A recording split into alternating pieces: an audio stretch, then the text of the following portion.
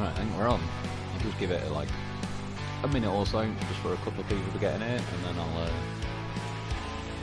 get to it. I'll have a quick look through them.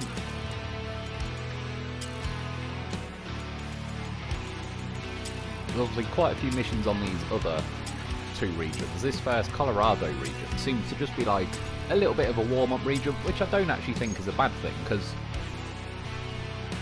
I don't know, like, if I'm gonna, basically, I'm gonna be, or I have been, and I probably still will be, like, you know, just a bit messy and sort of amateurish and getting used to it on the on this little Colorado map. And it's sort of nice that, yeah, you've got a little kind of staging area, just get used to a few missions and all the rest of it. By the time I end up going to Arizona and the Carpathians, I'll kind of know what I'm doing a bit better, and I should be able to like get going with them a bit more smoothly. So there's some comments there. I'll see if I can get my phone up.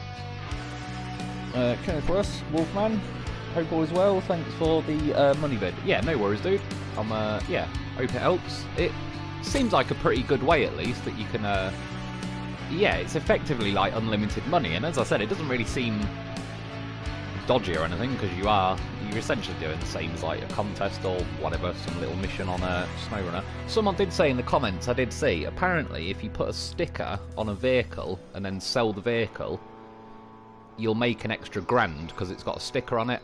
I did look a minute ago, none of my stickers are unlocked yet, but as and when it does, that's apparently another way. They may patch that way, but I can't see them patching like with them airdrops, unless they just patch that they now never drop anything again after you've been on the map. Then really that should be a way that just like you can continue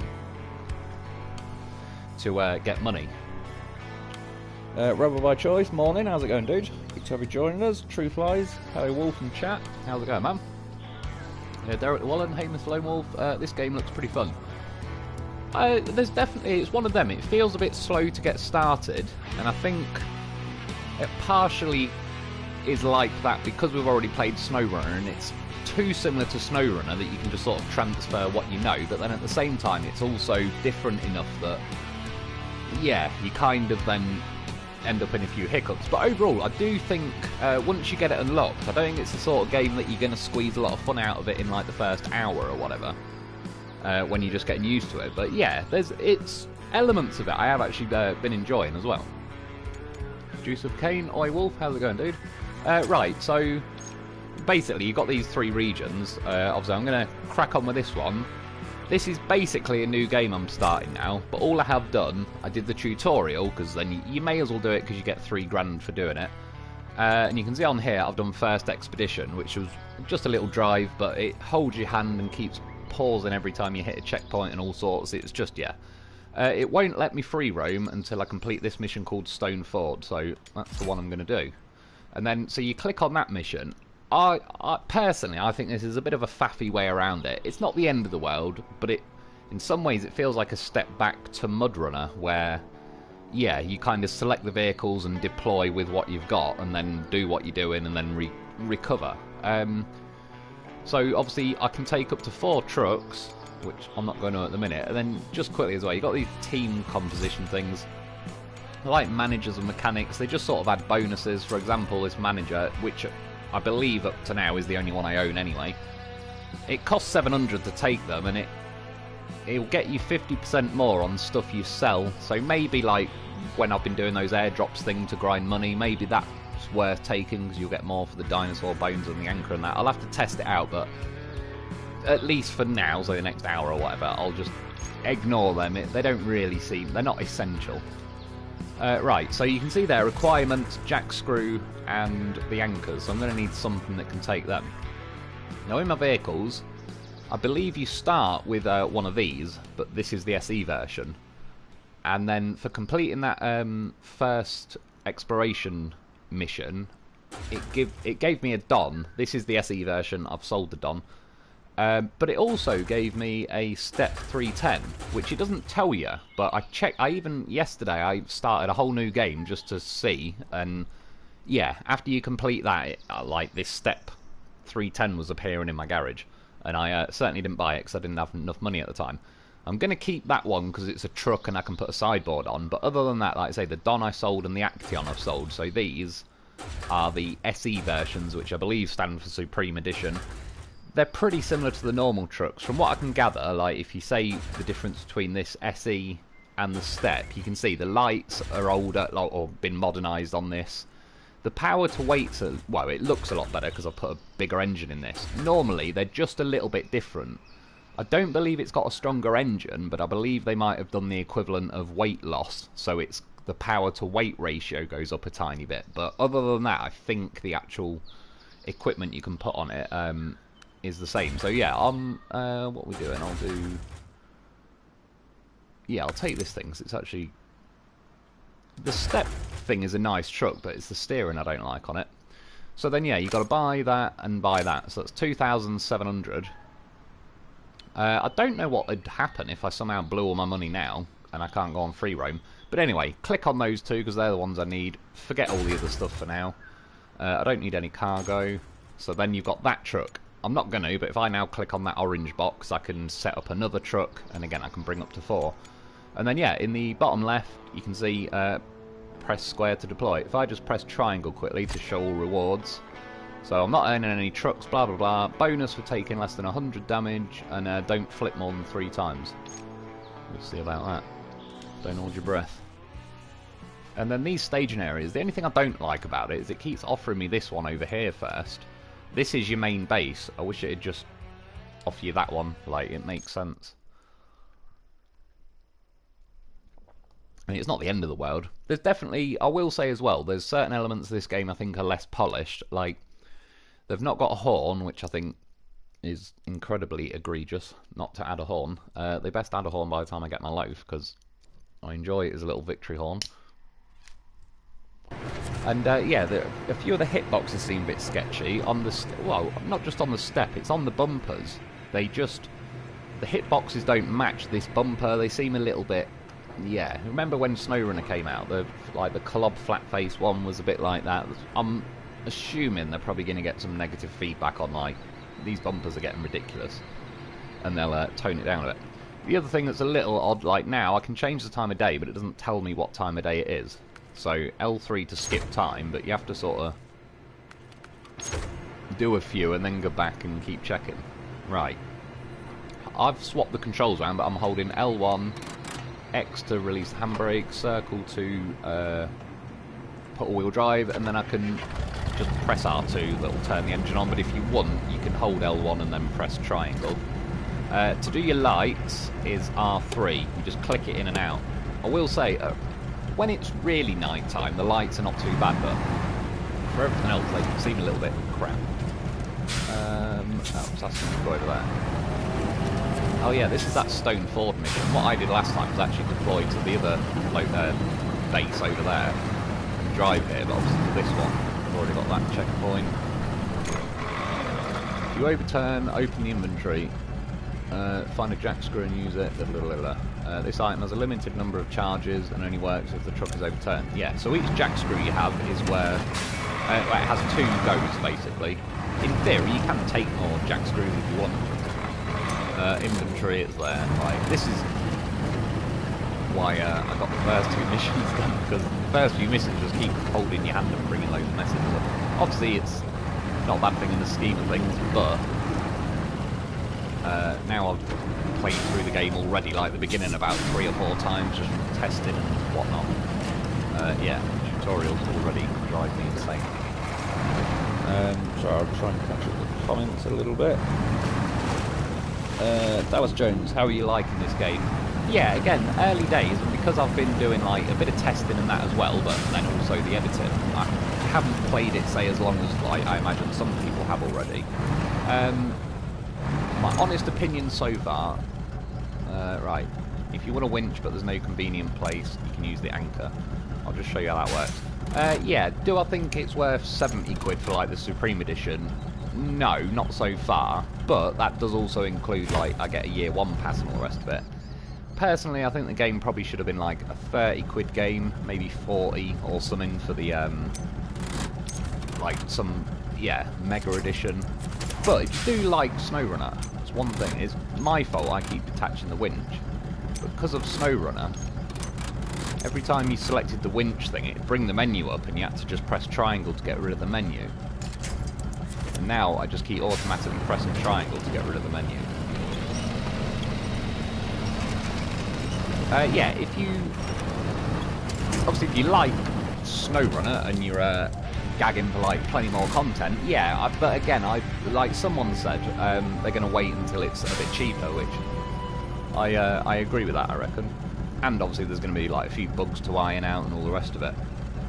Take less than 100 damage, don't flip, so I earn 2,900. And then you see now it says items sold, and it's going to try and sell back the jack screws and the anchors, which I think is a bit harsh because it's going to do them for half price, and it doesn't really tell you that. So what you want to do is recover to your main base, which, by the way, it'd be nice if there was a menu you could just bring up and select your base or whatever, and then press square and you can trade. So imagine like this is your base, you've got 8 slots of inventory you can keep here. So at this point I may as well just put the anchors and the jack screws in there, and then if I go return to headquarters, it's just not going to sell them. Obviously I'm going to get less money, but I'm not going to have to spend 2,700 on a new set of those each time. The other thing, I did make a video on it with the money, but I'm going to go on and do it right now because it seems like a good idea to get a bit of extra money. I'm going to go for these, what are they called? Airdrops. I'll go on the map. Do they even, well, yeah, oh, well, there you go. It is there. I've not officially discovered it yet. And there's one there. That's only got scrap metal in it. It's a bit crap. And that one's only got scrap metal. Been ripped. But the reason why this is worth it, particularly just this first box, even if you ignore the other two, this one has a special different kind of anchor. So you see me use the anchor a minute ago, but yeah, they're disposable. Whereas this one gives you one. You can see there, like in the bottom bit, it says anchor 1 of 1. Not the disposable ones are in a pack of 5. This one says set the anchor on any flat surface to get a new anchor point for the winch. Can be returned to the inventory. So yeah, if I put that winch down, I can attach a winch to it, and then you can see there, it just, if you, well, circle to release the winch, but if you hold circle, it will also collect the anchor back. And yeah, the reason that's kind of important, well, that's handy anyway, but getting that anchor, it's, in fact, I just got that anchor. If I now click return to headquarters, items sold, it's just added, yeah, another 5 grand onto there, just because I've got that. I'll go for a little drive. I'll go and get these other airdrops, and then I will start smashing through some missions. Juice of Decay. Oh no, sorry. Truth Lies. Expeditions needs those GGMS money trucks. Yeah, that's true. Although, like, between if there's that sticker thing you can do and stuff, then there's definitely ways to grind money. But I know what you mean. I'm sure at some point they probably will do a mod like that. Juice of Cane. Is there a loaf? What the hell is my phone doing? Is there a loaf in this game? There is. It's not unlocked yet. I would like to get it unlocked sooner rather than later. I think the mission to unlock it's called something like an unfortunate trip.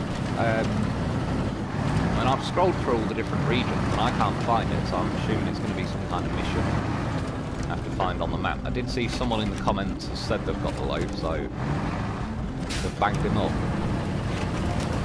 Yeah. Trying to get one pretty soon. So you can see, like, these are just, yeah, airdrops. It's a bit weird, but whatever. So that's got anchors, but that's 5 of 5, so they're the disposable ones. And then these scrap metal are kind of pretty pointless at the minute, but it says something like you can use them to craft car parts in the workshop. And then the game doesn't really tell you what the workshop is. I went into the library, codex thing, and all the rest of it. As I was scrolling through, you know, like where you can put sideboards on, etc. You can put something on the back called a workshop, and I've not used it yet, but I found it kind of late yesterday, really. I'm assuming you can equip that to a truck, and then, yeah, do like something, because the scrap metal, it sort of gets rid of it every time you return to headquarters, but it doesn't actually give you any money, whereas like the dinosaur bones and all that do. It's a shame, really, this. both these boxes have got 2 scrap metal. Nice to show you the dinosaur boat thing. That's currently working. Truth lies. Yes, there is cane. Excellent. Chill Toaster. Really debating on getting this one instead of SnowRunner Year 2, 3, 4 DLC. If it depends what sort of like you like about it, but Year 2, if you're going to get Year 2, 3 and 4 of SnowRunner, I can at least say there is a shitload of content between them. Like, I'm not knocking this game or anything. It's sort of, yeah, it's one of those, it's got like a bit of an identity crisis where it's sort of SnowRunner, but it's not. Right, so I just got some jack screws and some scrap metal from that. Return to headquarters, right, cash it all in, 11,000. We'll just go back to the headquarters and I'll refresh it. Yeah, I can't say yes or no. It's one of them, it's weird. It sort of reminds me, this game, of just the concept. You know, like the film Cloverfield? So they made Cloverfield and it was like, it was a good film and it went down well. The monster seems pretty cool and all the rest of it. But really, we all wanted to see more of the monster. And as well, they kind of filmed it where it was, you know, a guy running around like Blair Witch Project camera. But then everyone was like, yeah, cool though, it was a good film. It's weird, Free Roam just said complete stone whatever, and you'll unlock it. Nearby areas, let's do that one then. Let me get the metal detector, we'll show you how that works. Yeah, and then everyone kind of wanted a Cloverfield 2, and then they made Cloverfield Paradox, which, long story short, was like, yeah, they're on some spaceship doing some shit for energy. They created some kind of wormhole, and now there's one of the Cloverfield monsters on the Earth. But you basically don't get to see it the entire film, except for the last second, where it pops up through the clouds. And then they go and do 10 Cloverfield Lane, and it's like, for fuck's sake, just make Cloverfield 2. Like, that's what we want to see. And 10 Cloverfield Lane is apparently linked again, but you don't see any aliens or anything until the arse end of the film. And you don't really see much. And yeah, it's just weird. It's like, can you not just give us what we wanted? Like, it would have made more sense to me to make a, say, SnowRunner 2 or something, for example. But again, I'm not knocking this game, and as I get more stuck into it, there's elements of this game I do like the graphics do look better and nicer, the water looks more normal, the currents don't seem to completely wreck you. Yeah, so I'm not bashing the game or anything, but if it was SnowRunner 2, I'd know a lot more where I am with it, if you know what I mean, whereas this is sort of like, is it too different that I don't like it, or is it different enough that I do, and it's all sort of walking that line at the minute, trying to sort of figure out where I stand with it. I mean, overall, I don't regret buying the game, I can say that much.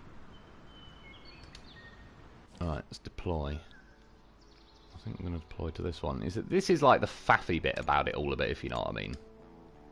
Like, say for example, if I deploy now, and then I go, oh yeah, shit, I wanted to change my bumper. I've now got to quit to headquarters, load back up, start this mission again, click on the vehicle, customize the vehicle, deploy to the map, and it's like, yeah, just to put a bumper on. Or whatever, like, I might have forgot to put a jack screw on and I want to go and get some of them. Right, this metal detector thing is a bit weird. I've been using it. Yeah.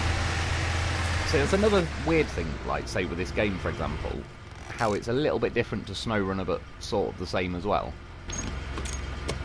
Like, the metal detecting wasn't really the most popular thing in SnowRunner, and neither was the seismic vibrator module. But they've both made it over to this game, and you just sort of think, again, it's a bit like the Cloverfield thing, it's like, stop trying to reignite the bits that we don't really want, and focus on what we actually do want. Metal detector, which one is it? This one.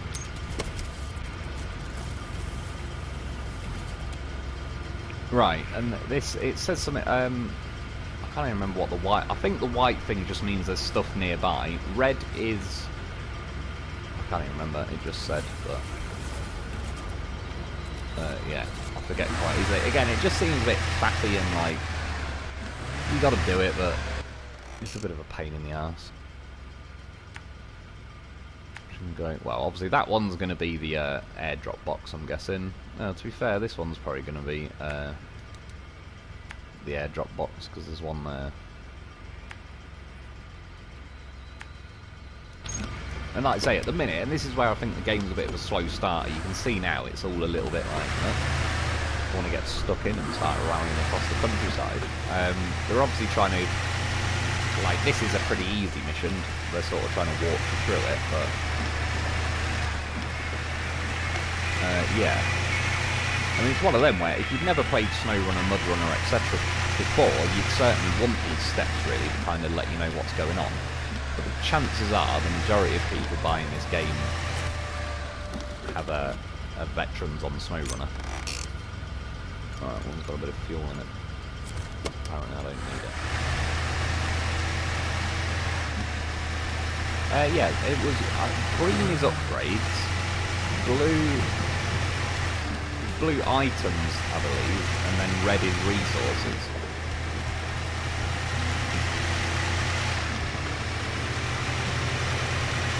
I'll fire it off again just to see if it does anything different.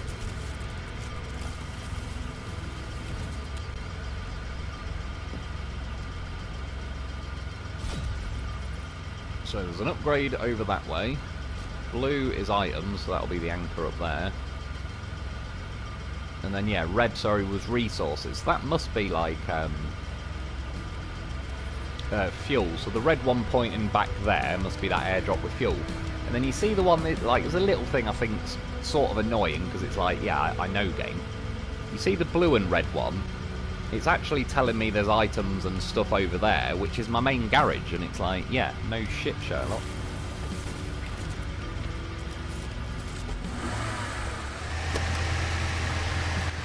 Right. Well, I'll just but, like I say, it's one of those games where I think once you've done like this Colorado thing and got a bit of money stacked up and you're getting stuck into that Arizona region and all the rest of it, I'm hoping, so I do reckon the game will sort of liven up a bit. It just, yeah, for me, just like the fact that I have played the start of this game, like, this is the 4th odd time I've used this metal detector to do this mission and blah blah blah. It's not helped the situation, but I do remember on SnowRunner that was certainly, it's not exactly like, you know, within the first half an hour. Got a garage full of vehicles and all the rest of it. It was a fairly slow pace there to get stuck in the scheme of things.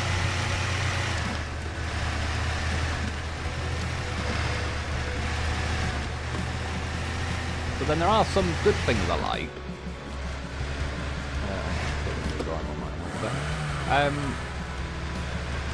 Well, let's see if the tyre pressure helps or not.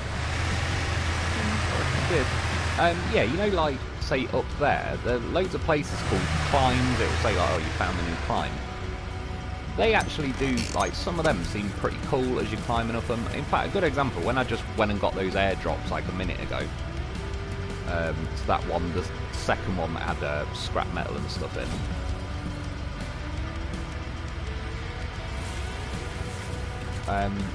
Yeah, like, the climbing element of it in some ways does actually seem like, that's one thing. Why did they change the way to put wave markers down? Because the other thing is, once I go back to SnowRunner, I'm now going to have the way this game works, with simple things like putting yeah, like waypoints or whatever, firing a winch off. Definitely a bit of an opposite in some of the ways, like some of the buttons that were assigned to various things do seem a bit sort of weird. Especially, you know, because they've, say, launched this game and they're still doing SnowRunner the 4th year, I sort of think it'd make a lot more sense to keep the control schemes pretty similar, so that even if you're flicking back from game to game, it's kind of pretty sort of second nature. Good upgrade, a high range. It says not available for this, and it says it's available for the TZ16 Action, which is good. But I did also have it available on my Step 310, so I don't know if that will just recover. That's another thing, like, you just automatically press up to enter a menu or something, and it keeps going interior view, which is like, who really needs such instant, immediate access to the interior view?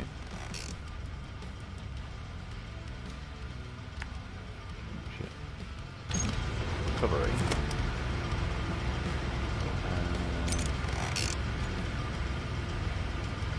Yeah, that's one of those good winches.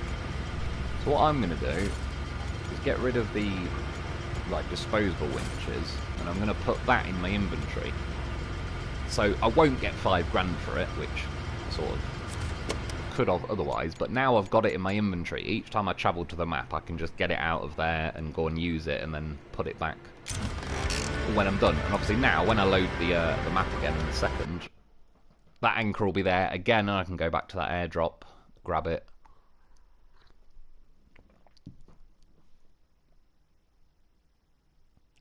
Justin Lynch, oh yeah, it's Saturday. Yeah, I think this week flew by pretty rapidly. Truth lies, I got the Supreme Edition, I've been playing it a lot. Yeah, what do you reckon? Are you, say value for money wise, where would you rate it? It was the Supreme Edition, it cost me 70 quid. British sterling. Well, let's be honest, it's not really worth what it used to be. So I have actually unlocked free roam now, which is cool, but I'm going to go and do these other ones anyway. Let's do heavy shipping, where I've got to go... Oh yeah, just quickly, if I... Sorry, just go back.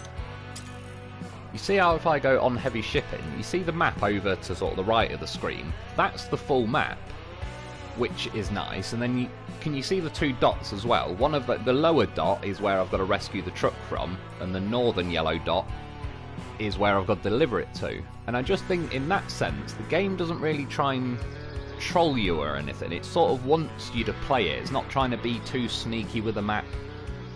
Yeah, you can actually like get a hint. And then if I go down to Earthly Vibes, that also shows you like 2 different areas you've got to scan. So you at least roughly know where you're going. Because you know, like the seismic vibrator module is a pain in the arse, but at least this game gives you some kind of hint of the rough location you've got to go to, so you're not just completely driving blind looking at a tiny little meter distance thing in the top corner. Yeah, we'll get this one done, and we'll go and rescue the... It's a step 310, I believe, as well. So, I've got this one, and I'll show you... we'll customise it, I'll show you a few of these things. So, engine, I've put the second engine in, and then I've sold the first one back, so trying to keep it neat for now. Yeah, this has a high range as well, which is good, because I like the high range gear. Suspension, I'll show you these, because it not only lifts you up a bit, like, that's the normal one. Oh no, sorry. Oh yeah, the menu's very stuttery, I don't like that, I need to fix it. That's normal, and then if I go down to this one, you'll see the actual tyres sit a lot wider. So it widens the axle, gives you sort of wide arches on the front, which obviously makes stability a lot better. So I'll get that. Yeah, look, I've scrolled up. The menu's just way too stuttery. Sell that back. Hurry the fuck up, menu. Tyres, there's not a whole lot to choose from at the minute, but again, that's one thing to bear in mind as well. When I'm driving around at the minute, obviously it makes SnowRunner look fast by comparison of the pace, but I have got basically stock vehicles, you know, like highway tyres, all-terrain or whatever, but I've not got mud tyres and all that sort of stuff yet. That's another thing I don't like. If you scroll down a given menu, say I scroll down to mud tyres and then I scroll down once more, it just closes the menu, which... I don't know. It's as if they think, oh, that's a quicker way to go down the menu, and it's like, well, sort your menu out where it doesn't stutter and take 2 seconds to scroll to each thing, and that would speed the menu up.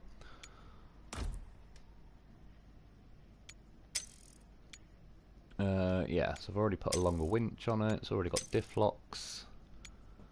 We'll put snorkels on. They're not the ones that go up to the roof, but they do help a little bit. Exterior. I'm not going to go too mad with this, but I'll just show you a few.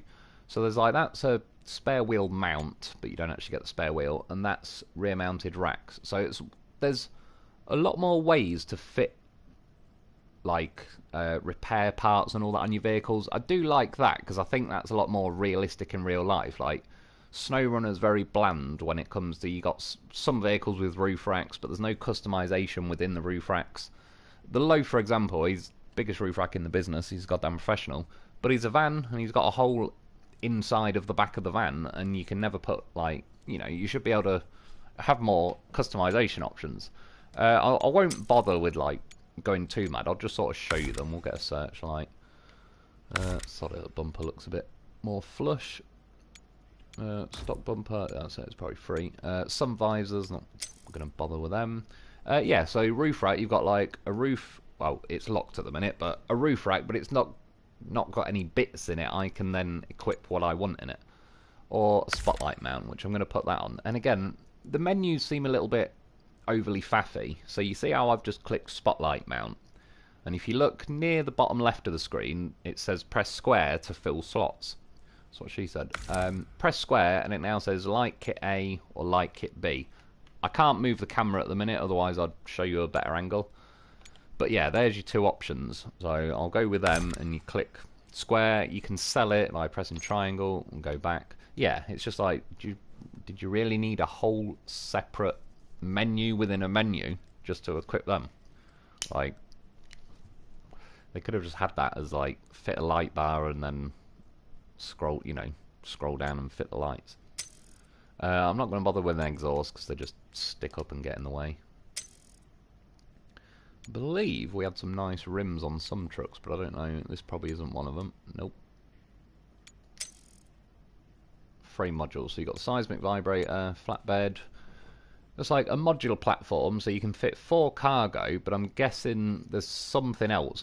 I'll be honest, I don't know off the top of my head what, because if you look, the flatbed should give you like more cargo. For some reason, it's only showing up when I click that. But I assume there's like, you can probably pack supplies in one half and then carry stuff with the other half. Was it the flatbed I had to put on? Yeah, so that's the Kung, whatever it is. Hold up to 1,000 spare parts, 6 spare wheels. So that's essentially the repair add-on thing that's in SnowRunner.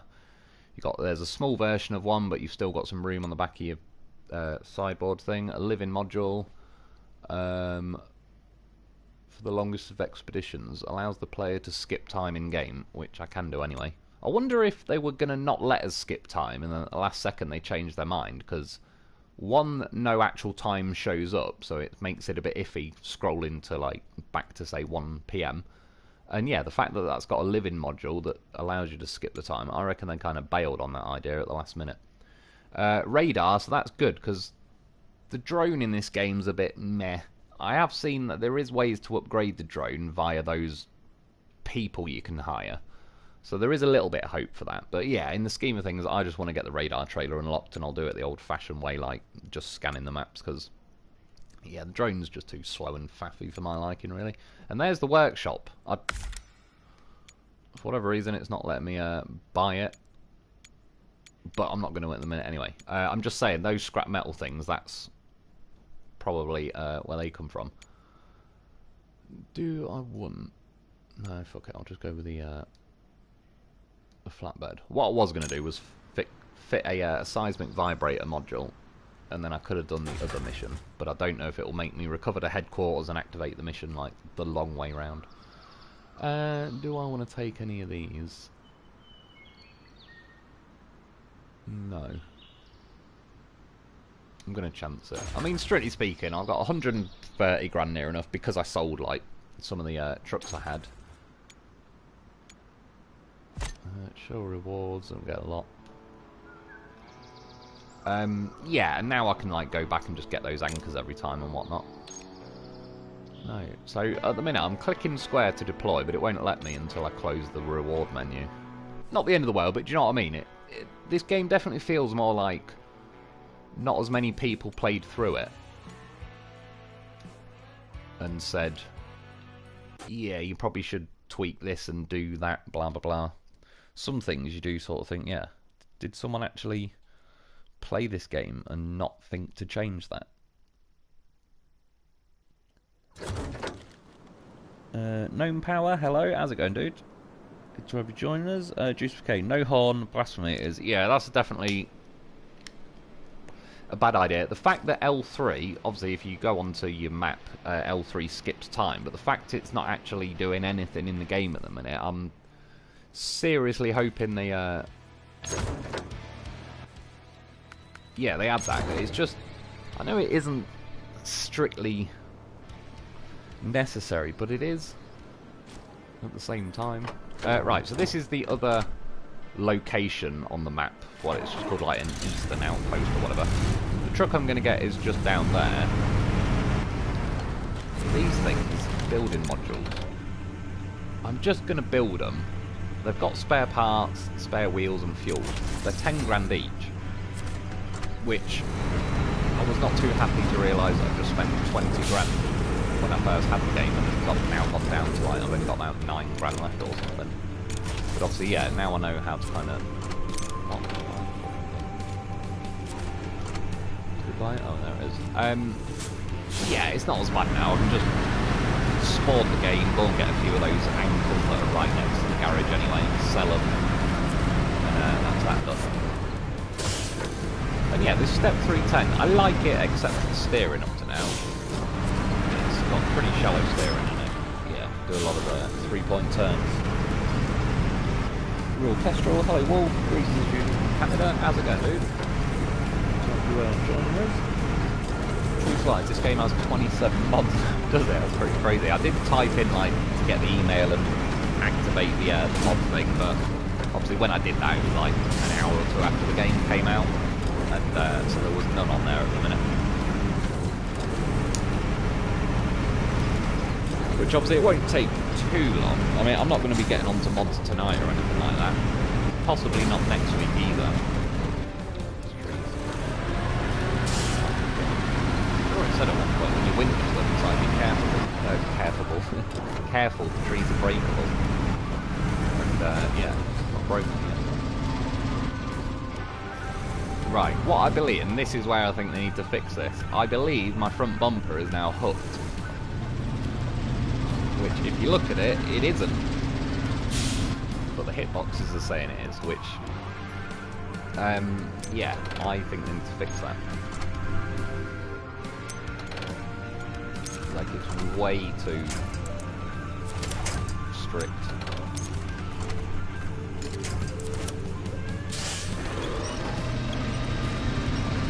And as you can see, the full power of the winch isn't even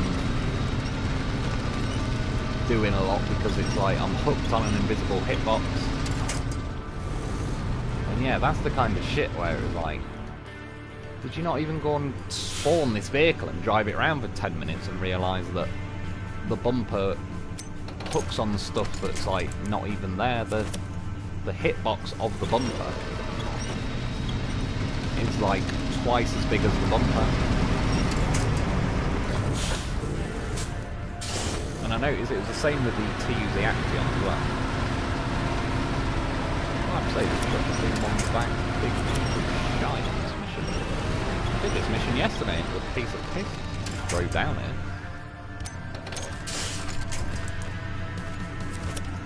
For whatever reason. But again, like hitboxes that are just hooking on stuff that's too, yeah, like you need to sort that out.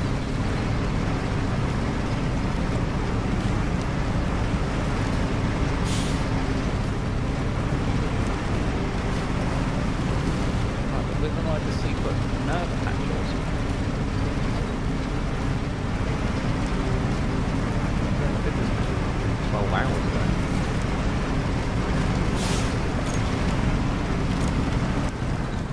Right, so you can attach a winch and then press L3, but it starts the engine of the vehicle behind. So a bit like sort of smooth run away. You can, in theory, then do road trains and the rest of it.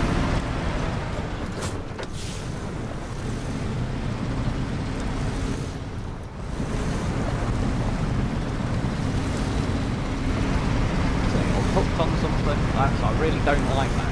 That pisses me off enough to snow run, I really don't want an entire other game to just keep doing it to 2 minutes. I mean, in the scheme of things, once I get bigger tyres,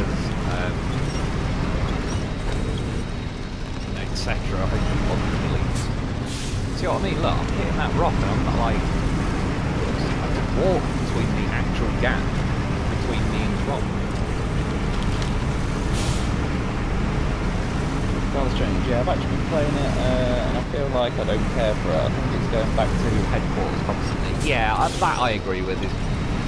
Again, it's too rapid. Like, I think it's a good game, and I think once you sort of get into it and all the rest of it, there'll be like, it'll in enough ways feel sort of SnowRunner-y. But yeah, fully agree. All the stuff like people turning to the headquarters, it's just like, why spend my life looking at loading menus? In its defence, it takes about, say, 18 seconds to load, not about 3 minutes like SnowRunner does these days.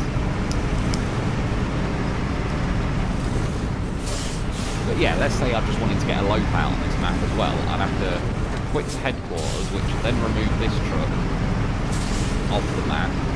So I'd have to re-add this truck, and then add the Loaf, and then redeploy, just to add a Loaf to the game.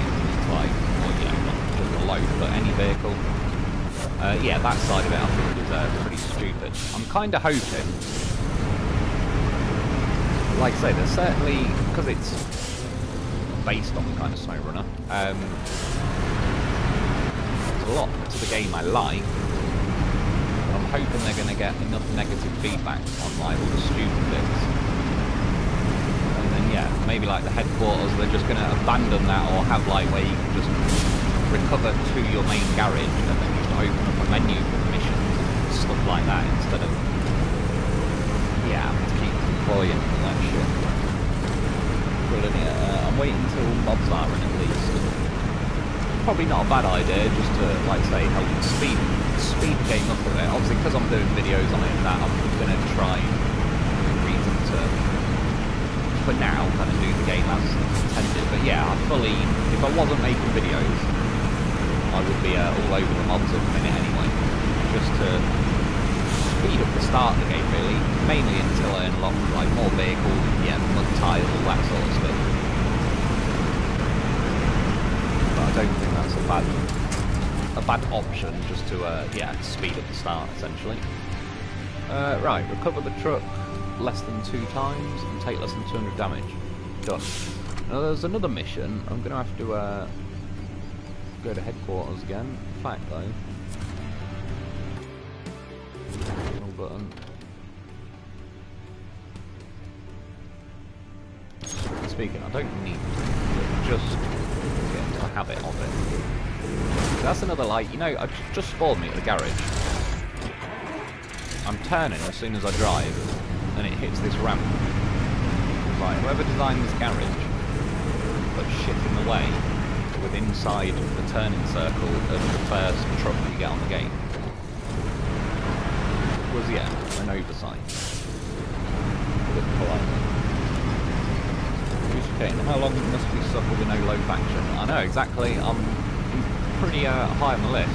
If anyone's unlocked the Loaf and they want to put it in the comments or whatever and let us know, not just in like Livestream now, but even on one of the videos, which mission you need to do to unlock the Loaf. I'll get on it, because like I said, I scrolled through,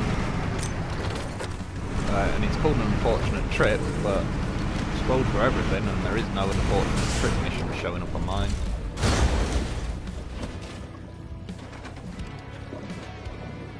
They've definitely done it where it makes the vehicle like lean back over 90 degrees. In this case it doesn't really matter because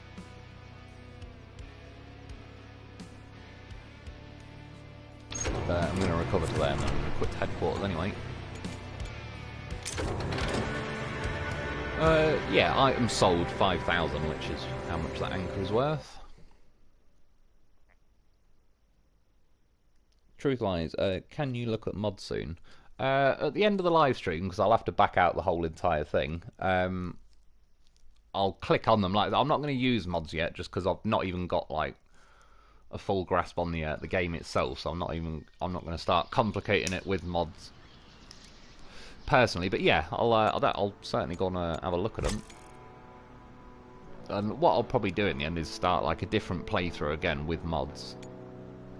Earthy Vibe, let's go and do it. Is this one with the rewards? They made no sense. Yeah. Use the jack screw more than 3 times, which means I have to roll more than 3 times, okay? So a minimum of 4. Other bonus, don't flip the car more than 3 times. So, flip the car more than 3 times, and don't flip the car more than 3 times. And then take less than 50 damage from tyre swap, which makes no sense because there's no tyre swap going on in this mission. Which, yeah, again, is sort of like... It's like, imagine some guy made SnowRunner. This is like their kid has now got into coding and everything, and this is like my first SnowRunner. It's their child's first attempt at a SnowRunner game. And it's not a bad one, but I still think that's kind of fair to say, to be honest. Like, with the, yeah, rough around the edges, like, those bonuses for this mission, and it's like... I'm not even going to be changing tyres or doing anything like that. And for what it's worth, by the way, if you just don't roll your truck and get the mission done, it pays you both those bonuses. So in that sense, it's good, but... Yeah, it's just a little bit like... It seems very amateurish to have something that's so obviously the incorrect mission. You may as well spawn over here for this one, because the 2 places you're going to detect are, like, around here somewhere.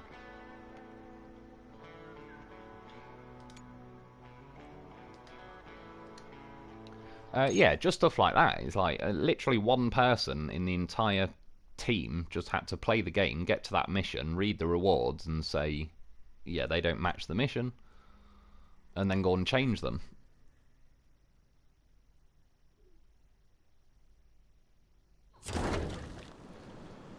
Juice of Cane, almost as many load screens as Starfield. Clyde Johnston, hello Mr. Lone Wolf, first time I have caught you live. I appreciate it, dude, cheers for popping in.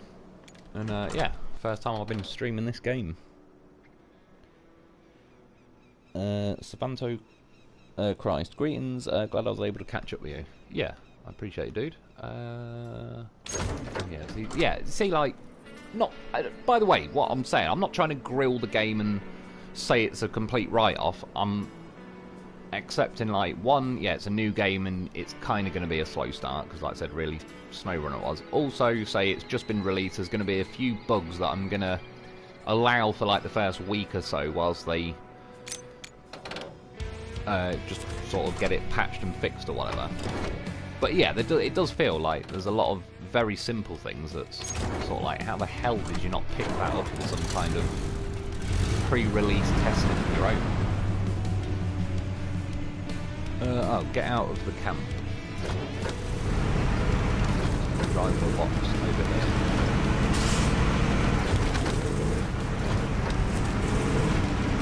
But yeah, like that, I'm not like trying to trash the game or anything like that. I'm not trying to put people off it. But at the same time, you know, I'm not going to sit there and go, oh yeah, it's great. Like, if there's elements of it that I think aren't.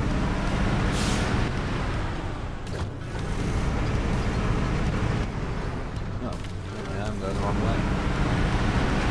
Do you know what? I didn't look, but I should have. I just said it earlier. It's like, before I deployed on this mission, it actually brought the map up and showed me on the map the 2 zones I'm going to have to go on a scan. And I also did this mission, yeah, probably about 12 hours ago, so somehow already moved on. Good news is you can see the things count down. Another thing, by the way, the size of the writing is still a bit too small. I don't, you know, it's the corner of the screen. It's not the most sought after of real estate. Right. Just gotta remember how I use it. Join binoculars and winch.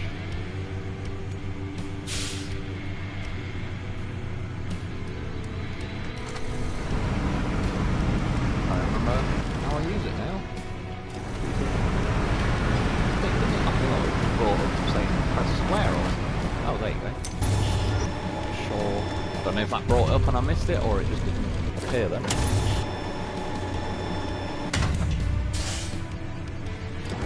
Right, and then I remember the point going down there.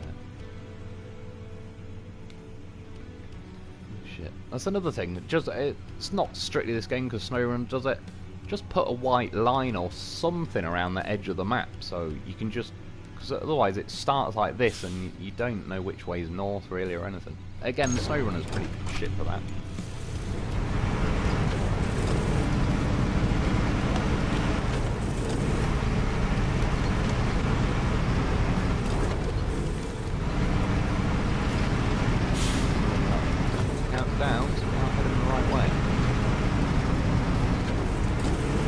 Truth-wise, I'd rate it 8 out of 10. I don't think it's far off. I'd probably say 7 out of 10, but if they fix a few like the little bugs and all the rest of it, then I think 8 would be fair. And I'd call SnowRunner like a 9. Like a pretty solid 9. Like, within that genre, like, it's a bit of a unique one in the sense of like an off-roading genre that's like deformable terrain and all that. I certainly think SnowRunner has got that corner of the market pretty sewn up. And this is obviously, yeah, again, good. First hurt. I wish I could like disable that button. I don't even need to assign a different button to it. I wish I could just kill the button so it doesn't keep making me go to the interior view every time. Get used to just not using it. It was a dead button, didn't do anything. I sort of remember going this way, I think, last time.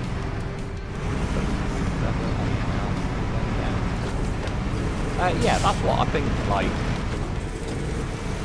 I'd sit it around that for now, unless, as I'm playing through, like, there was more things, but yeah.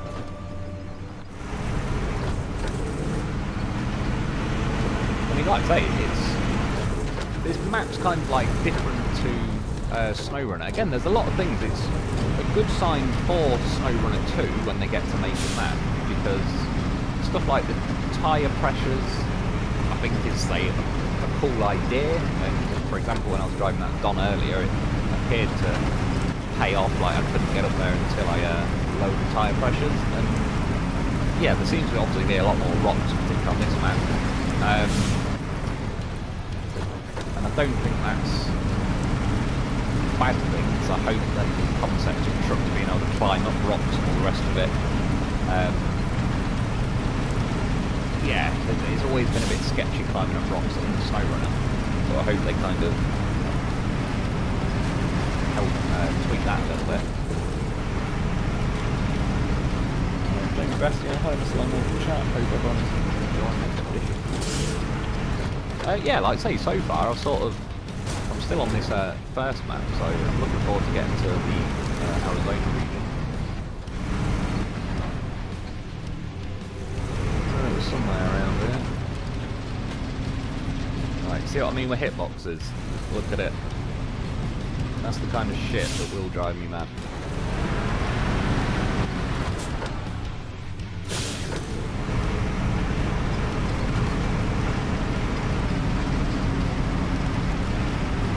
Yeah, like there, a lot of vehicles in SnowRunner, bearing in mind this thing's got like, it's a bit better than stock, but not by a whole lot. Yeah, a lot of vehicles wouldn't have even climbed up that little lip there without firing a winch out, so like I say, that's a good sign for, it'd be nice if they kind of actively updated how the vehicles interact with rocks on SnowRunner, but even if they don't, yeah, it's sort of a good sign of things to come for SnowRunner 2. Yeah, you see there, bonuses. I apparently got them. Used the jack screw more than 3 times. I didn't use it once. Don't flip the car, which I suppose I did do that.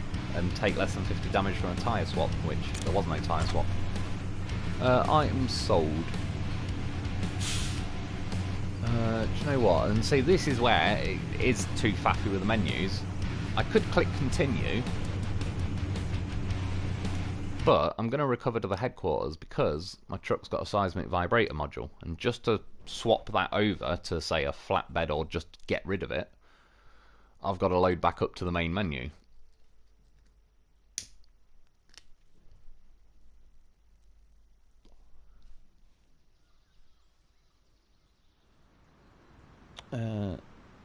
Oh, Servant of Christ. So I think I read it as Savanto, sorry.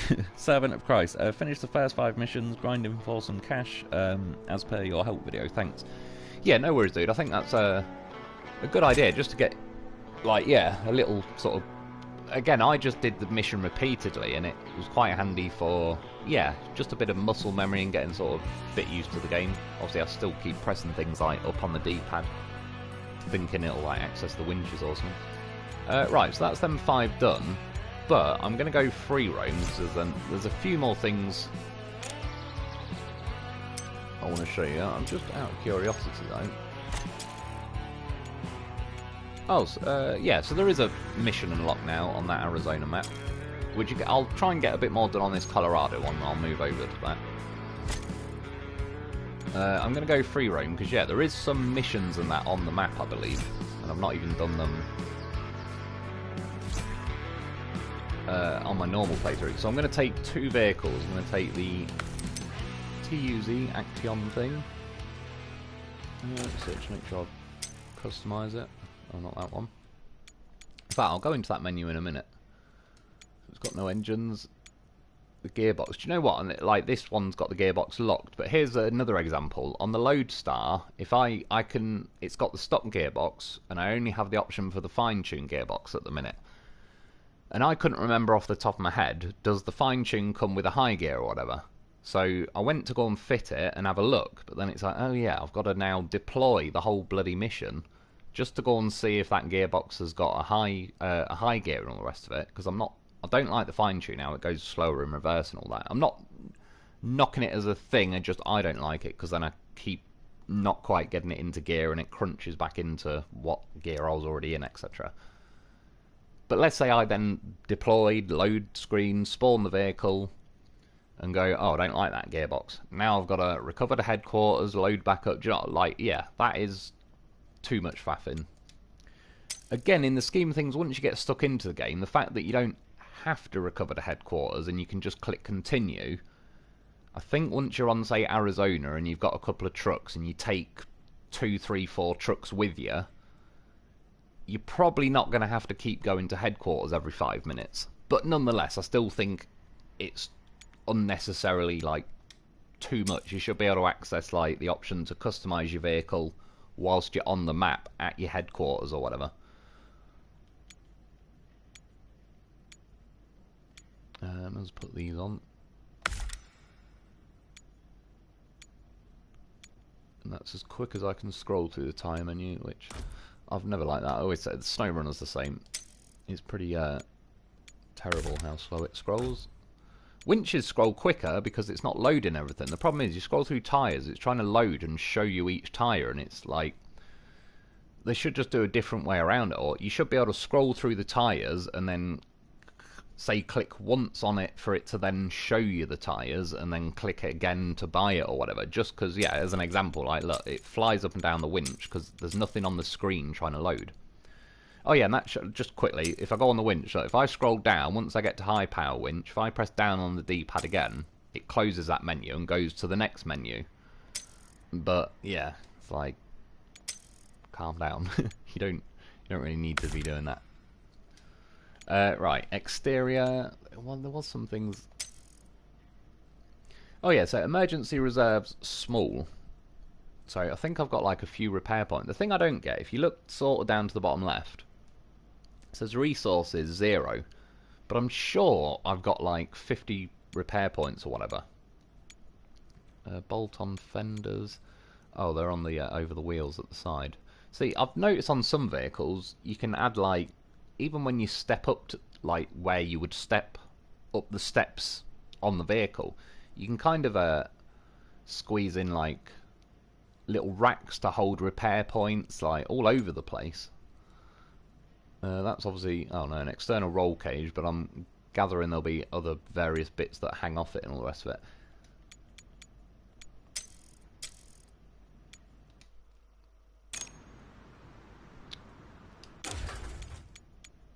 I'm just trying to think, do I want, yeah, I'll put a flatbed on it. Oh no, wait, actually, sideboard. So these are the ones, some of them had nicer rims. gold one and blue ones, red ones, and some pretty shiny ones. I'm gonna go for them since they seem to almost match the paint. Yeah, for the most part, I'll kind of leave it as is. For what it's worth, the colours, it's kind of, you can only scroll down, well, scroll down instead of across and down like it was on SnowRunner. There does appear to be more unique colours, which is nice. Oh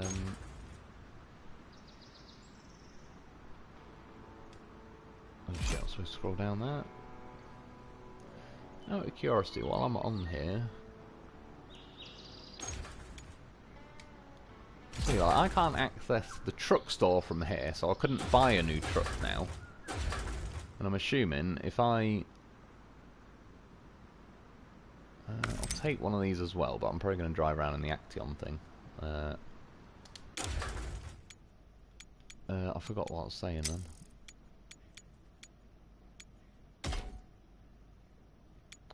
Flatbed. Yeah, I just wanted to get that seismic thing off. Oh, in fact, sorry, customize menu. This was probably the one that actually had all various different things. So searchlight, bull bar. What the hell was it? It's the spotlights. Fuck's sake game.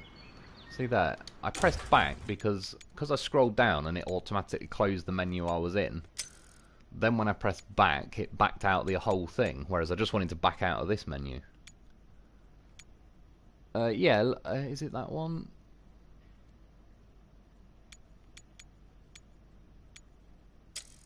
I don't know. Either way, there's loads of places that you can store stuff, but again, since most of it's even going to be locked for me anyway, and there's apparently, like, if you put stickers on the vehicle and then sell it, you'll make a bit more money, but as you can see, all my stickers are locked at the minute, so I can't do that just yet.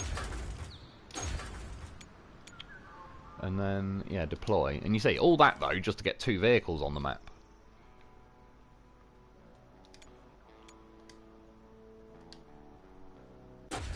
Which, yeah, is a little bit kind of the long way around things, which I don't really get why they did it this way.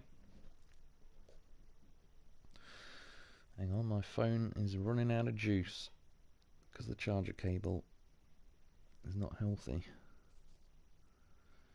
Connect your devices. No. Is it trying to connect to my TV or something?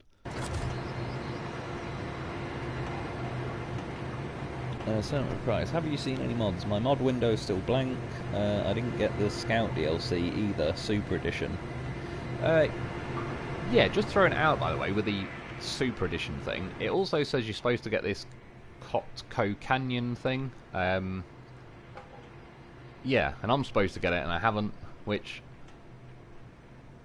Yeah, I'll be honest, they best bloody fix it, because they did the same thing with SnowRunner, where it said if you pre-order it, you get a free Navistar, and they never gave me that either. But I had the option to then go to the PlayStation Store and buy the Navistar for £1.69, which I chose to do that, and then just complain about the fact that I should have got it as a pre-order, but they made me pay for it. Yeah, in this game, same thing. They've said I'm going to get this Cotco Canyon thing, and I haven't got it, and I can't even buy it either.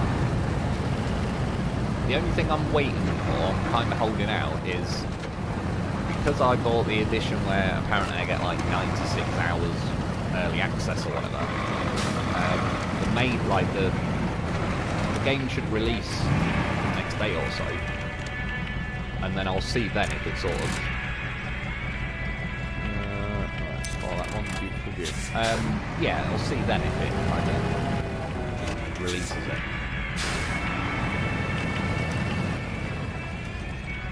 Right. So you can see the 2 yellow squares have appeared. I believe, where am I? There. So I've got to go up there, and then up there. So I am going to go... We're going to have to go back across here, jump up there. But you see, like, this climb I'm about to do, yeah, so far they have actually been sort of pretty enjoyable, and that's where, like, there's a lot of stuff about this game, yeah, the faffy menus and all that, I do think needs a bit of a roasting, because it's just unnecessary. But yeah, there is moments in this game already where I have actually quite liked sort of how it feels a little bit more balanced as far as like, yeah, climbing up stuff. SnowRunner can be a little bit.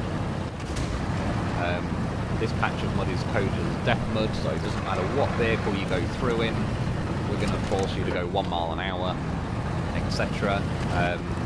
Yeah, this is a rock, therefore no vehicle except the goddamn horse is going to be able to climb up it, and so on. This feels a little bit more like there is some hope to climb up some bits of terrain that look pretty unclimbable, but on the other side of the coin, at the minute at least, they fix these bump hitboxes, and yeah, you also get stuck on paths that you shouldn't.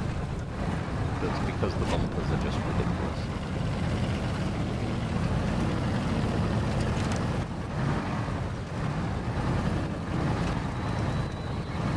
And obviously the other thing I like, for example, is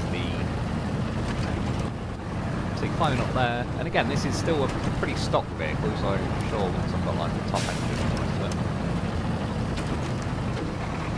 Yeah, the fact that, like, now though, say if I get stuck a little bit, I could put an anchor out. I think that's a good idea, because, and that is literally one of the reasons, I've said it before, that the Loaf is like the OG anchor.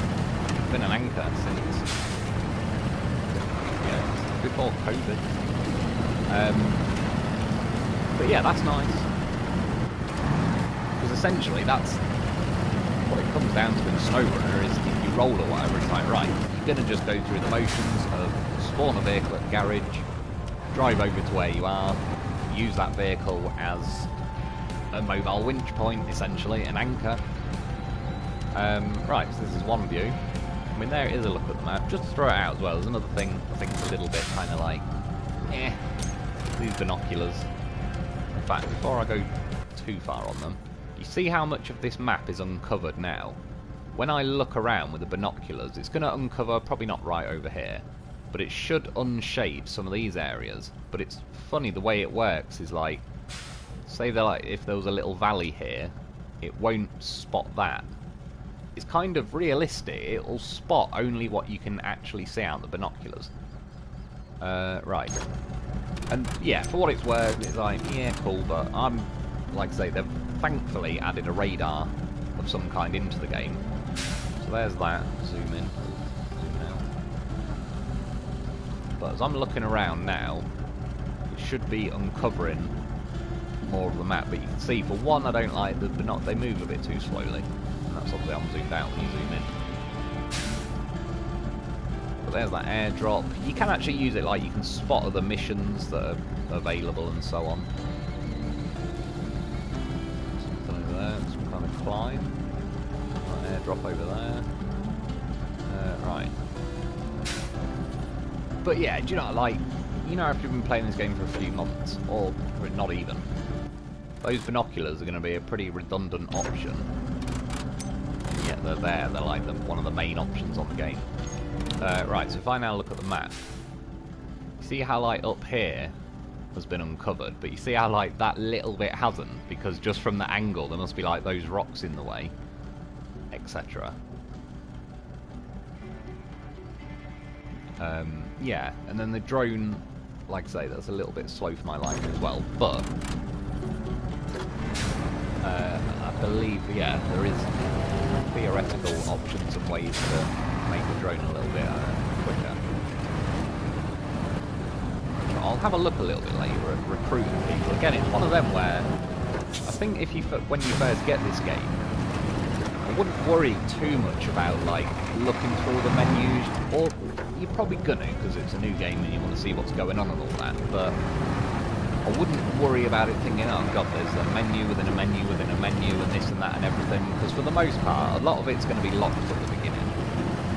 So, yeah, I wouldn't worry about trying to wrap your head around all of it on the first day, because, yeah, for example, those managers, I haven't really bothered learning properly what they all do yet. I've kind of read through and it says some, yeah, that manager gets you more money, there's like logistics people that I can't even remember, yeah, you get more resources or whatever it is.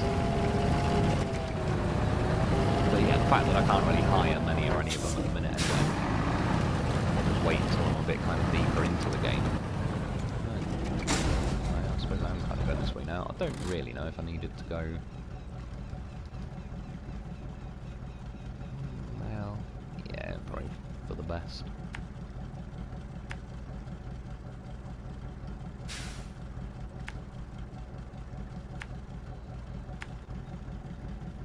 Something like that.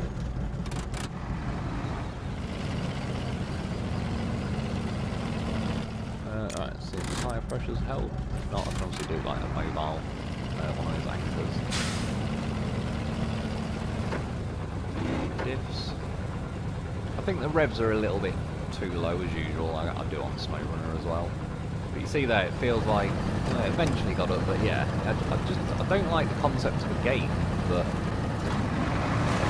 doesn't give you all the revs. It makes sense. Like a low gear is geared low, but yeah, gears don't rev cap your engine. I don't know.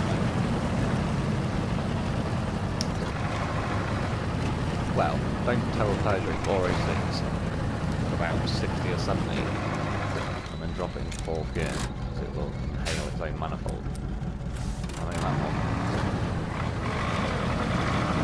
That gearbox did kind of rev cap right. Well, it didn't actually. It over revved. If anything, it gave the engine more revs than it used to. Yeah, that's why it inhaled its own manifold for whatever reason.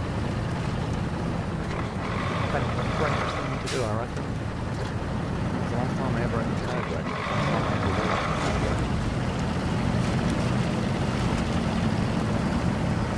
Oh, it really was a bag of shit. I've been to anyone who's Perjury, but god damn. Like, I've had some shit out. Perjury, take the biscuit.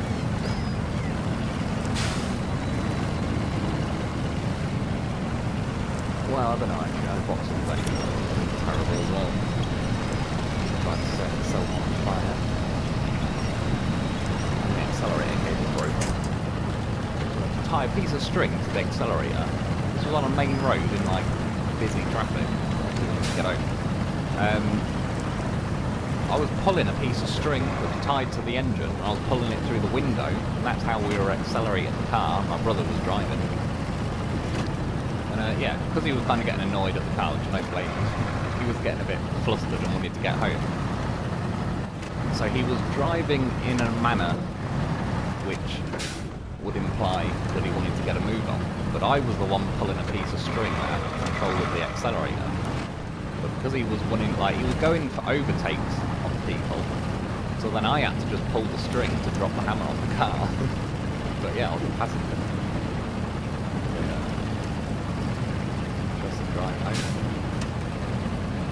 Right, PC, to be honest, I just put the tyre pressures back up. Let's lower them again a bit. I don't think it's going to get up here, by the way. But I'm going to use a mobile for in a second.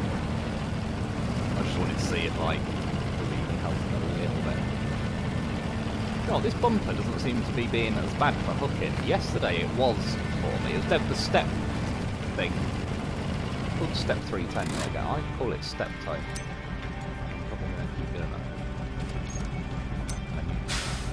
Oh yeah, shit, I haven't even got a, I didn't bring any.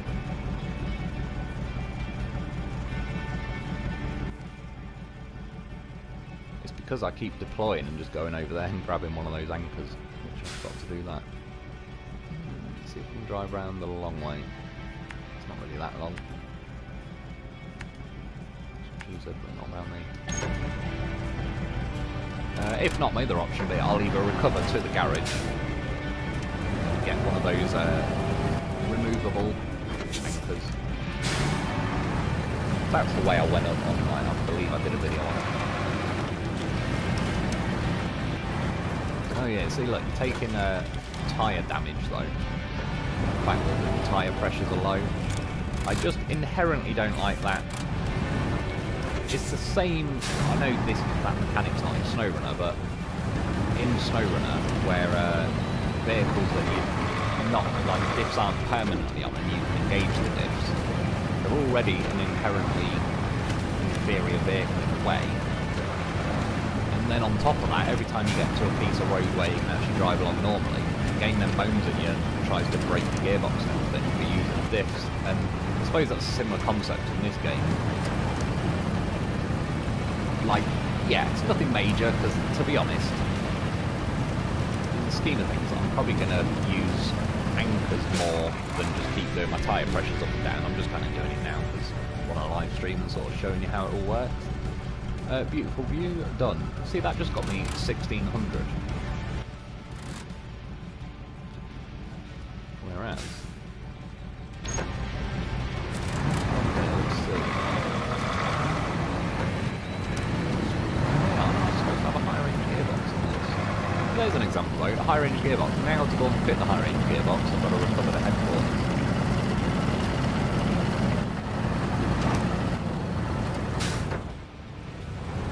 So bad, but let's say at the minute I've spawned 2 vehicles on this map.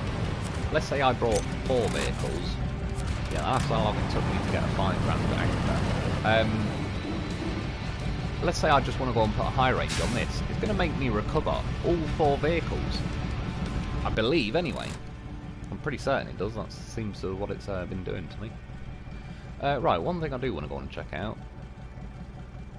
Gold mining, or in fact, it's in this. Start tracking, yes. Wow, do you know what I'm gonna do? But I'm gonna go back because I want the high gear.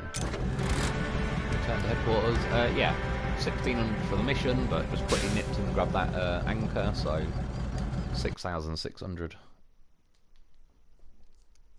And I like that about this game. At first, I was like, you know, these airdrops are. Seem a bit stupid, and they're still a bit stupid as in like, what? Why would you randomly airdrop stuff? But the fact that they work out, you can just scavenge them every time. Like, at least if the game's going to keep forcing you to return to headquarters every 5 minutes, it's also going to respawn a 5 grand anchor that's 30 seconds away every 5 minutes. So yeah, I'm sort of turning a negative into a positive, where it's like, yeah, cool, okay, I'll take that because I get free money every time. But yeah, you see what I mean? Now I'm going to have to re-get both vehicles. That one... oh, it didn't say garage there. Sorry, just kind of... oh no, garage. No, I wanted truck store. Oh yeah, there you go. It does now say it. What was I going to do after all that?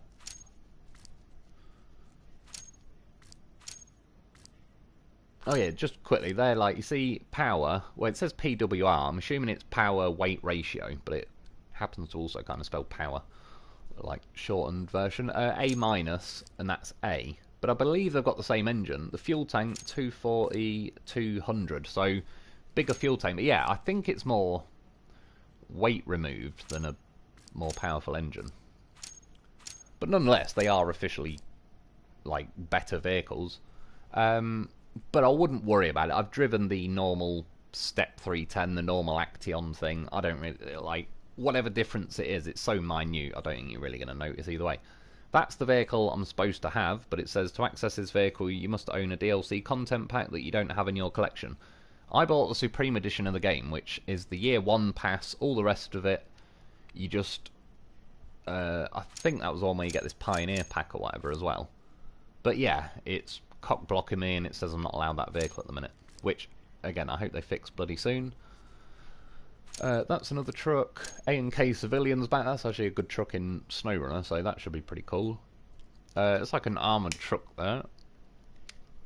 I think that's just pretty cool in general. That's, I mean, if they're going to add scouts, at least, yeah, add something like that that's like, oh cool, looks like some bullet, like I can go flying off into a war zone. Car Marshal, there used to be a headless chicken on SnowRunner, but they have actually fixed it. The one and only. Oh, there he is. He is a beauty. And I can't buy him, this is just a preview. By the way, this is a tragedy they best fixed. He hasn't got his mushroom snorkel. He's only got low mount snorkel. It makes me sick just reading it. I don't know what all that was. What was I gonna... oh yeah, suspension. Oh my god, he's a little wide. He's a wide horse. He looks like he's been riding a wide horse for too long. But yeah. Can't wait to get my little loaf. Oh yeah, and good news though. This is good that they've done this. Gearboxes. He can have a high range. So I don't just have to have fine tune or off-road. Yeah, he's got a high range, which, unless they've just named it high range, but it's actually like the freeway one from SnowRunner maybe. But I like the fact that it says high range. That's a good start. What else? Do you know what? Yeah, like there as an example, side-mounted racks, and then you can attach supplies to the side of your vehicle. Obviously, in some, it's going to be some different menu, no doubt, but there'll be a roof rack. I don't know yet if you can store stuff in the back, but there's more chance of it happening. Or maybe just like the original inventory this truck gets, that might sort of be where that goes. Yeah, and then colour-wise, just quickly, it's got all the colours. Obviously, when I get one, it's going to be OG Loaf. Oh no, that one, sorry. Got the wrong one. It's like an even blacker black. And then yeah, these there's more custom colours, which is good because I usually run out of colours quite quickly. And one thing I've noticed that you see there, it says Don 71 times 3. That says times 3 times 5. I don't know if there's going to be a cap on how many I can buy. That says times 5 for the loaf. If it's only going to let me have 5 loaves, then I don't know. I'm going to have to have some words. Anyway, I'll stop fucking around. But we did need to see Loaf. Oh yeah, high range gearbox. Did I put it in or not? That's what she said. Gearbox, no I didn't. Oh what? Did I not just do a mission that said I've unlocked the high range for the Action? Pretty sure I did that on Livestream as well. Why is it cock blocking me like that? Well, don't tell me it's... Nah, I'll tell you what, we've got to find out. Is it going to be for the Action and not the Action SE? Wait, hang on. Why does that say times 2 in the top corner? Right, I'm going to buy one of these quickly. First love, oh, because I bought a vehicle. Which I didn't even want to buy game.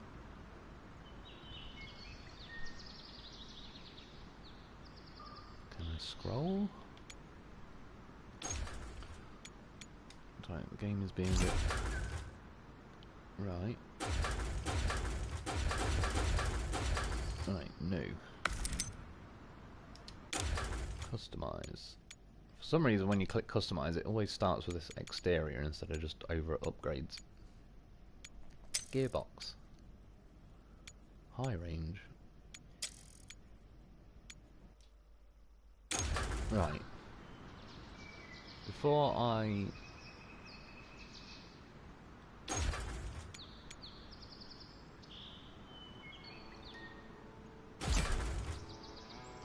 remove. Is it now unlocked? No. Explore the region to find it. I don't know what's going on with that, because I'm pretty certain I've got the high range on my Action SE. But apparently... And if it is the case, that's... I certainly would say it is a... an error that I'm not keen on. Because the annoying, it's not just the high range. This truck I've now bought. Oh, I suppose I'll have to do it, but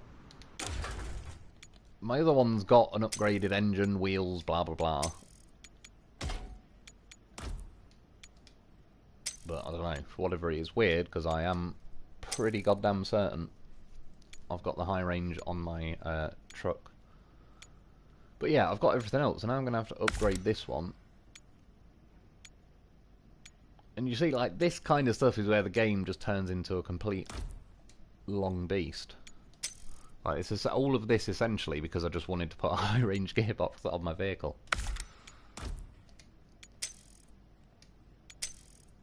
I mean, fortunately, like, but if this did this to me, like, 24, 36 hours ago or whatever, I probably wouldn't have enough money. And I have got vehicles I could theoretically sell on my normal playthrough, but I don't want to. I get oddly sort of sentimental and think, right, I'm keeping them.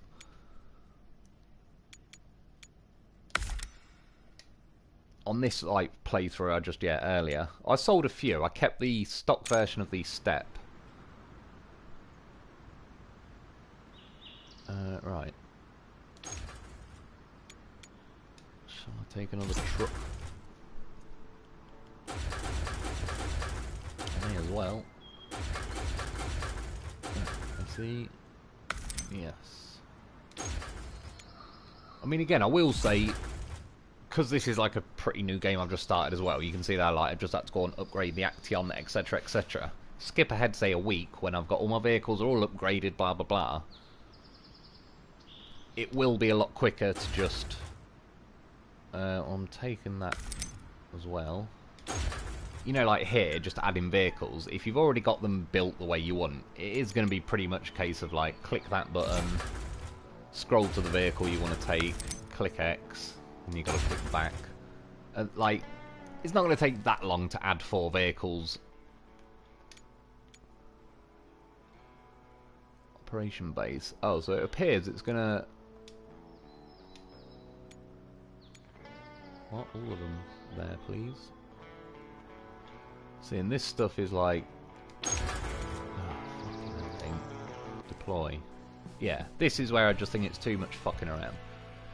Field operation bays, for some reason it's saying the lodestar is the eastern outpost. No. Like, just have that as the first option. Can't be that hard.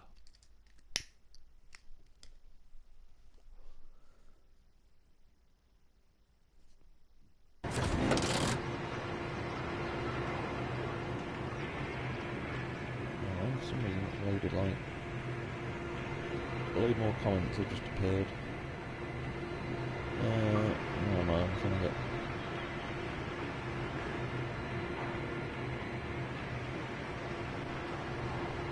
Scotty Frog and Sock. New Zealand has the best pies. I don't know if it does, but it might. Ray Simplicity. Even Mr. Wolf, I'm still not sold on this game. Maybe if you do some Loaf skydiving, it could add to the influence. I certainly agree. Oh, what's this going on? Not entirely sure why the camera keeps ramming its face in. What are you doing? Yeah, I don't know what the camera's doing there. Right. See, like, I could press up on the D-pad in SnowRunner, and I can see which vehicle this is. Admittedly, I shouldn't have painted them both the same colour, well actually, whatever one I bought.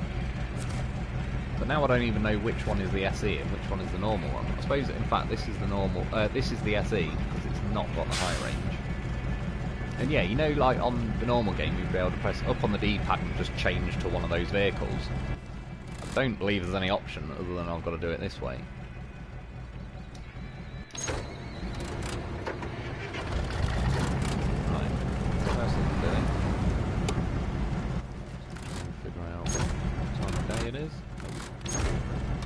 Every time I click it 3 times, when I go back, it's not in the middle of the day. And every time I click it once and look, it's at night time, and then I click it twice more, it's in the middle of the day. I don't know how. Somehow I managed not to get it. I don't think I've ever once even accidentally guessed the right time to set it to first time. Every time I don't put the amount of controller inputs I think I should.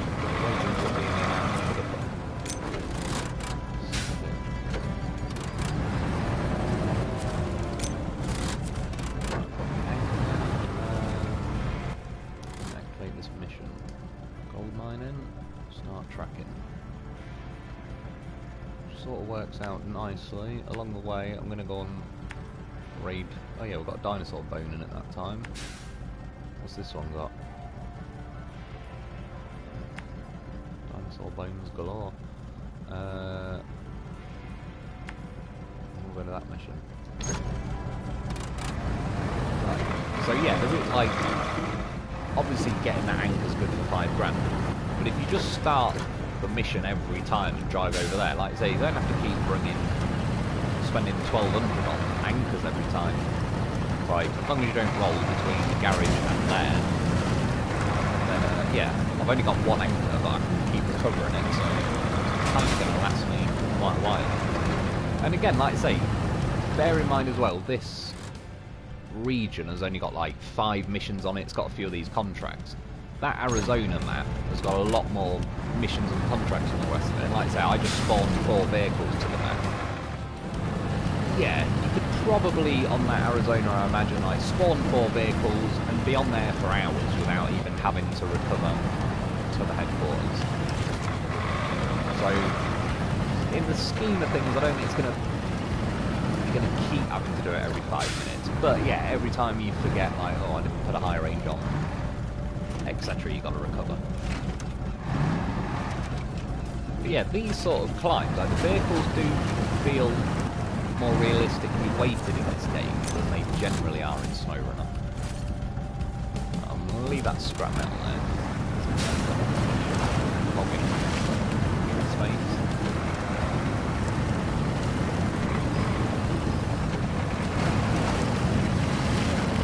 But yeah, it's one of them. You know where, like, I do think this game is good, but if they've done pretty much this map and all the rest of it, like, not just this map. See how I'm stuck on that tree. Annoying trees aren't back. Like the tyre inflation, like there is new things that they've tried as well, and the fact that the vehicles are better weighted. If they just pretty much made this SnowRunner 2 essentially, or even if it was called, you know, SnowRunner Expeditions, and it was essentially SnowRunner, but the vehicles feel like they weigh how they weigh, but then all the menus were like classic SnowRunner. I think that would have made it even better.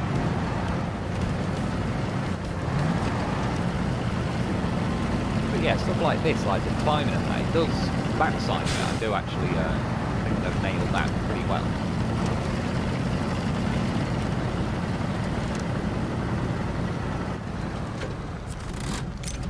Which is nice, because it doesn't even feel like it's too easy or too hard. It actually does feel about fair, which I can't even often say about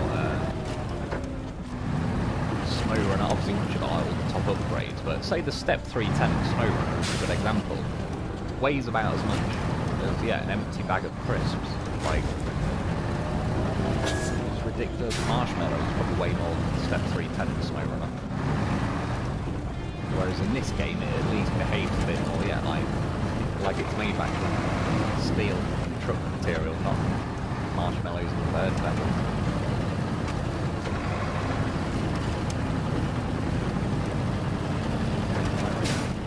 The high range isn't definitely not as punchy as it is in SnowRunner.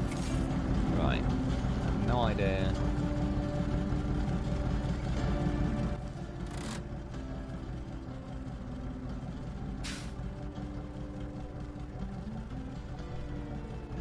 Traces of gold mine.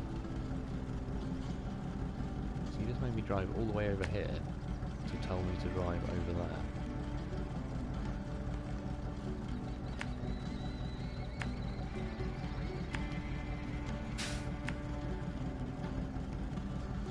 Let's go somewhere along here. Yeah, we'll go up this way. Somewhere, I know there's loads of like gold sluices and all that there. I'll show you the drone one in there as well, which I think the drone's pretty crap. And there is an even worse thing about the drone, which boggles my mind. Whoever decided to make this way. It appears, I can't really tell, but it seems to be when you're near-ish to the edge of the map, not even that close. You go to get the drone out and it says no flight zone, which, yeah, so whoever did that, it's like, with all due respect, your drone thing's too shit to then be having restrictions on it. Like, there's got to be a pull feature for you to be like, oh, damn, I can't use it here, quick, I'll travel somewhere where I can. It just says no flight zone, it's like, yeah, well, great, there's go fuck yourself then, drone, ain't using it. You know what I mean? It's like bollocks, or gathered dust. Yeah, that was definitely... It just isn't a good enough feature to be cock-blocking, like... Plus, it's just in general, I mean... Let's be honest, if you were literally, like, this kind of location in real life, the word no-fly zone doesn't exist. Even if the government specifically told me, do not fly a drone, and I was out here, I'm flying a fucking drone. They'd have to... Police will have to personally come down and waste fuel and time and resources. Give me a slap on the wrist for flying a drone in a no-fly zone. Like, why is it a no-fly zone? Area 51 just over there? Yeah, it's way too, like, remote.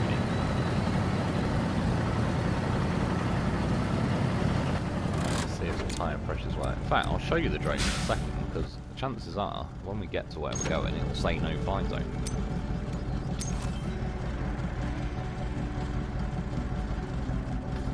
Which I believe this is also a way. Currently, you can see it turns a bit. To be fair, that's pretty sure that's quicker than it was yesterday. Going up and down is horrifically slow, and then you press the left analog stick, you can kind of move around. You see, kind of over to the left, it says distance.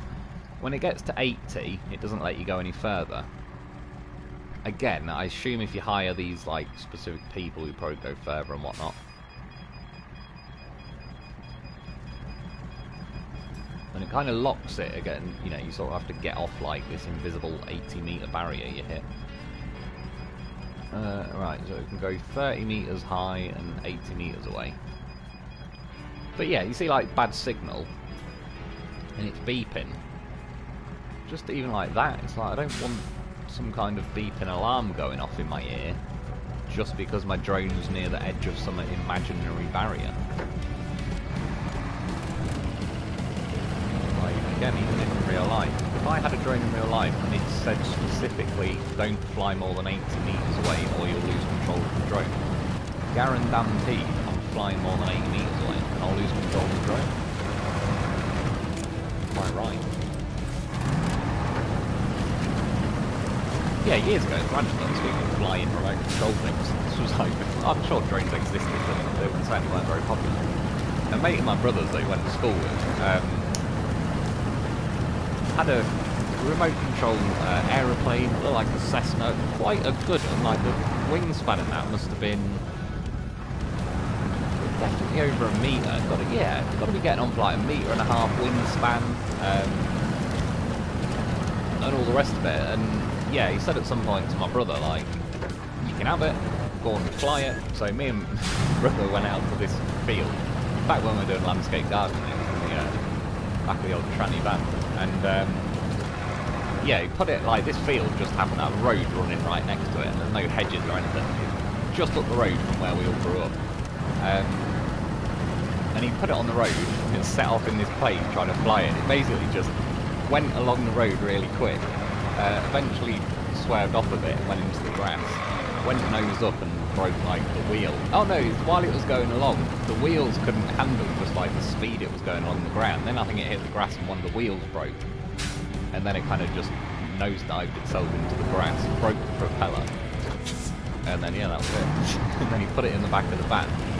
And just at some point, because there was like landscaping stuff and that in the back of the van, the next time we opened the back of the van, just whatever had been rolling around probably got squished by like a cement mixer or something. And yeah, not a healthy plane on that. So I didn't even have a go at it, I just witnessed it. I've seen loads of videos on YouTube of like, you know, remote control aeroplane crashes. It's one of them hobbies, it seems, where I'm sure you can get planes that are kind of built to, you can crash them a bit and all the rest of it, but it's one of them where there's not really a way in other than like, you're going to have to buy a plane, attempt to fly it, crash it probably 30 times before you ever even successfully take off with it. And then at some point you'll just be a professional remote control airplane flyer and you'll actually be able to get them off the ground and all the rest of it, but yeah, this is one one attempt at remote control aeroplane flying.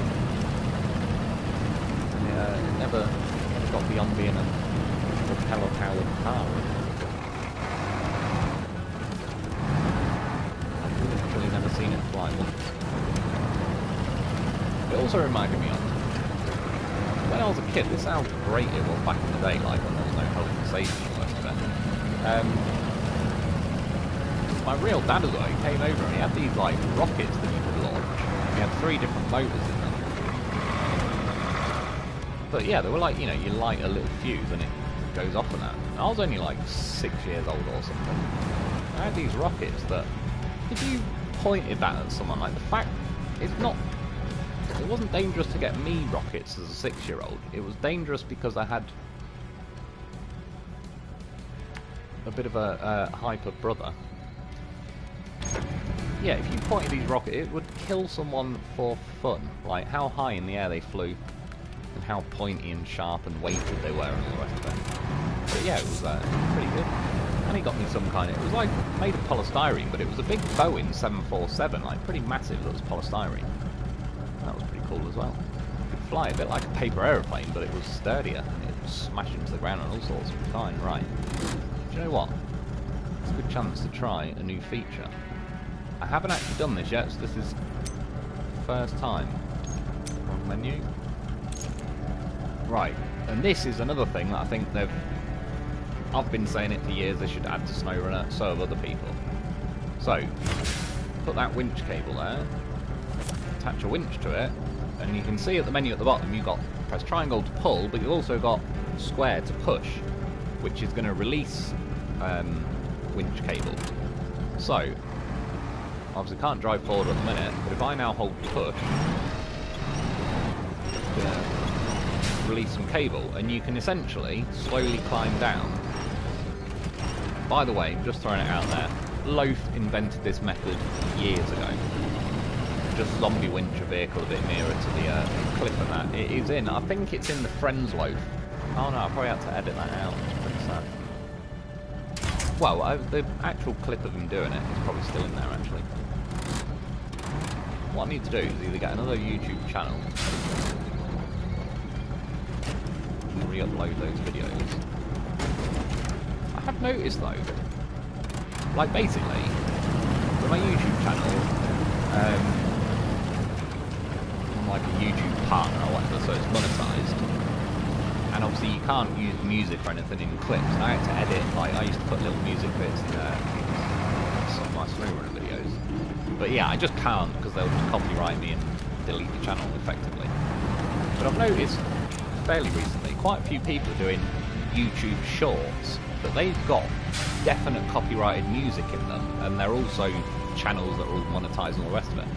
I reckon YouTube, they must, whether they've done a deal with music companies or whether there's some loophole because it's a YouTube short video and it's never going to be longer than a minute, maybe there's some loophole where it's like you're not stealing the whole song and you can't because it's only a minute video. So I might be able to upload the bits that I had to cut out. I might be able to do them as YouTube shorts. I'll have to look into it. It's not something I'll be able to do like right now. I need, again, that's another reason I'd like to get a PC and that really, because in the scheme of things, I've just got more freedom with that. Yeah, well, whatever that was, find evidence of gold mining. Look around here, I noticed this is like gold sluices, whatever they're called. But yeah, this is where, like, you need a horn. If I could honk now and delete them, that was, I like sneaking up on random scenery, honking the horn. Rebel, Scotty, what kind of pies? That's true. Scotty Frogsock, steak and cheese is the best at Rebel. And T-bone for dinner, having beer for dinner. Rebel, I remember those days, I must admit. Breakfast, dinner and tea. It was great back then when I was younger. Could survive an entire week of staying up and drinking and all sorts. Now, I don't know, I might have a hot chocolate instead of a coffee and I feel fucked for the next 4 days. I don't even know how that works. Right, ancient remains. Let's go and check this one out since it's over on this side of the map. So at this point I may as well... I was going to recover, but suppose I could take a different vehicle. How's it looking though? I don't know how happy the step is going to be about climbing up there. But what I am curious about quickly as well, so in my inventory, some dinosaur bones and the anchor there. Turn this vehicle off. If I switch to a different vehicle, do I still have all that in my inventory? Oh no. Interesting.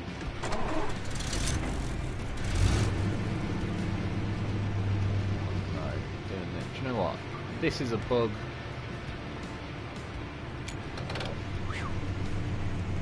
For some reason, when you access that trade option, it was doing this to me yesterday. It suddenly freezes the screen up, and it was freezing up for anywhere from like that seemed to last about 5 seconds. It froze for about 5 minutes at one point yesterday.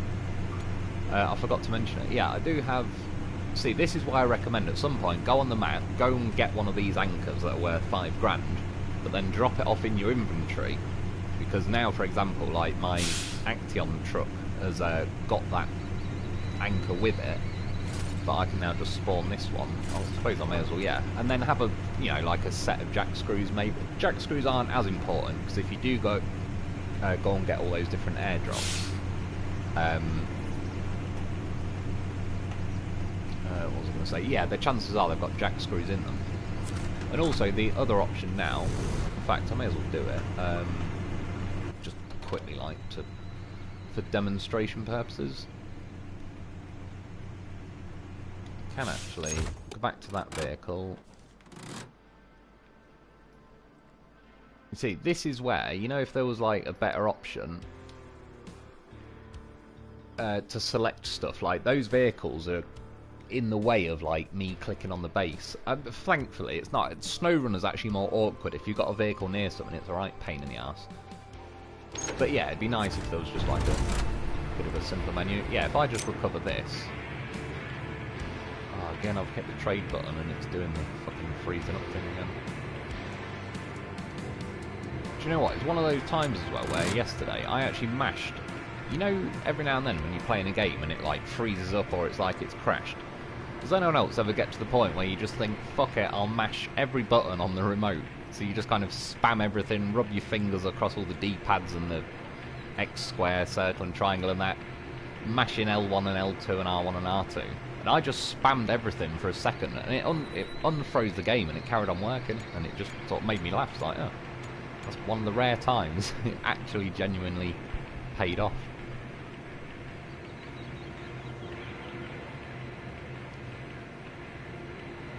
Will Holden Harrison. Ah, yes. In my opinion, inferior SnowRunner. Overall, I do agree with that. I think... Yeah, like I say, if they just made SnowRunner, but there's a lot of features in this I like and would argue like prefer than SnowRunner, but SnowRunner the game is definitely, yeah, the better game. And I don't even think like I'm being biased just say because it's SnowRunner. I think if this game came out first and then say SnowRunner came out now, I don't think we'd all say that this is the better game. But I certainly think we'd then say, if it was that way around, say, oh, why haven't they put the tyre options to deflate and inflate them in SnowRunner, and why haven't they done this, and so on.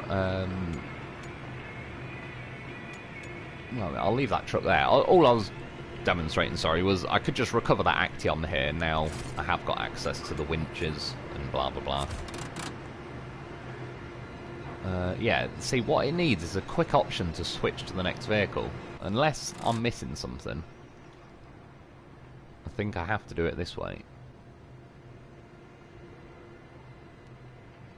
What was the other vehicle I brought?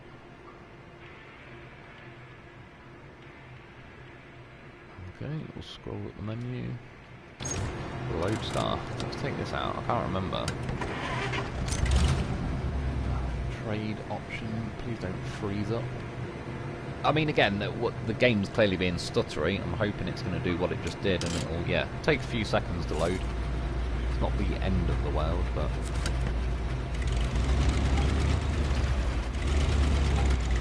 Trucks nearby. Trade.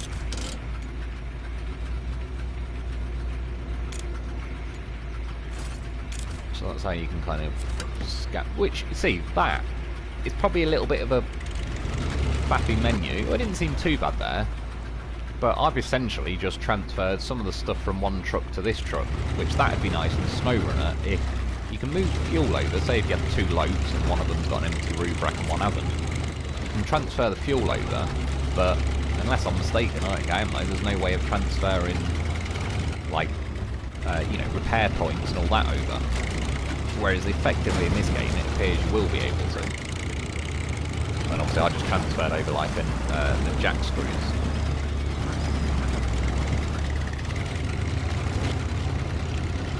Try and use your screen As stream, sorry, I said scream, I think. As ASMR. Very simplicity, when you're in the free roam, use the drone to reveal upgrades. Oh, does it? Yeah, that's at least it's like one sort of handy use. Oh, I've probably got all-wheel drive always on. I don't have diffs.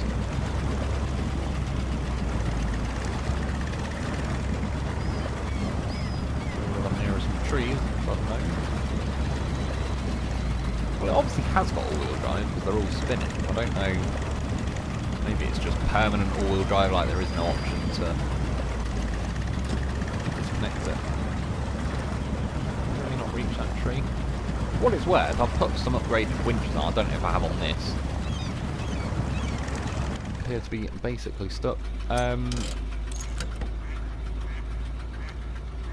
I hope, by the way, at some point they make the option to put these anchors like further than it lets you at the minute. Yeah, the winch points.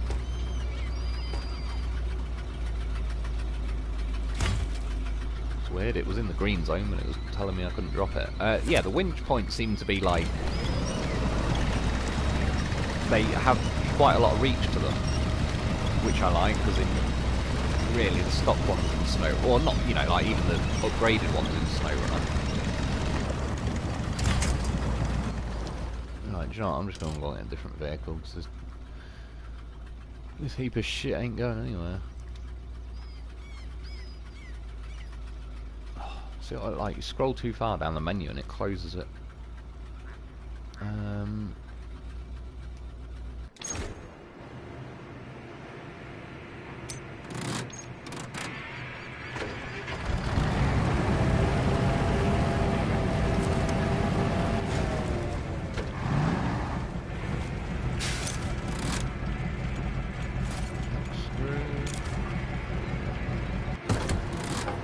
Oh, that's interesting. It just let me change truck. Store? No. I think whilst you're on this square, it's not going to bring the option. Oh, don't do it, game.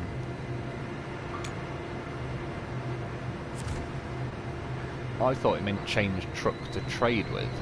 So I can't... well, I'm not going to risk trying to access that menu.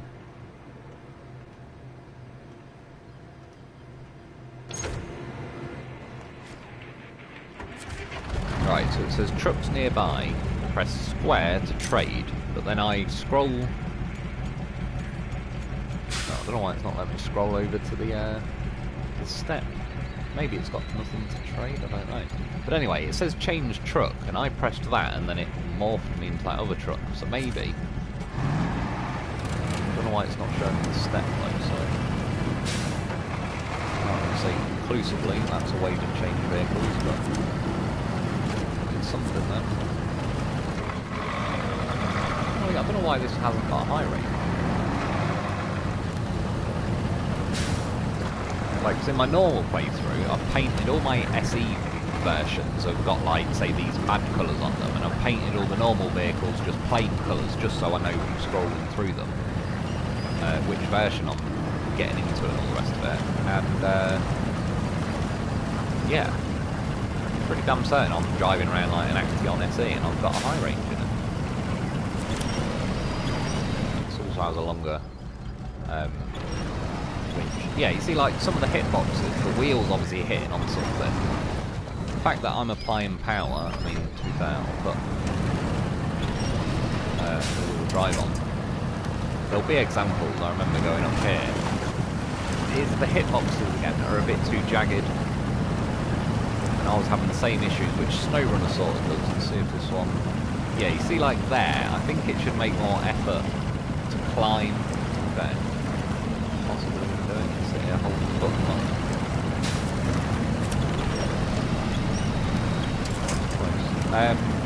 Yeah, well they're not like the best examples, but yeah, it hooks in too much.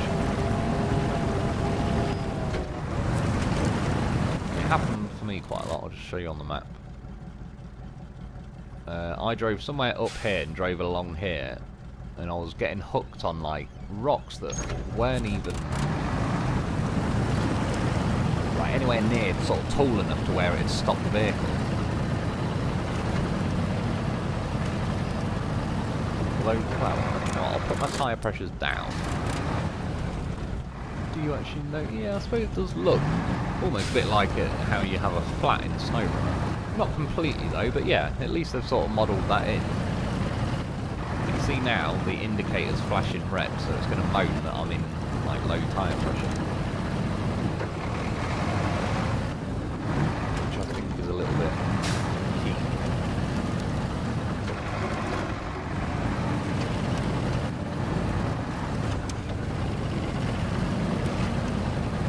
See, that's like, and that's what I mean though, like on these climbs, I like, there's certain, like, going up here is probably not too bad because it's probably been fleshed out, but, I don't know, just, you know one of those little rocks in the background, they'll just randomly have, like, a very excessive, sharp, awkward hitbox to them, whereas, yeah, these bits, I do like it though, the climbing, like, on those kind of bits.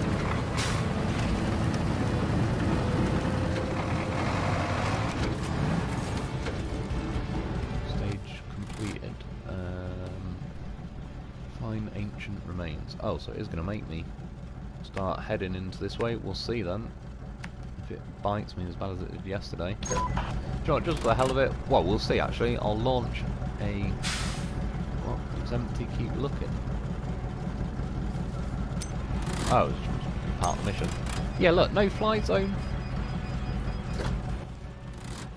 It's like, why? Because the edge of the map's there, maybe. And?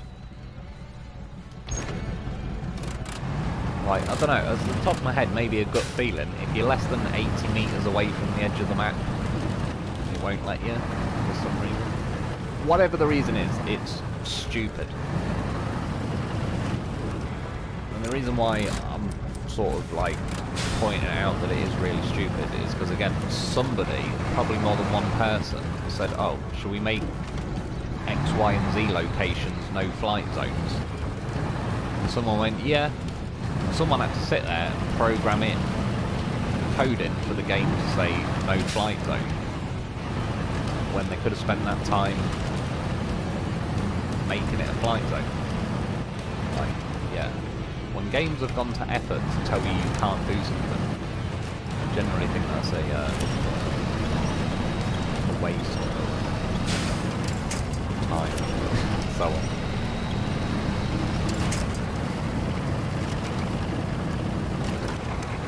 Got a bit lucky there, almost tipped.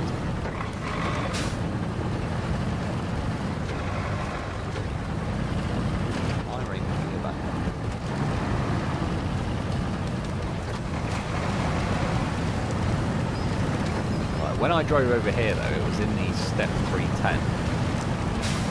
But I know when I drove this Action around, bumper genuinely seems better today. It was honestly getting caught like there, if you know what I mean, and it'd be getting caught on the sort of the next rock lip. But yeah, it's been pretty ruthless yesterday.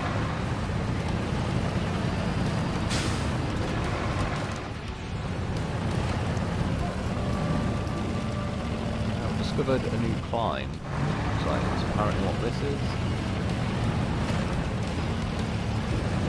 As you can see, like, a bit of effort and jiggling, but yeah, the actual, like, you do sort of feel like, yeah, I actually did climb up a bit of a ledge there, not just like a hill that's going up. And yeah, SnowRunner tends to be a little bit brutal for, like, especially when it's rock ledges. They don't really seem to like you doing it. I don't know if you can pick the waypoint up and move it. I don't think you can. It just delete waypoint and add them. Which, yeah, I don't know why they made it square and triangle.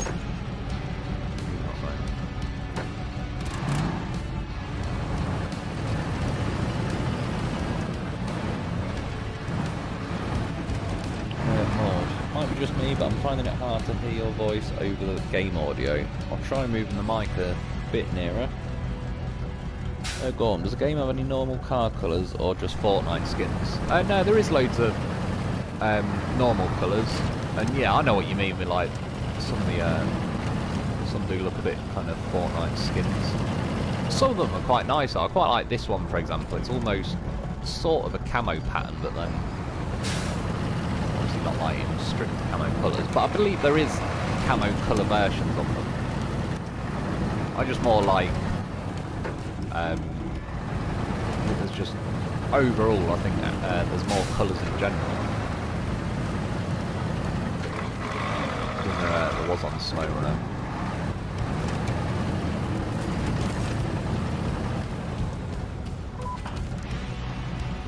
It's empty here too. Keep looking.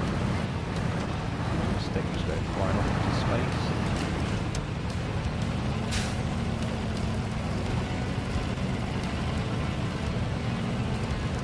At least we'll see if we can get it. Yeah, here there are. The engine kind of sounded like it was revving up a bit nice and all the rest of it. That's what, like, that I like about the game. Yeah, again, when anything does like rev capping and all that, I really I'm not a fan of that kind of stuff.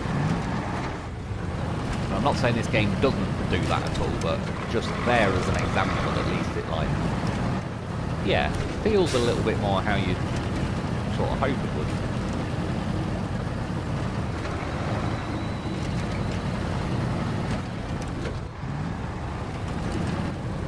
Along here, this deck was really not like it.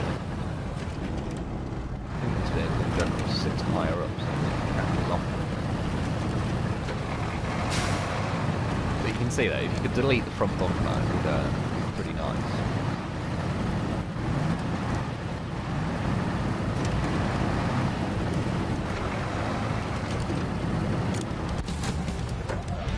I didn't click anything there. Oh, is it a triceratops or something? Ancient remains. Thank you for support and finding dinosaurs. Your interest is important. Together we will reveal the secrets of ancient times and the history of our planet. Cool. 2004. Run over a dinosaur.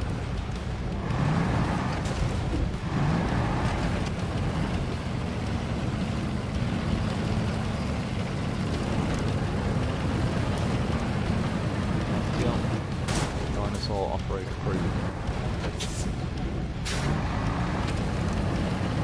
Right, let's see then. I'm going to change the time of day. 2 clicks. Nope. 2 more. And that worked. Let's try the drone again. No flight zone. What a piss. I suppose, well, I mean, I can show you like what the binoculars do again. I'll get the last mission done, then yeah, I'd like to head over to that Arizona region. I don't know how far I'm going to get into it, obviously, but yeah, I think they should make the speed these rotate just a bit quicker. Other than that, like, I mean, it's one of them. To be fair, if you get to the right location, some of the views do look pretty good. But being a main feature of the game is a little bit kind of... Someone got a bit too excited about their binoculars. In theory, if you're doing this and you're zooming in, it should be scanning like everywhere, and this probably will demonstrate it a bit better, like how it's sort of... It's literally only doing what I can see, so... Yeah, just behind a rock or whatever will be sort of... Not as good as I thought, but yeah, you see like that's shaded because there's obviously like a little bump there, so I can't officially see behind it. Yeah, it looks a lot more pronounced on my original playthrough. Right. Contracts, altar, head to the altar.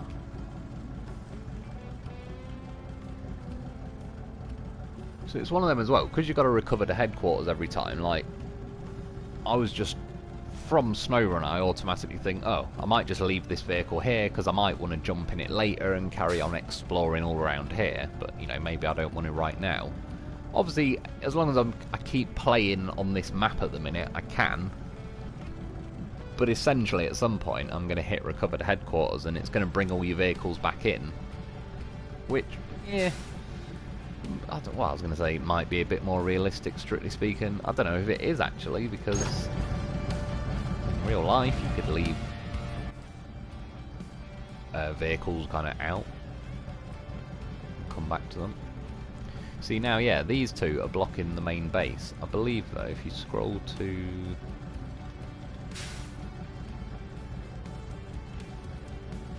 outposts and gates. Recovery.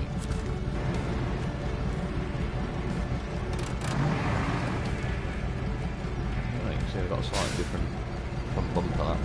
That one's got like a... Do you know what? You can't move the camera backwards and forward. Oh, it is letting me now. Do you know, it wasn't doing that yesterday. I think they've done some kind of patch since yesterday. I very specifically was testing it, trying to make the camera do this, and it wouldn't let me.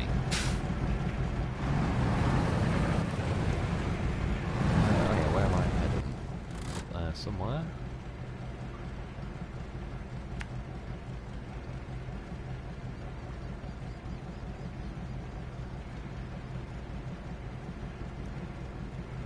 Don't want to go this way around. I've got to go this way. Let's go that way just because it appears there's some more stuff to kind of look at. I don't know if I'll be able to make that climb though. But have I got to get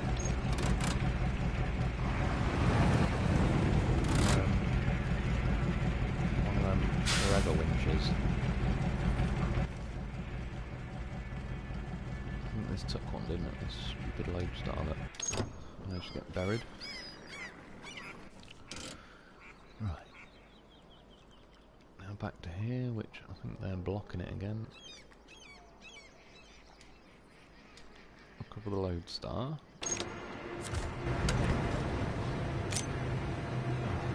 Trade menu. By the way, when it was freezing for me quite a bit, I just out of like I was going to make a coffee and all that. I just went to restart PlayStation 4. I don't think it was specifically with that, but you know what I mean. I just thought instead of doing like close application and relaunch the game, I just thought, sod it, I'll actually just restart the entire PlayStation. And then when it was working all fine and normal, so I kind of counted it as, I don't even know like if it was much of a consistent bug or whatever. I mean, it's only freezing up for a few seconds there, but still, I don't think it should even be doing that really. Like, unless it's my PlayStation, but I'm not saying it to defend my PlayStation. It's pretty old and it's been driven pretty hard by now. But yeah, I don't think it is. Given that, like, when you scroll through the tyre menu, for example, it's kind of the same story as it is with SnowRunner, really. So I think it is more on this game's end that it's quite stuttery and stuff like that. What's that on the rock? Is it just a weird coloured rock? Oh, it's a ram's, like a, yeah, a ram's skull.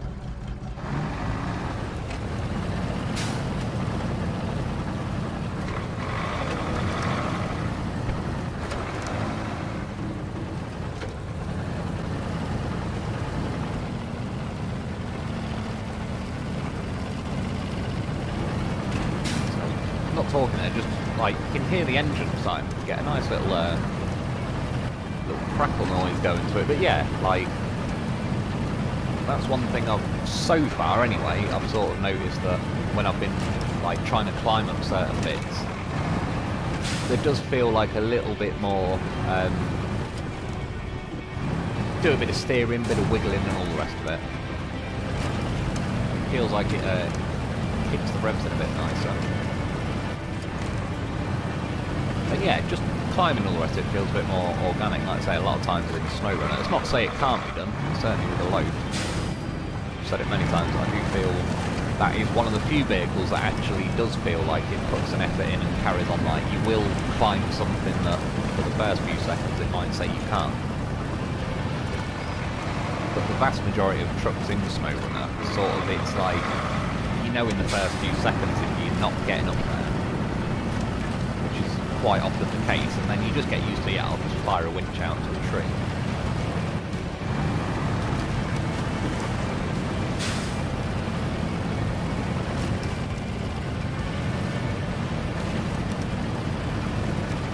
I will say so far as well, if you start this game, you do get one of these actions at the start, and I would probably recommend it as the vehicle. Again, like, you can do those airdrop things and get money, but yeah, it's the vehicle I'd probably get done up first. I think the Step 310 is quite handy because it's like an official sized truck. But like I said, I didn't really like the steering as much on the Step 310.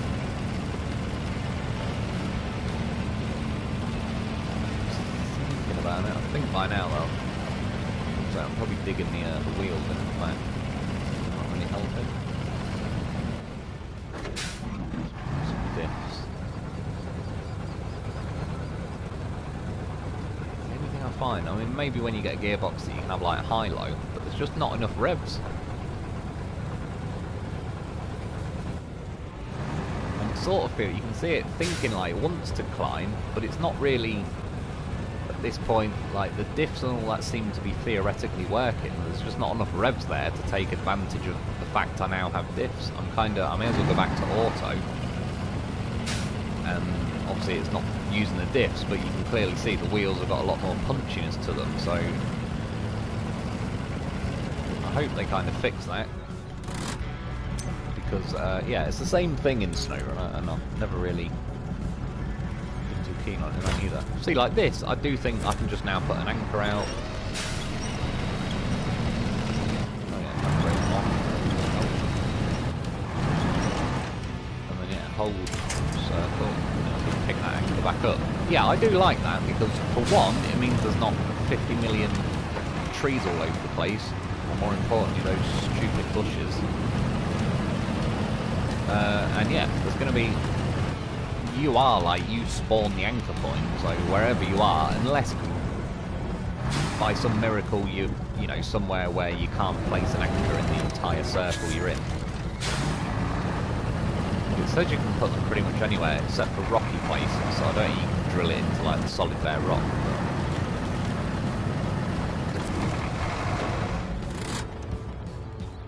What's it doing? I think it said start scanning.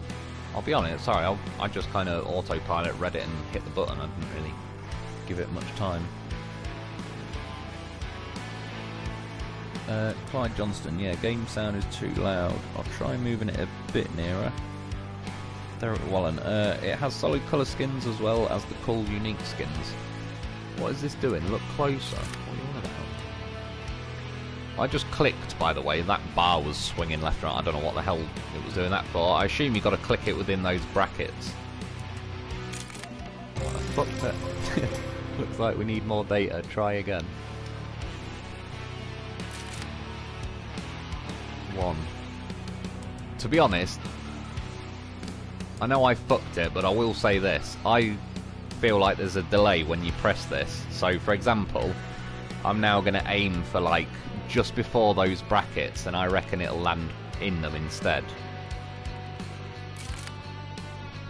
Got it a bit early, but yeah, I pressed it like before that sort of thing. I think there is a tiny delay going on there. Like now.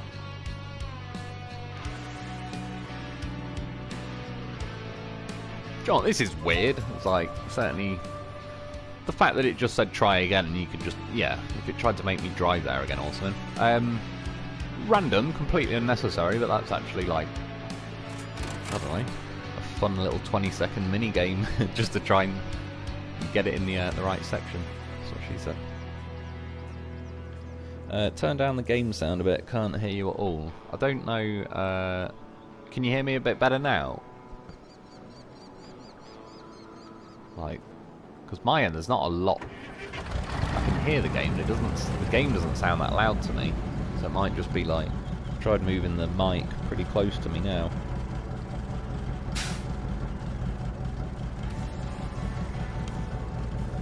White Tiger, I haven't seen your videos on this game yet. How are you liking it?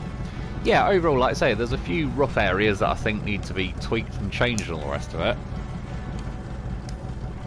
Depending how well they kind of tweak and change it, or what they focus on. Because, for example, like I've got apparently the Year 1 edition. By the way, the headlights, they're not amazing. Like a lot of the headlights are probably just beaming off into the middle of nowhere, but they don't feel as bright as Mudrunner. But I will say I've not put like a light bar on the roof and all the rest of it, so that does actually make a bit of a difference. Yeah, there's definitely a lot of potential. It's more, they could make the game more boring and stagnant if they keep focusing on the wrong areas, but if they tweak some things and kind of focus more in the right areas, then yeah, I think it's one of them where, I don't know, in 3 to 6 months kind of thing, and not to say that it's not going to be a good game until then, but I think if you could just skip ahead 3 to 6 months, yeah, I think it could potentially be like quite a solid game that sort of now everyone's got a bit used to like what you're doing and all the rest of it. What's that saying? Reward? Have I not just done that? Right, I'm still getting a bit used to these menus. Alter. Oh, so there is still like visit the search area.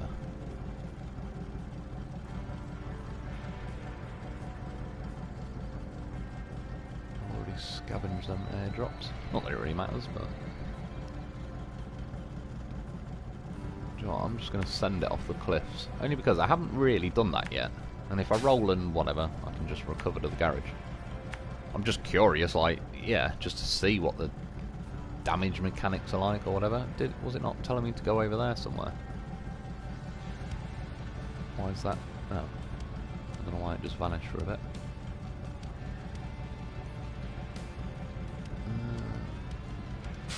Might actually be better going like that way.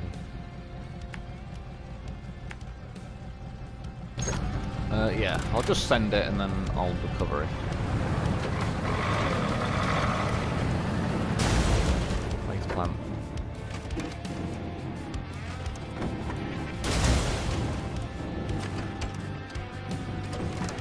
Nailed it.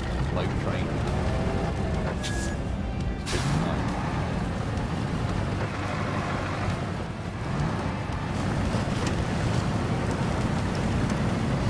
Yeah, we're gonna have to get on Arizona. Need my lifetime. I can definitely say this week I will have it. I know that. Tyler, then I found out where to get the KRS-58 Bandit. I certainly don't know myself yet. Well, I love how they stuck a weird grill on the front of the DLC cars and called them CE versions. Yeah, although, like I say, I think there is... the power to weight ratio seems to be a slight bit higher, but I don't believe they've got a different engine, so I reckon it's essentially they've just done the equivalent of, yeah, like a facelift, like say put a different bumper on or whatever. Which, yeah, I'll admit is a bit of a, I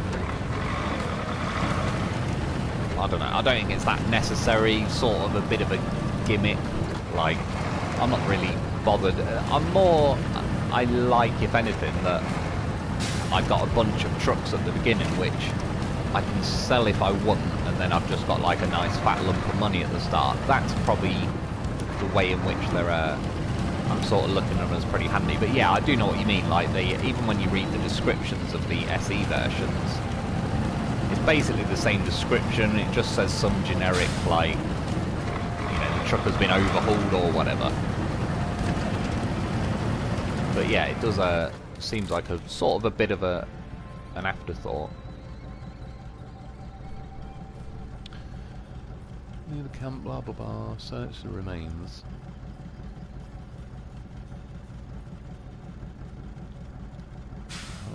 Visit the search area again. That's what I'm doing. Visit search area. Flight recorder. No, it's not the main key. Go over here. The yellow sign. Might be alright. Oh yeah, flight recorder. No, it's alright. I thought what it was going to do is make me go back to the main base and get a flight recorder from the base. Yoink. More stages. This is a bigger one. Definitely what she said. What's going on now? Deliver the cargo to the camp. Oh, it's basically back where...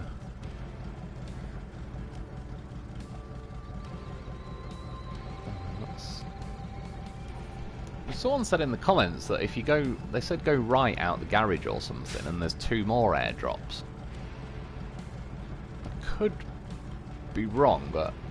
I've got the same 4 airdrops always appear for me. And if he means airdrops over here, I've not seen any over there at all. So yeah, I'm not too sure, but I'll look into it at some point. I was basically looking, I was going to go back that way, like past the past one of the airdrops, but since there's something to collect, there's no real advantage to it. Do you know what, we'll try, I'll do one of these winches again to climb down here.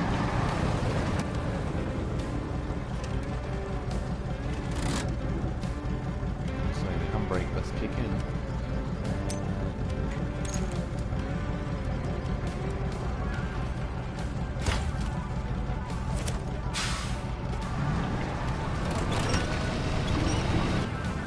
Yeah, see, like, this feature alone, I think, is very good. Like, they should add this into SnowRunner. Which, I don't know if they will. And again, they should, but, you know, one of them, like, from a business standpoint,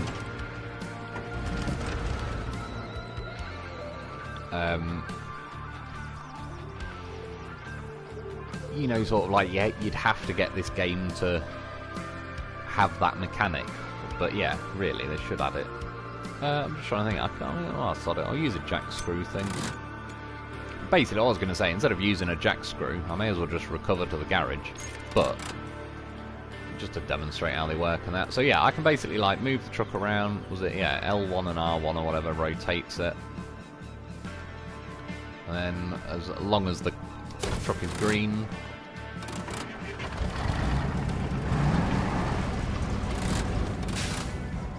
Oh, fuel.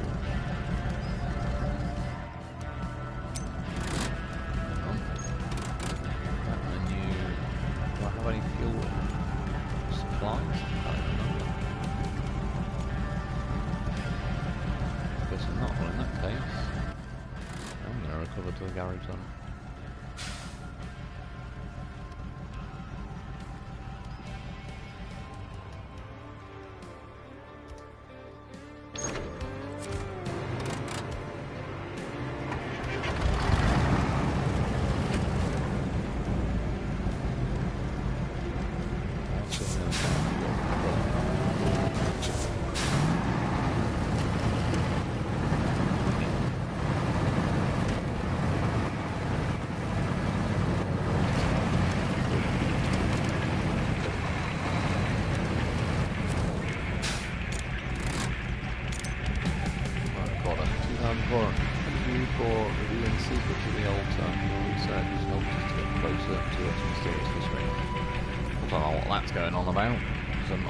But I've got a flight recorder. That would imply like a plane crash, not an altar.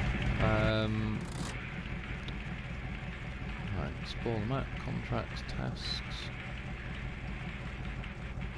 I think for the most part, the menu would just not randomly scroll into whatever it feels like. Yeah, there's scrap metal in that one, but I won't worry about that. Yeah, these things that are question marks just say climbs, but I don't know, like, if you activate them. Oh, that's selecting the airdrop.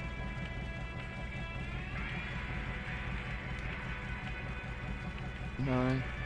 I don't know, like, they're not specifically a mission is what I mean, it just seems to just say you found a climb. Which is fine, but I'd rather it, I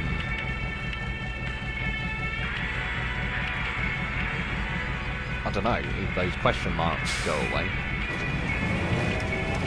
Or if you could do something. Yeah, well at this point I think I'm going to return to headquarters. Because like I say, this is a little bit sort of like a practice map in a way. It's only got 5 contracts and all the rest of it. But here we go with the trade menu again.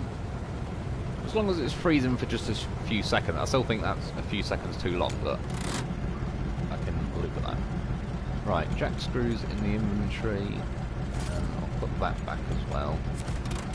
And I believe if I return to headquarters, I'm assuming it should cache in everything from all the vehicles, yeah, which it has, because you've got like, well you see, jack screws 1 and 2, because I used them. I've got one of those anchors, another jack screws, 3 dinosaur bones, and then all the missions I did as well, gold mining, ancient remains and altar, and then the items sold, yeah, 17,000 for that one. So there's an example though of like I just completed 3 different missions and I only was on the map once. So yeah, it doesn't have to be every single time like recovering to headquarters, but it still is a bit of a long one. Servant of Christ, I didn't like that. Equipping 2 vehicles, then losing both when going back after completing the task. Yeah, I do agree with that. Do you mean like when you recover to headquarters and that you sort of, it forces you to, like now I've just recovered all 4 vehicles. Right, so that's obviously all done, and then free roam is, for what it's worth, not the end of the world, but I can't replay one of these missions, which I think you should be able to in one way or another. I'm not too worried about it now because I want to get on with other missions, but I just mean SnowRunner's the same. It's a sort of a missed opportunity. I don't know why they don't give you the option to replay missions. Right, so we'll head to Arizona. I suppose I still don't like it in the scheme of things, but you know how it's just recovered everything? When I now go to Arizona, I've got all my trucks, if you know what I mean, so I don't have to now go to set up for Arizona and think, oh yeah, shit, I left the Lodestar on Little Colorado. Which, it doesn't really bother me, because on SnowRunner I use the mod thing for money, so I just buy new vehicles, but I suppose it needs a balance really, but the game's got a point in the sense of like, there's so many maps and vehicles and stuff, I can't remember where I've left them and what's going on SnowRunner, so other than OG Loaf, which I do keep track of him, yeah, I just, like, you know, if I want to go and find a dolphin, Azov 5319, I'll just go and buy one, because it's quicker than trying to figure out where the hell I left the last one.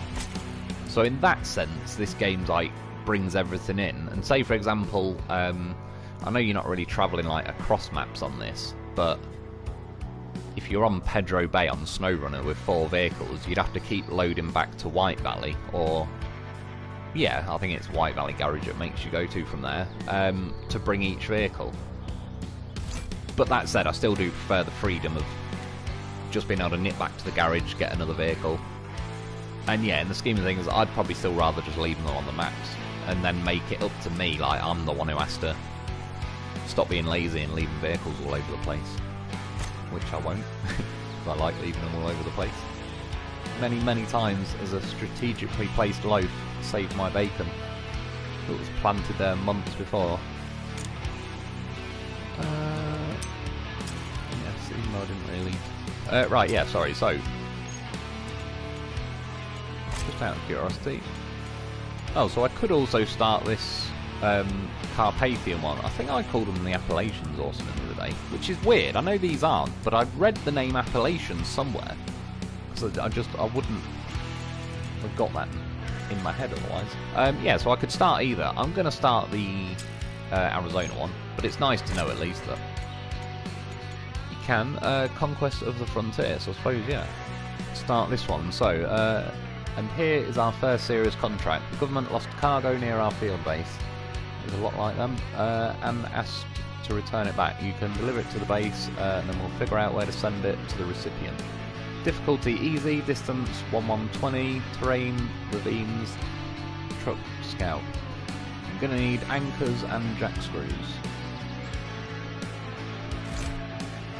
Which, for what it's worth, by the way, obviously it's pretty cool that on that little Colorado you can get those, like, forever anchors instead of the disposable ones. But I'm guessing now I've only got the option, at least at the minute, to buy the disposable ones.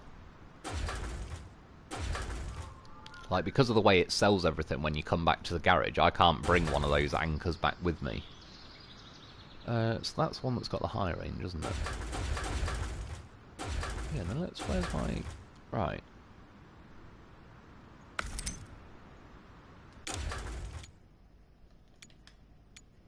Yeah, so this has got a high range.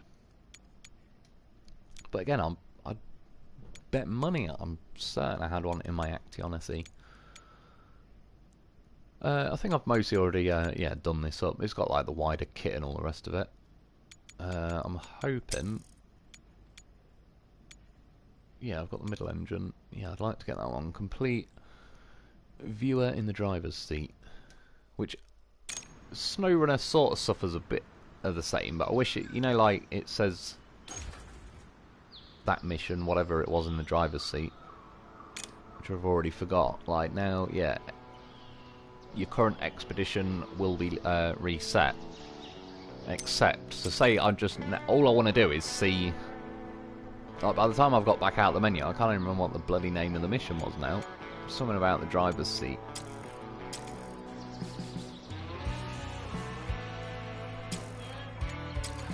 Which I can't see on here.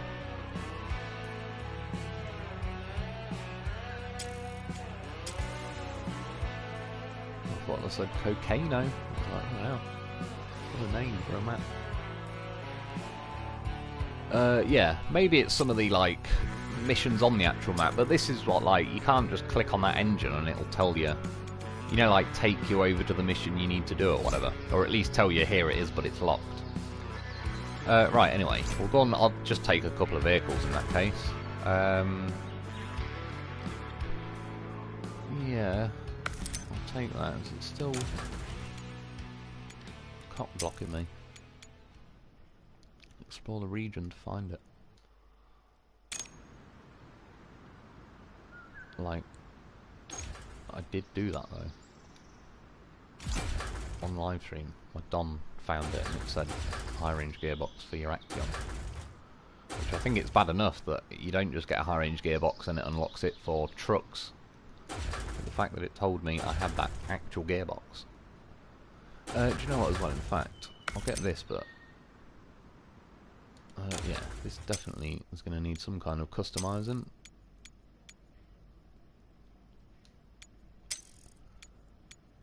High range, that's locked as well. Yeah, and you see the fine tune, I'd have to like deploy just to figure out if I like it or not. I've already done this up. Was it just that much of a bag of crap in that little swampy bit then? Put some better tyres on it, but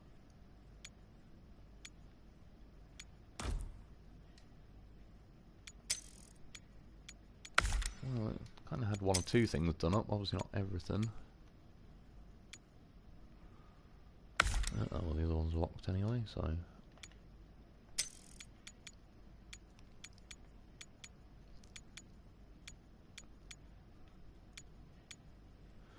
So yeah, you got, I don't know, reinforced fenders and all that, but I'm assuming, see, a lot of it is locked again.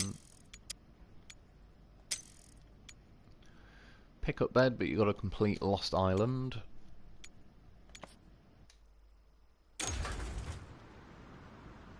Right, we'll take that and then I'll get the step.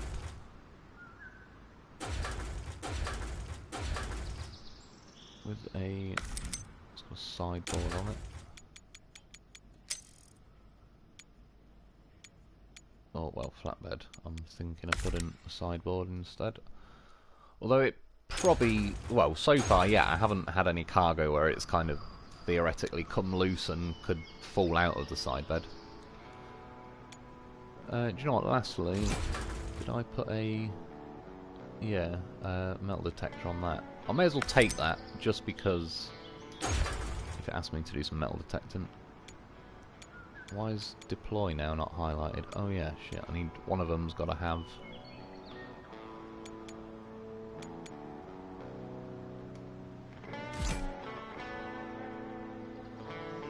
I'm going to leave that one, because...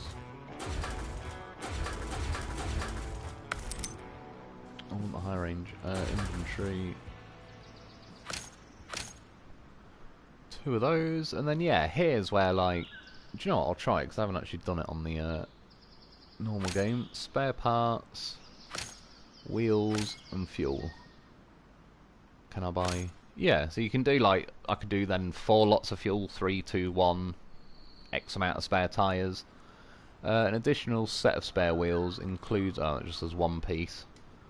And that's in my sideboard, so...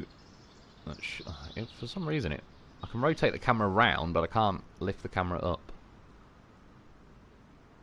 I hope they do fix that, because that is a little bit annoying.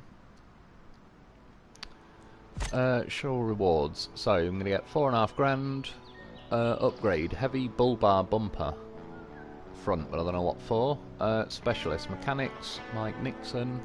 Bonuses. Take less than 200 damage. Let's go. I've never seen this map myself.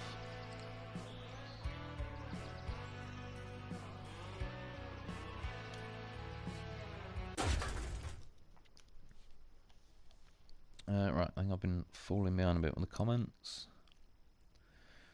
Gorm, Tatrin, 2 OP for this game. Possibly, but I don't know. I still wouldn't mind seeing it, but I know what you mean. I certainly think it'd be too juicy to give it you, like, immediately in the game. Dallas Jones, I just unlocked the loaf. That sounds pretty good. That is, that's what you need. What mission did you do for it? Rebel, have a good morning, Wolf. I appreciate it, dude. If you're still here, cheers for popping in. I might have been a bit late replying to that, though. Gorm, don't understand why they couldn't introduce all new trucks instead of reusing 99% of the old ones. Lazy. Oh, what's going on? I agree that half and half. Like, for example, I'm glad that the Loaf is back in the game, etc. It doesn't bother me that there's some of the similar trucks, although personally they're not some of my favourite. You know, like I was saying earlier, where they seem to have, in SnowRunner, like the seismic vibrator module isn't exactly, you know, we're not all going, yay, there's a mod added where we can go on seismic vibrator module, a piece of land. But they've included it in this, and it's sort of, some features of SnowRunner that aren't the most popular, they've almost gone like, right, let's have another crack at it and see if we can make it, like, a bit better. But yeah, so like with reusing some of the vehicles, I saw like the Bandit, for example, which hopefully they've fixed in this one, because it's too tippy in SnowRunner, and it's a pain in the arse to get back to its wheels once you do tip it. But if it's a fixed version in this, that's at least a good start. But yeah, as far as like, say, 70 quid for like the full Supreme Edition game, which it has got a year 1 pass as well, which in theory would say you'd normally pay 20 quid as a separate DLC for like a season pass. But yeah, I think this game should have been like 40 quid. And then I think having reusing like the step vehicles and so on wouldn't feel as bad. So what I'm saying is, I don't mind that they've reused the vehicles, and again, I definitely am glad that the Loaf's going to be back in it. But I get exactly what you mean, where it's like, for the money, you sort of almost think, on principle, they should have put new vehicles just because it's like you're sort of paying the full price for it.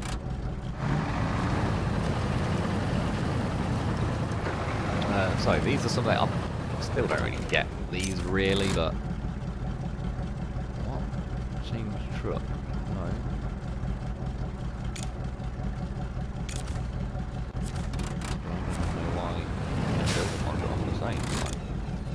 These are 10 grand. It's going to put down 100 litres of fuel, 200 spare parts, and 2 wheels. I'm just going to build them because I still ain't really sure what they do, other than they are some spare parts and whatnot, but they seem a bit elaborate for 10 grand. Maybe they refill though each time you return to the headquarters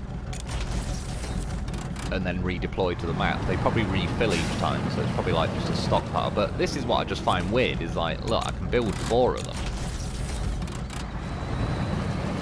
And it's just kind of like, why? Why don't you just build 1 of them that's bigger? But then I suppose it adds more scenery to the map and all the rest of it, so...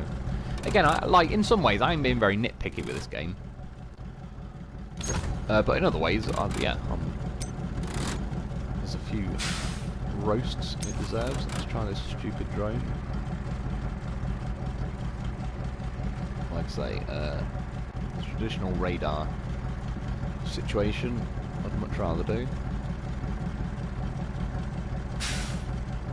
See, it's just like, I've just pushed forward on the stick. It takes about 4 seconds before the drone even starts moving forward. Like that, I want some kind of racing drone that's a bit quicker.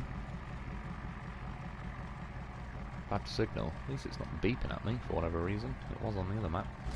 Yeah, whatever, lives out. I think those drones are a bit... I assume it's just uncovered, like, not fully, but it's unshaded a bit more of that. Right.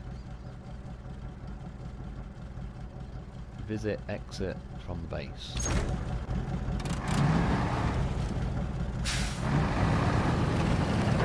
Yeah, so building those 4 buildings just cost me 40 grand, which I wouldn't have been happy about 36 odd hours ago, but like I say, since I just keep poaching anchors from that little Colorado thing, I feel a lot better about it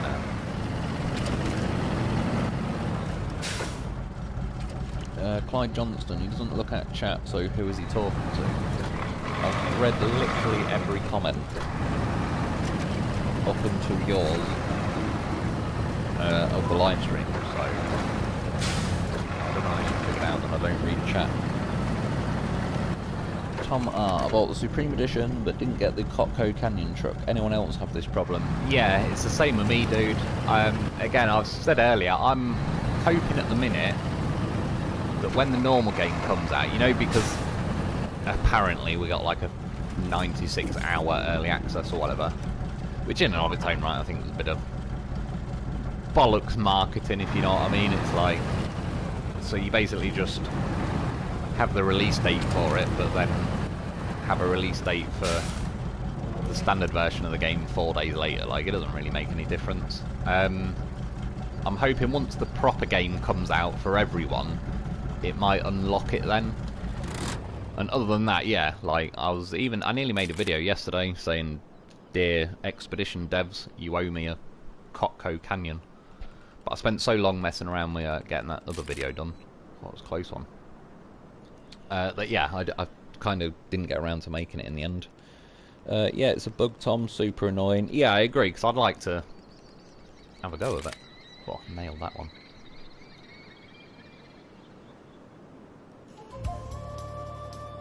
Thanks, Dallas. I was looking forward to using it. The DOM just doesn't cut it much. No problem, yeah, same. Apparently it's only an issue on PS, so I'm assuming you're on that.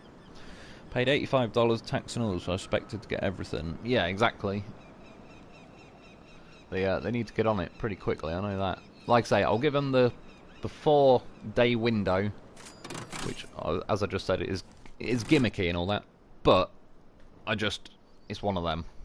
If you spend your life getting mad at every little thing, I'm not saying not to get mad at it, by the way. I think it is a piss take that it's not available immediately, but I'm just kind of like, sod it, I'll get used to the other vehicles, I'll give it 4 days, and then I'll start moaning more about it, is basically the conclusion I came to. But it looks like a lot nicer of a vehicle.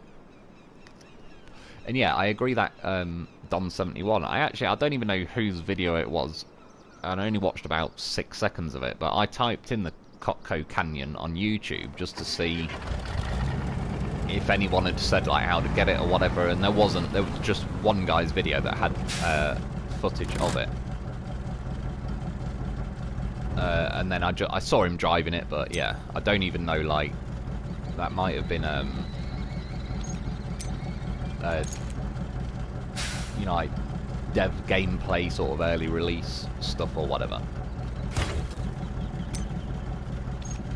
It could have been like someone though that, yeah, if it's only a problem with PS, then yeah, maybe it's someone on Xbox or PC that had made a video on it.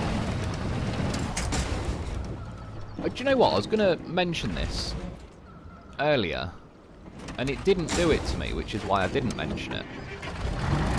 But basically, I obviously went just over, like, vertical then, and it automatically stalled the engine, which then automatically released the winch. I think that's a bit of a shit idea, because surely, inevitably, we're going to go vertical. Oh yeah, no, well that's alright. I was going to say, I thought I had to recover my winch point, but it's a disposable one. Yeah, so that I think is a bit stupid. They should tweak that, because yeah, if they've offered the option that we're going to go Spider-Man-ing down cliffs, it's a bit harsh to, you're going to be within a few percent of your engine just auto cutting out and auto disconnecting the winch, which, to be honest, one, that wouldn't be the case in real life, and two, that would be a suicide mission where you're just praying and hoping the engine cuts, it disconnects the winch. Like, yeah, just wouldn't happen in real life.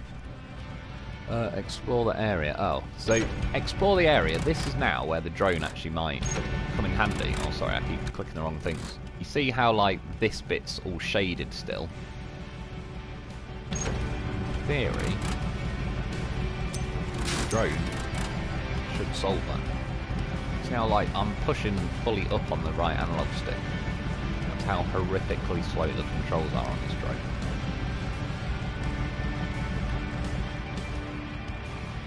It says height, so it just counts as height from me. I was just going to say, because, like, I assume if I was parked here, I could go another 30 metres up in the air. And yeah, this is, you see with the drone, if you look in the top right, it says area, like, explore the area, 75%. I'm looking around now, and it's sort of like, oh, which area again was shaded? And it's like, oh, can't quite remember. Right, I'll have a look. I can't press the middle button to look at the map. So I'll press back, and I'll look at the map, and it's like, right, it was over here. But now, my drone's... I've got to start again, if you know what I mean.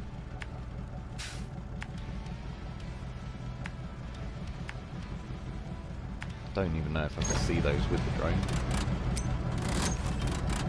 Oh, I can. And yeah, like I say again, I'm not roasting the game. If anything, it's sort of some brutally honest feedback, basically. I don't know, I'm not saying that they're going to be watching the video, but that's essentially the conclusions I'm coming to. Yeah, just little tweaks, like I say, lowering down that cliff. The engine shouldn't cut out like that, because that's just... doesn't make sense within, like, what you can do in the game.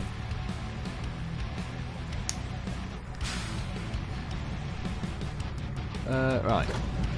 Completed. Find a way up. So it's going to make me drive to that little flag, and then I'm going to have to do a climb somewhere here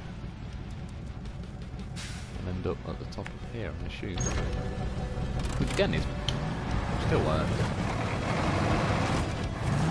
pretty cool. I do actually like, say for example, if you're thinking like on SnowRunner, if you're a bit bored of like drive from A to B, pick up, you know, metal beams, drive to location B and all the rest of it. This is obviously not really very cargo based. I'm sure there is going to be times where there's a bit of cargo and whatnot. You've got like the step and so on in the game, but yeah, this is more like,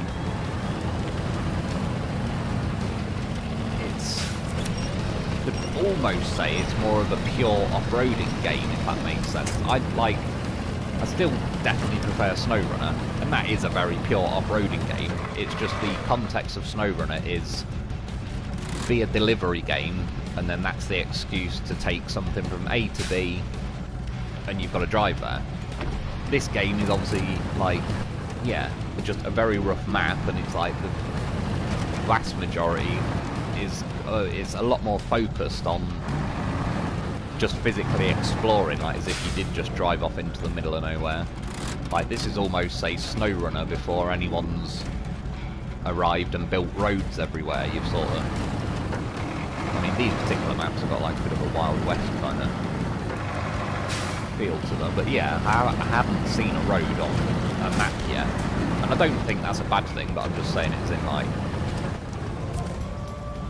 this game. Yeah, seems to be almost, that's like part of the main point of the game, is just physically climbing around the maps. Equipment box.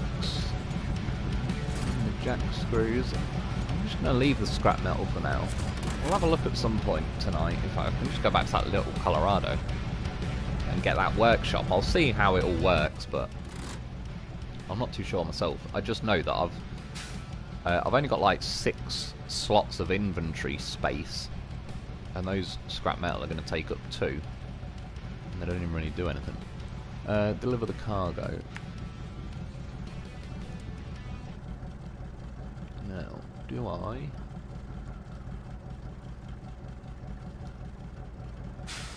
It's obviously going to be the long way, but I'm going to see.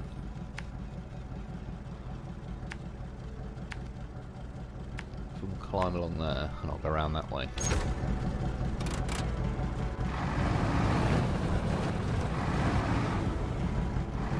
Go on, they'll probably patch it in 1 to 2 months, like usual. Is that, yeah, with the that top coat thing. Yeah, they best get on it quicker than that. Like I say, it's the same thing with SnowRunner, and I didn't get on the Navistar, but do you know what? There's a good example. See, that was the front left tyre was hooked on a hitbox that is just way more severe than the size of the ledge. Yeah, the Navistar, and I was able to buy it, but I don't think that's obviously a good thing. I just couldn't be bothered waiting. I did come to the conclusion it was £1.69 at that point just to buy the Navistar, and it was like, really, if you equate it to like even a minimum wage job per hour, it was like, yeah, I'm going to waste an hour of my life trying to figure out how to email SnowRunner, and then probably another hour of my life figuring out how to find the email that they sent back that might have like a redeem code, and then I'll have to spend another hour googling how to enter redeem codes, and so on. And I just came to the conclusion that £1.69 is like, it's just quicker. But again, it's not a good thing. It's like the game, yeah, should just have had it in there. I did pre-order it. I even pre-ordered the physical copy, so I had to wait as well. The fact that there was no like extra leaflet or redemption code or whatever fucking in the SnowRunner box.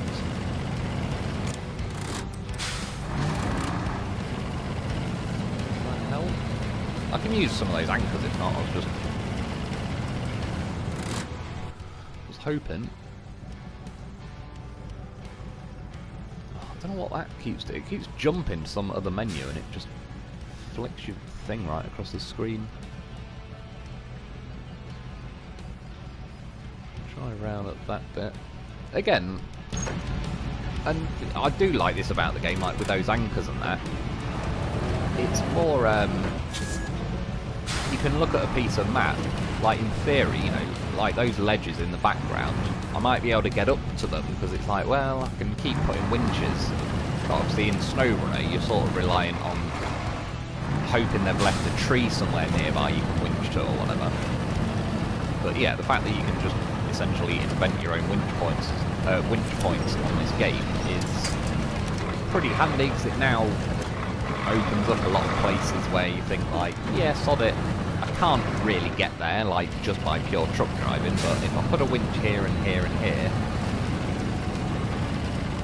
well, you know, I should be able to climb up. That's pretty much what I'm going to try and do now.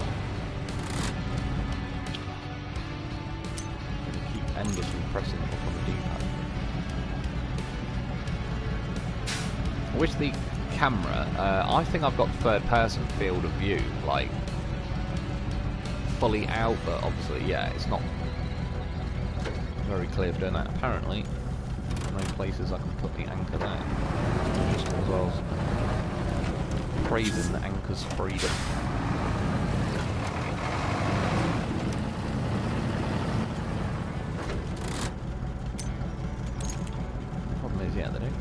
much room, but it's going to be safe. I'm assuming there might be a rocky ledge all around there.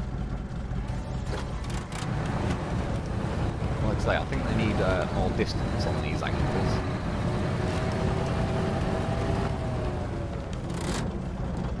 To be honest, I was going to say, so I'll just keep climbing along like...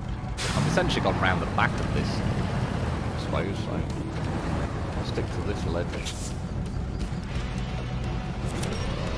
Gears. The gears, I was pressing forward on the accelerator a lot quicker.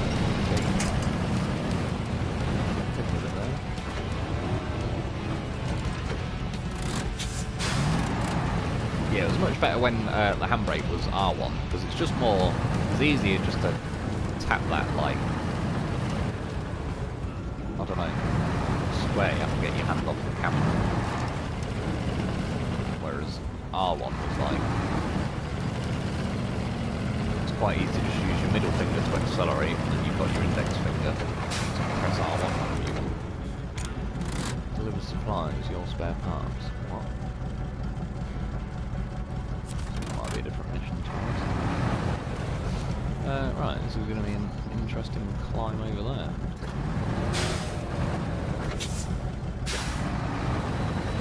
Before I do, just one thing I do want to check. The base recovery free. The reason I wanted to check that is because when you're on the vehicles in like the menu before you sort of deploy, it keeps saying in the bottom like recovery cost 4,200 or 3,000, or I think like for the smaller cars it's cheaper, for the trucks it's bigger. Yeah, but so far it's saying truck recovery free, which again I think is a good idea. I think it'd be a bit of a bad idea from the game, especially the amounts it's quoting. Yeah, like you'd have to recover your truck a couple of times and you'd have blown all the money you sort of get at the start of the game. Not that it's, well, it is sort of the end of the world really. These placing markers, I'm now going to delete all of them just because I needed to delete that one behind me basically. Yeah, there doesn't appear to be... Oh, do you know what? I'll hover over one. The problem is they're all different controls, like... It ain't going to be L3 because that changes the time. Oh, that did delete it, pressing square on it. Let's try it again. Yeah, no, fair enough then. So, can I... Oh, shit, that deleted it. Is there a way to... Oh, yeah, okay. So you hold square down when you're on the line. That's alright then. I'll take it back. They have added that in. Still don't know why they've changed the controls, but whatever. Change the time of day. Let's try 3 clicks. Hey! First time I got it right. Right. Do it to me. Do you know what's harsh? I was just... Oh no, it probably wouldn't let me.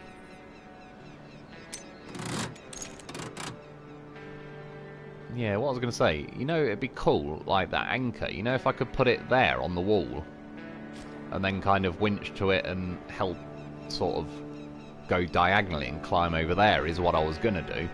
But, obviously, anywhere that's rocky like that, it's going to say you're not allowed to put the anchor, which I hope they do change that in the scheme of things. Well, yeah, solid, I'll just recover.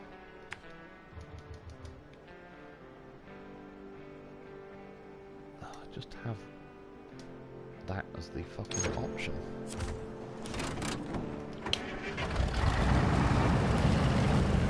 Right.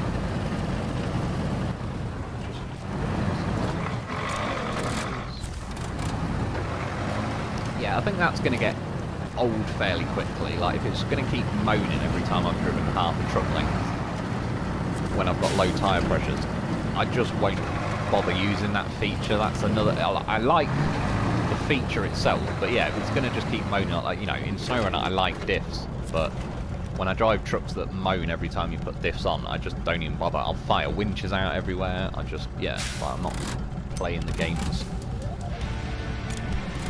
picky nature if it's going to be like that pedantic about it.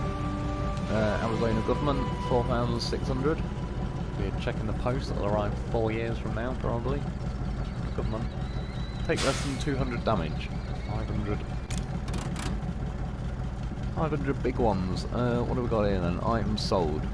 Jack screw, anchors, and jack screw. You see, this is where it's a bit faffing around at the minute, but I may as well recover.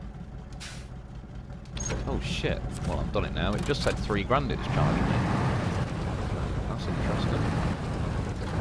Not particularly sure why it said 3 the first time. It's 3 grand now. Yeah, anchors and jack screws. I'll sell one of the jack screws, but I may as well keep some in the inventory, because otherwise, like I say, it's funny, I just recovered to save myself a few grand. They just charged me a few grand.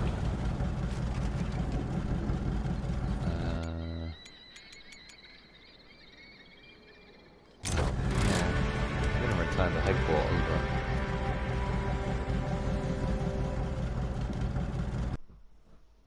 I've basically got to do this just to pick another mission now.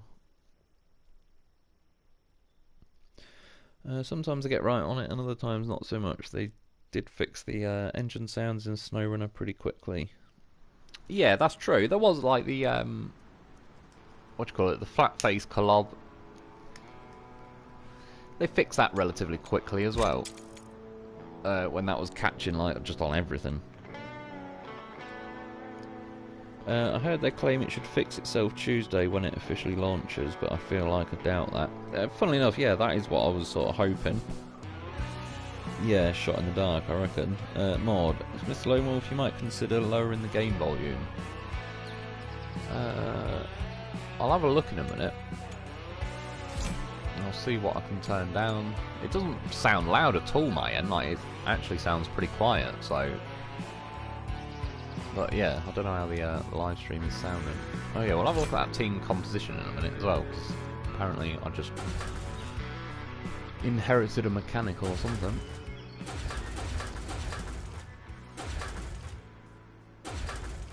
Also, for what it's worth, I wish the vehicle's like, you know, if you've just used a vehicle, it's at the top of the list, because it isn't. So you have to keep flicking through it, and because all the vehicles are greyed out, and the screenshots of them, I know you can obviously tell the difference, but you know what I mean, just as a quick glance, it's just the fronts of greyed out vehicles. Like, you've got to sort of manually look through and really be like, oh, step 3110, yeah, SE, that's the one, and so on. They should just make the last vehicle you've used go to the top of the list.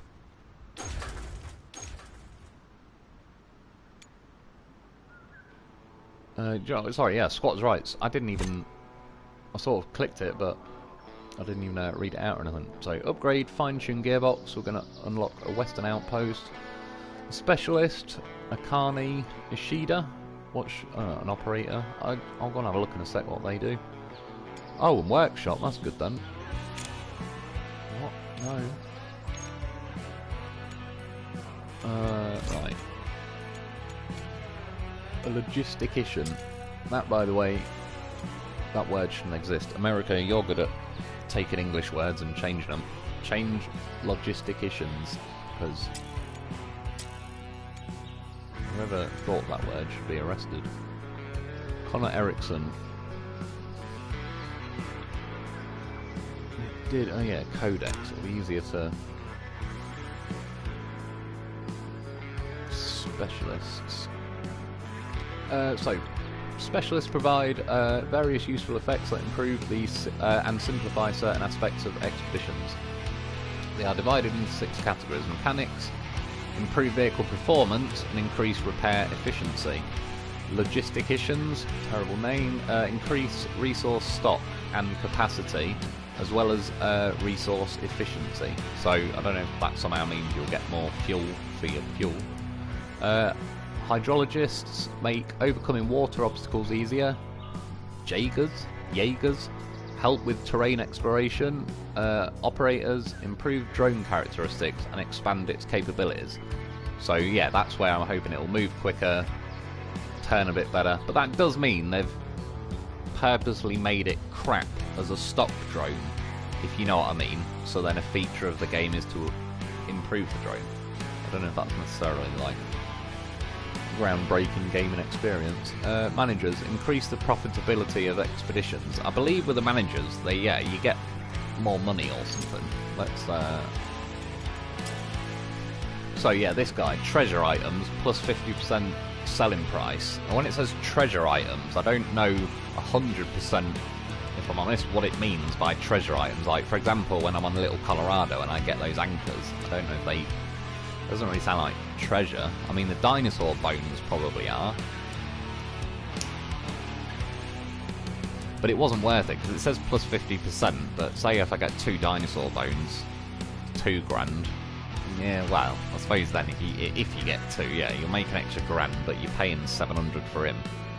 A lot of the times when I was just getting like the anchors and all the rest of it, which I don't think it'll double the price. I kind of worked out at some point, it was just, I'd end up making like similar amounts, it just wasn't really worth it.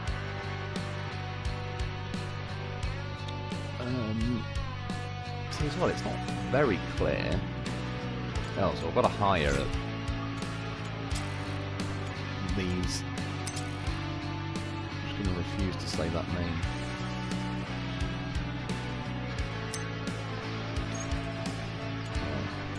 Got one around in the back.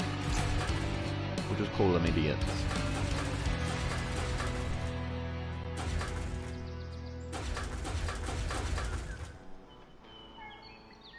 Oh yeah, but I would like my high range gear though. I can't believe the game is cock blocking me like that. Well, I'll take some of these, since I know I just stored some or whatever, but I'm taking some with me. Yeah, I haven't got one of those forever winches yet necessarily on this map. Right. Is that it then? I just need to bring an idiot. So do I complete the mission then as soon as I deploy? Oh, this is the kind of shit, it's like, just let me mash X and it starts. It kind of hovers around on it as if like, oh, I don't know, he has clicked deploy and deploy again, but I don't know if he really wants to deploy.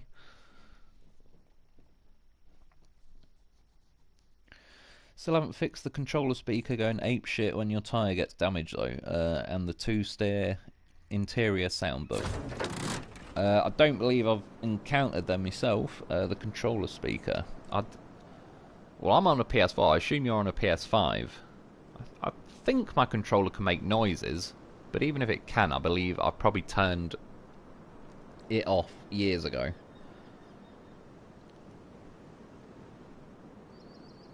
Yeah, I don't feel like it'll be fixed then. Is that, yeah, with the Cotco thing being added? Ooh.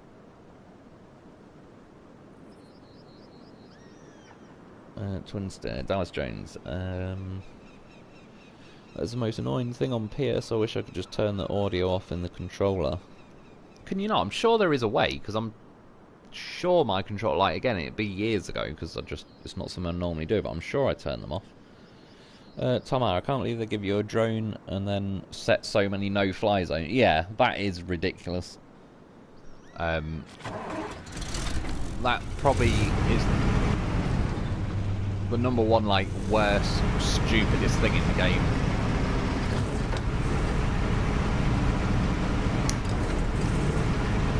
But yeah, I already just really don't like the drone, because like I said, it was already terrible enough, and it was almost like, go on then game, I'll give you... The drone saying no flight zone is like a really ugly woman saying she doesn't want you to take her out on a date. And you'd be like, well, I'm not fucking take you out on a date anyway. You should have been grateful I was going to take you out on a date, and now you're saying no flight zone. It's kind of like that. Yeah, that drone is nowhere near good looking to be refusing flights. New task, new friends. It's always payment, 6,800 though, and a new specialist apparently. Am I still on this other? Oh, squatters' rights, hang on. Can I click follow, and then do not follow, and I'm back to the squatters' rights? I don't know if that means I've now bagged it for later. Let's see. We go this way. I know Mr. Wolf is missing his loaf, and I certainly am. He won't be able to carry it around anymore, like... Loaf finds a way. Jeff Goldblum said it in Jurassic Loaf. Yeah. I will... Trust me. I know it won't let me necessarily pack them, but I will get a loaf in this sideboard if it kills me. Even if I have to hire one of them idiots and fly a drone, I'll make it happen. Again, you know, just if there was a box around the map and a compass, so you actually had any concept of like which way is up, would be nice. I'm trying to think. I think it sort of spawns a map like this. Oh yeah, shit, and I'm down here. So let's go down there. Oh, hang on. What the hell's that? Oh yeah, new friend. That's a different mission, isn't it?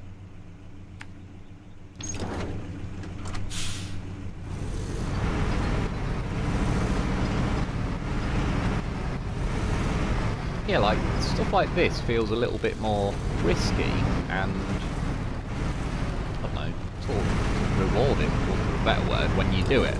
Snowrunner, that'd just be an afterthought. I would just yeet the truck off that cliff, and there'd be a tree somewhere nearby.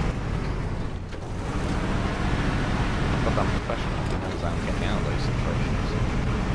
Don't get me wrong, it's probably not going to be too long in this game before I'm just flying off cliffs.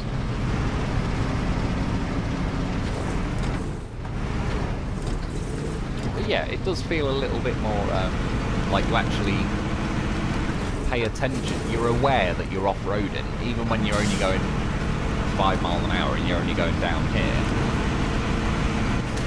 But it's sort of the purpose of the game, whereas you know if it was SnowRunner now, I don't know if, say I'm driving here to get a piece of cargo, I don't know if I'd just be like, come on game, I want to go and get my cargo, stop making me enjoy off-road.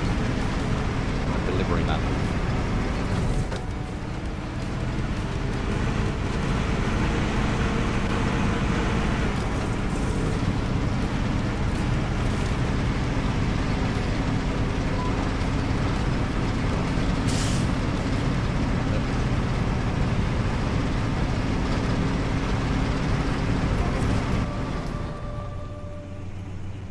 Discovered a new climb.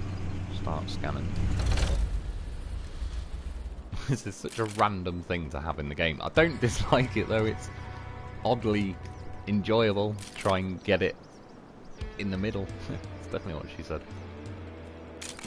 But yeah, really? That's harsh. Try again.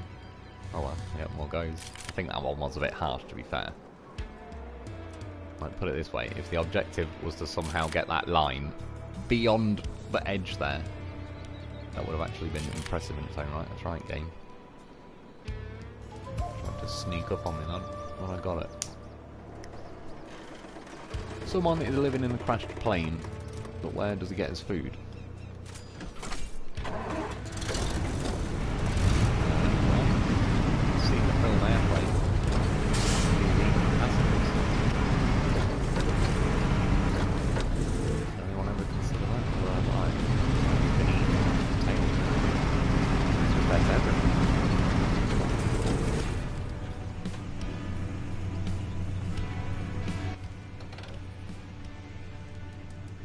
Explore the area. Yep. Crappy drone time again.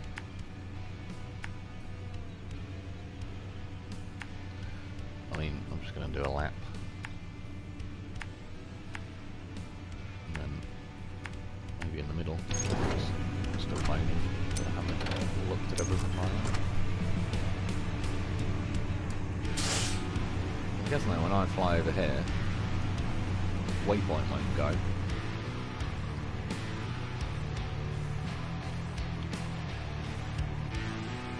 Roughly along this way. Distance 76. Nope. Have an airdrop.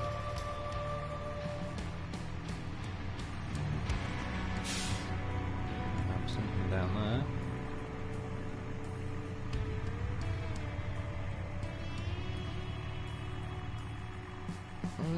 Have I hired someone that improves my drone? No, 30 foot.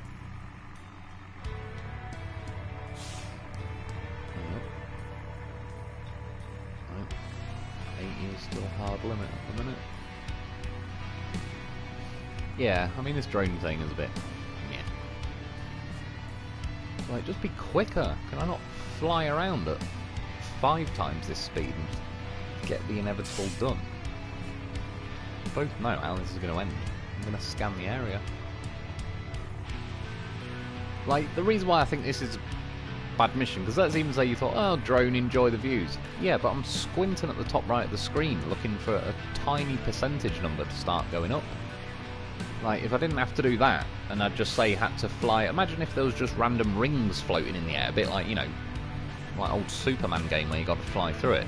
Just so I'm actually looking at the screen and not the squinting at the tiniest numbers possible. Yeah, that's why they've not done this very well at all, the drone aspect of it. Right, so I'm guessing I could only get there though because it was cop blocking me. So let's go and get the airdrop and then I'll kind of head this way and I don't know, it'll probably cop block me about there.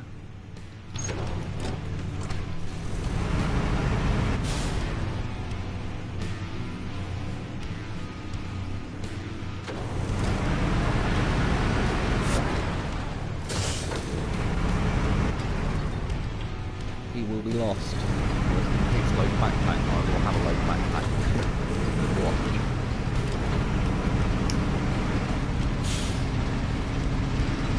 Yeah, they should add the option though to officially attack vehicles again. I saw one of my videos sticking lights everywhere. Yeah. Bit of a broken mechanic.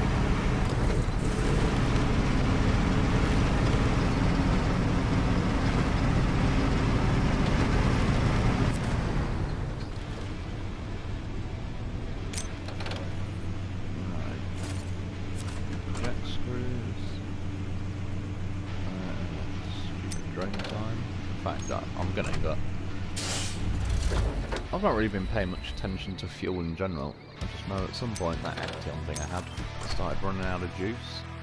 No flight though. What a shitty drone. So search the area. Oh, you can't search all of it because we're going to cock block you because the drone won't fly far enough. Drive over so you can move the drone a bit further. Oh, it's a no flight zone. Genius game.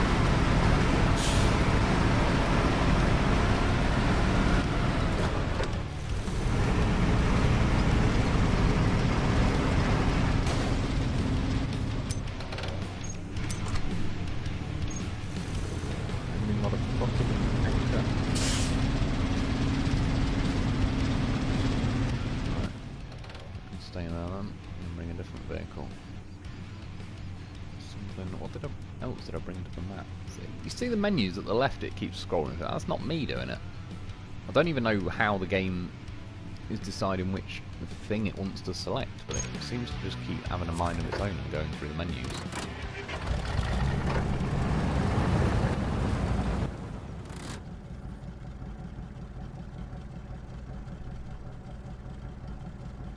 Right, so let's all delete them points.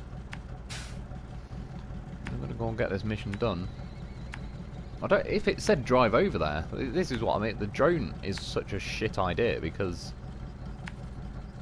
this mission would have been more fun if the drone didn't exist and I literally had to drive around and uncover the rest of this. The fact that they've added something that just is shit and doesn't really ever work. And it tells you that no flight zone 80% of the time you ever want to use it. Yeah, I don't know. Again, like, not one person to play this and go, yeah guys, this drone is shit.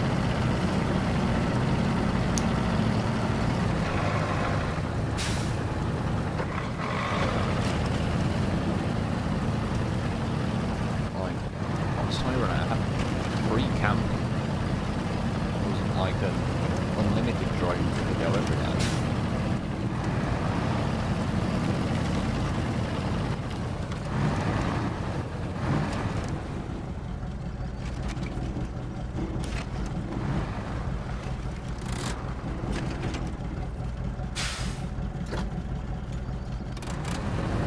handbrakes do work in this game. I think they could do with being a little bit more potent.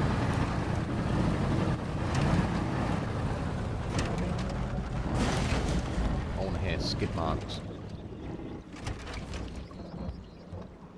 when I whack that handbrake up. Fucking hell. Wonder how many times I'm needlessly gonna go into first person view in 2024. Oh yeah, in fact, that was probably a waste, because it's not gonna let me use my winch. Check screw time.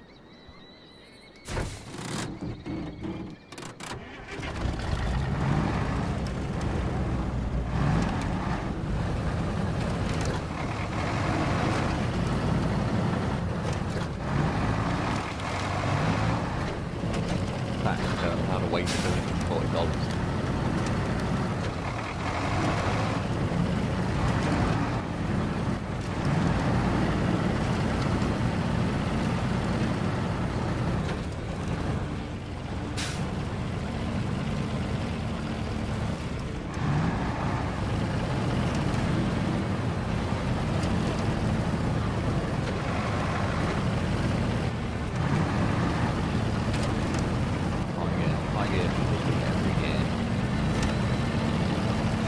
I will say as well, high gear, it seems slower on this game. It definitely isn't the high range high gear from SnowRunner.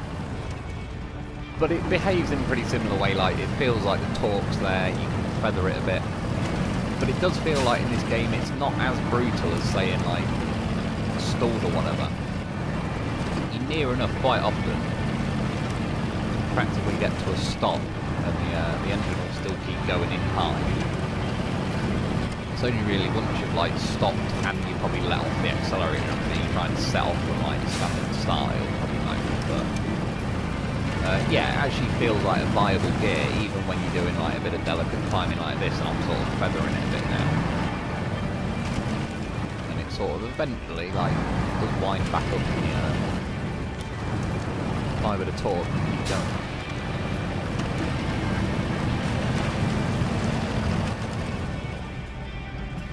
Just back up to a ledge, drive Loaf onto the bed of a truck and attach the winch to it.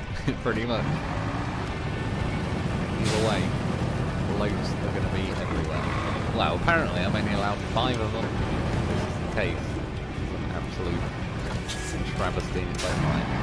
But if it's going to also make me deploy each time, and I can only deploy 4 vehicles, I will accept 5 Loafs. Is enough. I've only used 4 of them at once. Yeah, they haven't like got a crane or anything as far as I know in this game, unless one of those trucks we unlock later has a crane. But then I don't even know if it would have put like, yeah, a winch point on the Loaf to lift it up or anything. Right, yeah, so there you go, we've uncovered the area apparently now. Yeah. Just to reiterate, drone, bag of shit. Trucks, good. Drive trucks to places. It tells you to use the drone. Just ignore it. Or if it forces you to use the drone, use it for as little time as possible. And then, yeah, get back in the truck.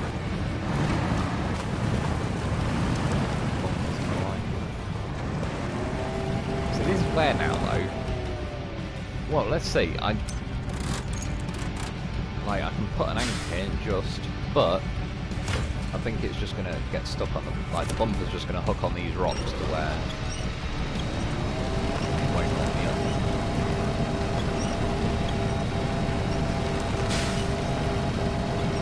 I also think this game suffers from the similar problem that SnowRunner does as well. When the winch cable's pretty short, it seems to become weaker and almost useless.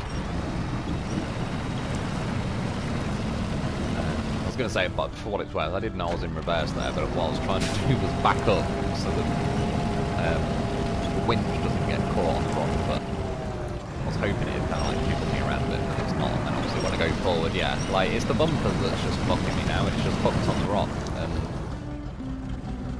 yeah, there's not really a way to avoid that.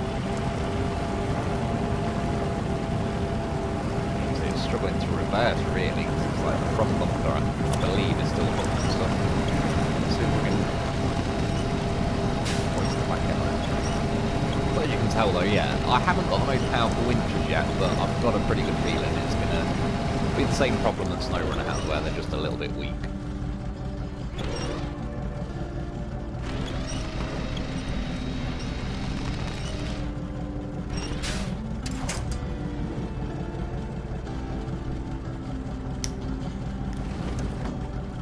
Definitely has the same mechanics as SnowRunner, where like it kind of held me up in a vertical position then, and then it kind of plonks you back down horizontally, but it kind of takes a little while. Let's try some over this side. We could probably do with being, yeah, a little bit less fussy. You know, like when you go to put the anchor points down, obviously loads of places that it says you can't put it. Yeah, I think they should relax that a bit. Given that, like, it is a game, so it's not a case of like, oh yeah, but we can't do that because X, Y, Z. It's like, you can. There's only some kind of coding you've added to the game that's saying, no, you can't put it here, here, and here, but it's physically impossible. Wrong.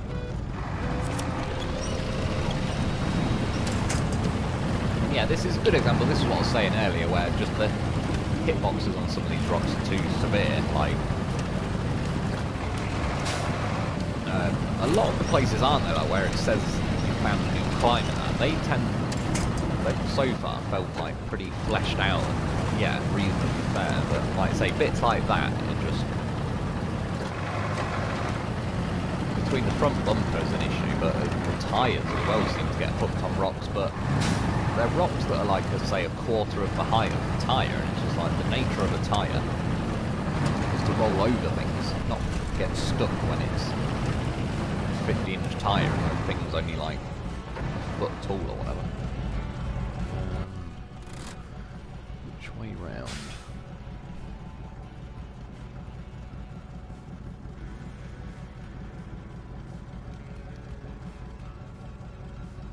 Oh yeah, there's me step truck thing.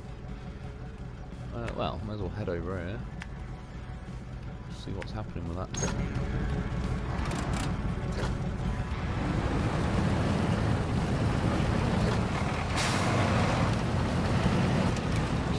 Where is he? It's in a wing box at the minute, but should reach that step.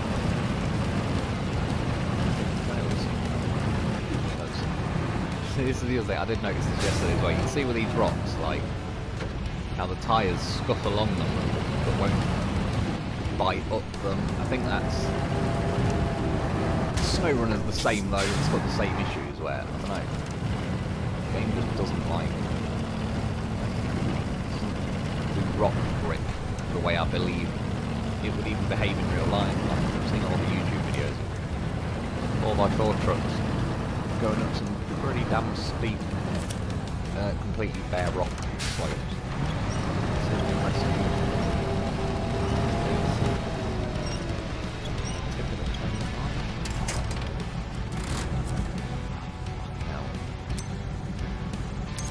Don't like that.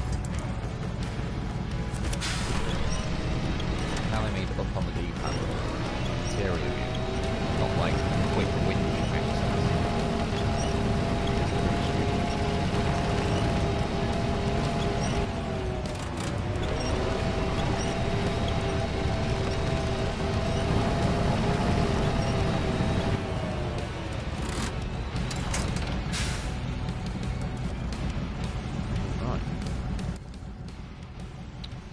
That rescued, and do I climb up this way and try and go round?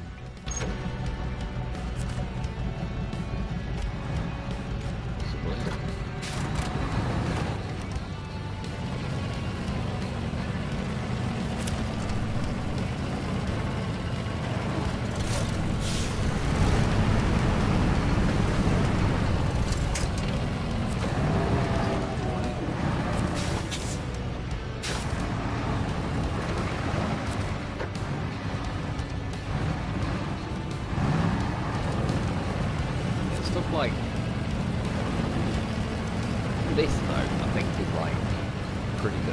seen at least a map there. It's not like excessive with the hitboxes. Whether I can change it here, let's change the tire pressure so much.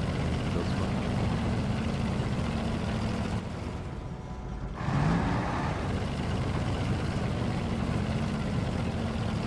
This is why those recoverable winch things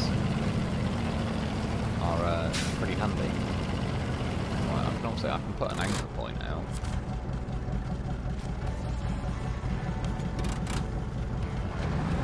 I've only got so many.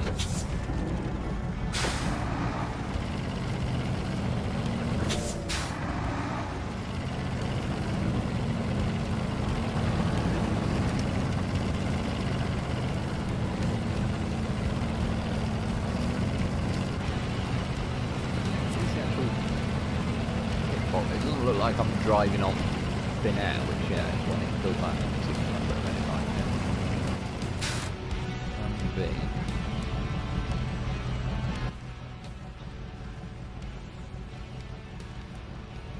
No game. Why do you keep trying to make the camera go over there?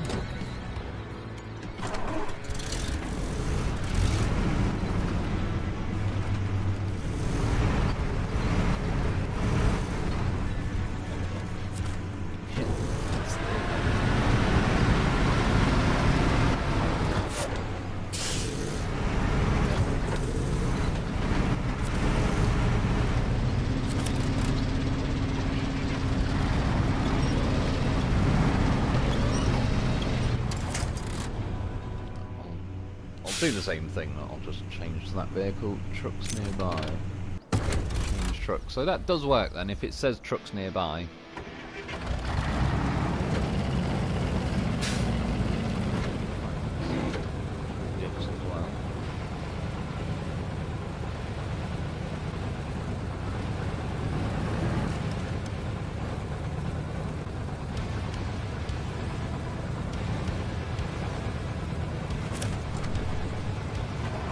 Turn that on and see if it can give me a boost.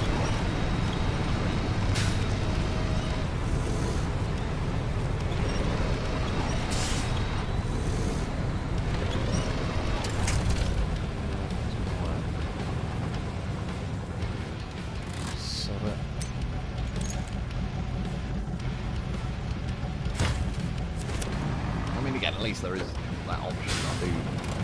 It is pretty cool. But I do think, you can see there was one point where my wheel went over one of the rocks there, where you can just see it's like a very sharp edge to the rock. If you sort of imagine, like, if the game's coded, I know it's got all this like textured looking rocks, but if you actually imagine the rocks are like glass, smooth, very sharp, jagged angles, like the actual hitboxes of them. So here's what I mean with the, like the winch. It gets a bit weak when it's quite short. Yeah, so if you imagine you're actually sort of trying to drive over really angled like chunks of glass, and it sort of feels like that where there's not a lot of grip going on.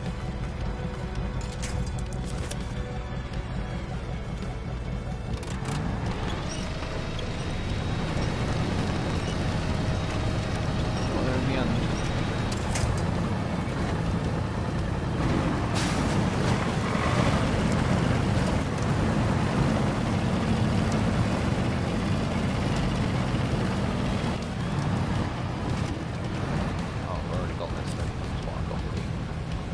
Step truck. Yep, we've got some bones.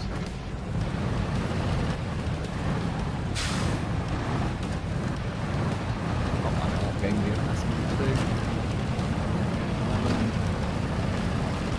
Braces of the wreck.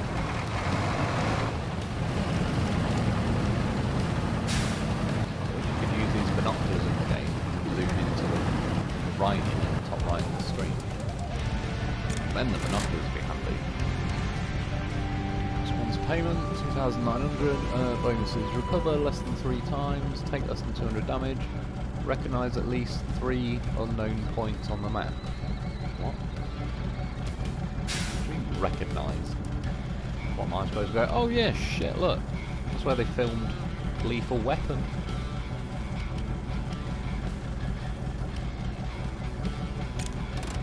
Oh yeah, look, there's where I think Baldwin shot someone on the set of Rust.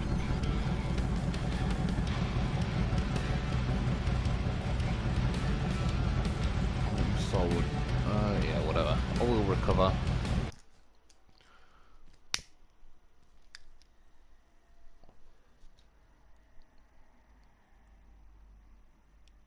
Joe Toon, I've finished all the missions. What do I do next?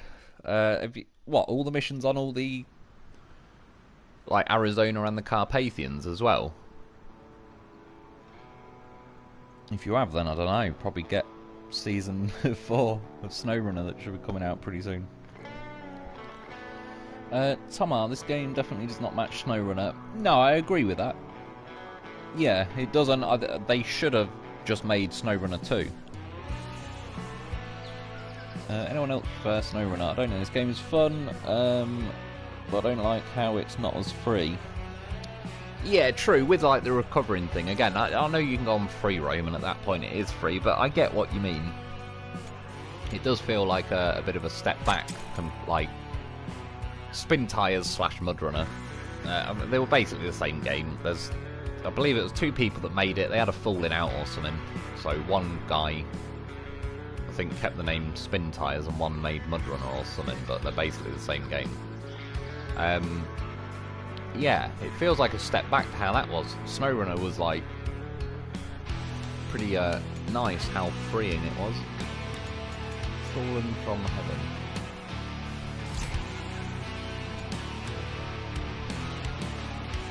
Requirements. I need an operator and a metal detector.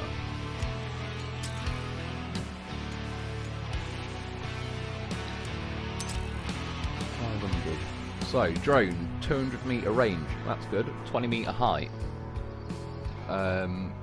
50 meter partial scout.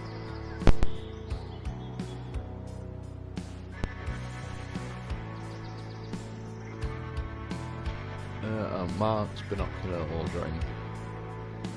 Let's just read this quickly. Akani broke into the nature vlogging scene in Japan. Who gives a fuck? Winch over created reviews of hiking trails and national park. Yeah, whatever. So some kind of fake story about this fake person. Sort of trying to give me a Twitter account ultimate. Right, let's take this little Don out. Oh yeah, it's customised as well, because I don't even know if in the my normal playthrough, not that.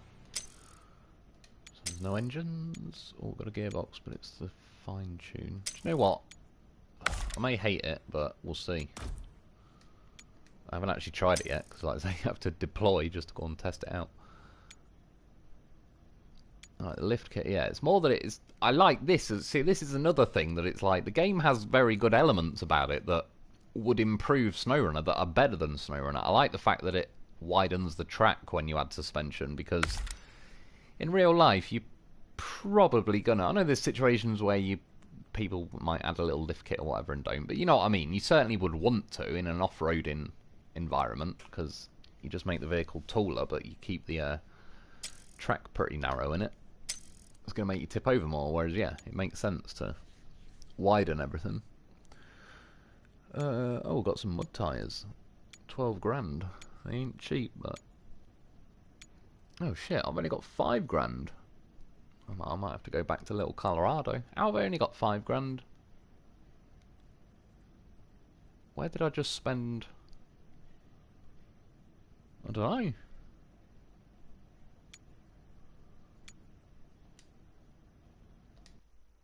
Alright, I'm off to...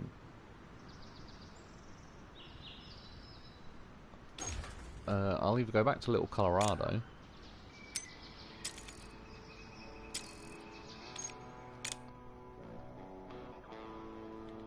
or... Oh yeah, it's because I bought the like Action. That's what I was thinking, is like, where the hell did 100 odd grand go? I think, yeah, this is 90 grand, so that makes a lot of sense.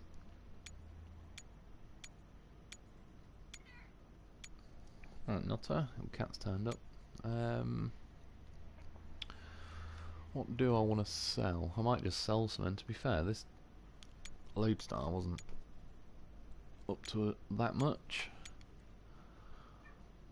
Or do I sell that, since it's not letting me have a high range? In fact, no. I'm gonna go and poach some items.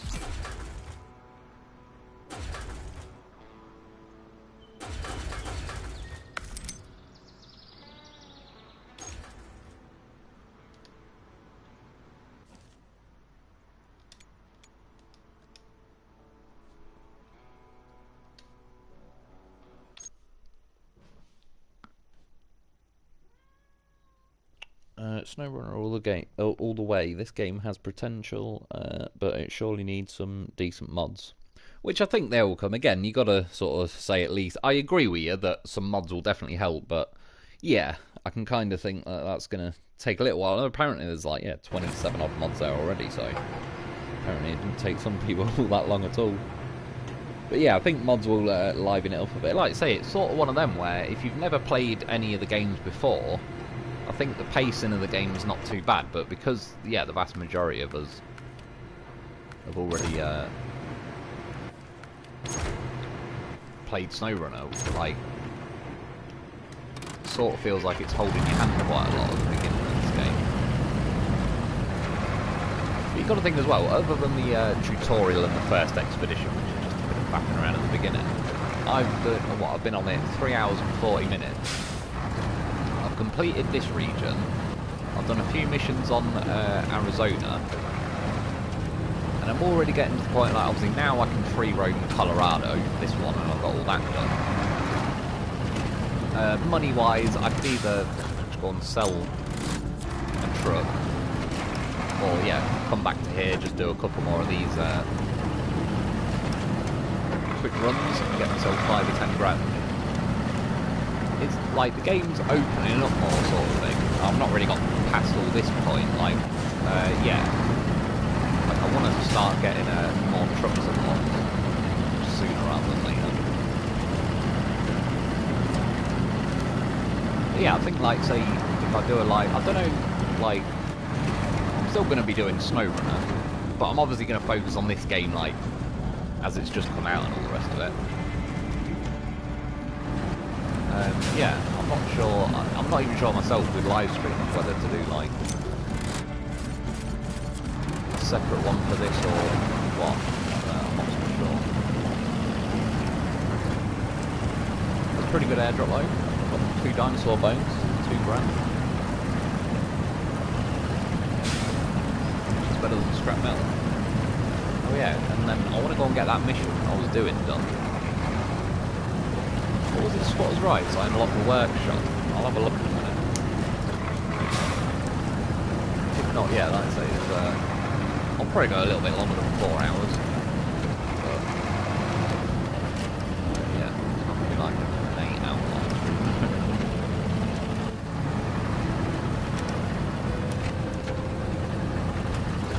Yeah, like I say, I don't know if it's a bit boring or not. I didn't really mind it, just keep nipping around and grabbing these anchors and that. Yeah, like this climb, I think is good. It's sort of well balanced. You have to kind of time it right. You can definitely bump into stuff and not climb up as easily as I did there, obviously, because it's getting these airdrops. I've kind of been up there about 20 times already, so not a bad haul that one. 3 dinosaur bones. And to be honest, even if this had 2 dinosaur bones, I'd have to leave one because I've only got enough room for 6 things. So that was pretty nice. Turn to headquarters. Yeah, like I said, this is the only slightly long bit, but I just did that. Probably took me a couple of minutes. Now return to headquarters.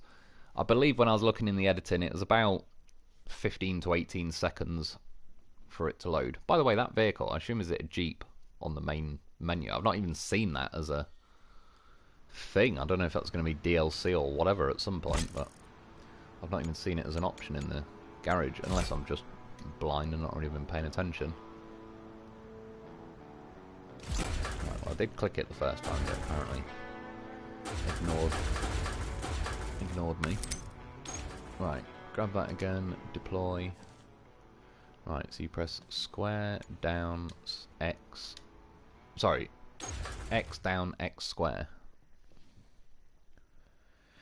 I don't know, this game seems targeted to 18 to 13 year olds. It holds your hand the whole time as SnowRunner spawns you in a map and says finish. Yeah, I do agree with that, but then also whilst, like, I can't say fully because I've only just been on that Colorado and then now I've just got onto that Arizona map, but at the same time, it's way easier to scout a map and uncover it on SnowRunner, but I don't disagree with what you're saying. I do know what you mean. This game does feel like it holds your hand too much. But I don't know if that's going to wear off at some point. But yeah, as far as, say, scouting goes, I tried to uncover the map on my main playthrough, this little Colorado map. And I've got most of it done, but again, I'm sort of waiting for the radar trailers and that to be unlocked.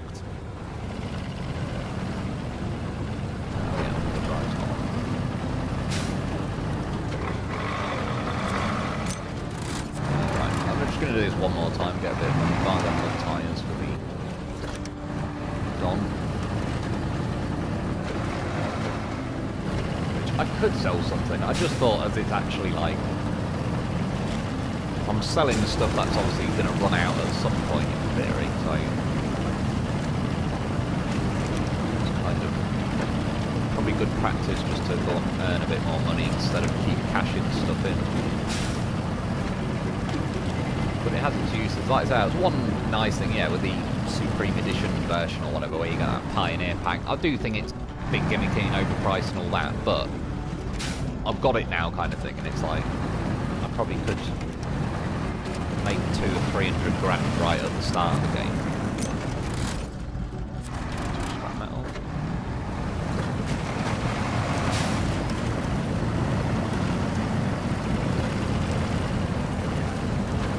But yeah, strictly speaking, like I said, for anyone who's just got the standard version of the game and you're not got that Pioneer pack, do what I'm doing now, just get a few of these airdrops to rack up 100 grand. Well, yeah, a couple hundred grand, you'll be able to buy us. With the step vehicle, again, when you do that first expedition mission, it says you unlock a Don 71, which you do. But I'm pretty certain it doesn't mention it anywhere, but it also gives you a step 310, because as I said yesterday, I started a new game because I was testing some things out, and then I realised, like, hang on a minute, where the hell did that step come from? So then I deleted the game and started again. And yeah, figured out, like, that it just appeared in the garage after that first expedition mission. So that in its own right is like, there's 100 grand kind of thing for that.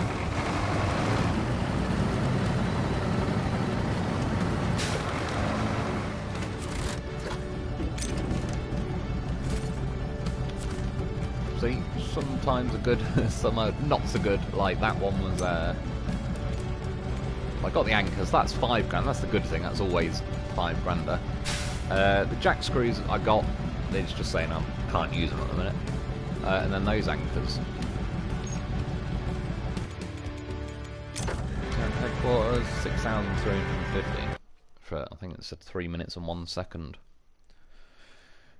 And yeah, I was being a bit slower then because I was kind of half paying attention on that. Kyle, I refunded this game. It's too small, unfinished, doesn't offer 40 quid's worth of new stuff to me. This easily could have been a SnowRunner update. Yeah, I do think... I've not played through, obviously, Arizona and Carpathians. I can't say as far as the length of the game goes, but I certainly get the feeling there isn't as much content as SnowRunner. But within that, I don't know what they're going to be doing with the, like the year 1 pass, how often stuff's going to get added on that. What am I doing? Yeah. But yeah, I do, like, yeah, I sort of, not saying people should get their game refunded and that, and I'm not disappointed with the game or anything like that, but I can see, yeah, like, it does sort of feel a bit hand-holdy and a bit slow to get into it and all the rest of it. Was it this one? No, big reinforced bumper. I've already done the mission that got that.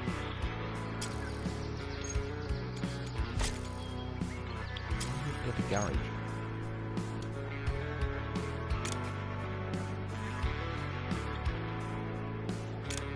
Yeah, sorry, I just want to see if I've got this workshop. Or was it a mission?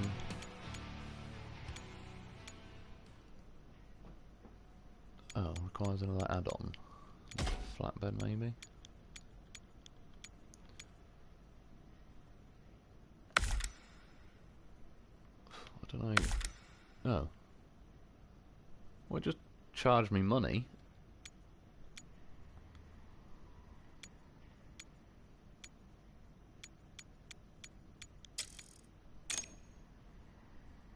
I have absolutely no idea. Alright, this one.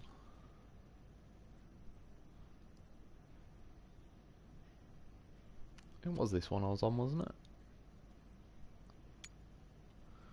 Yeah, it must be, because that one's not even got a flatbed.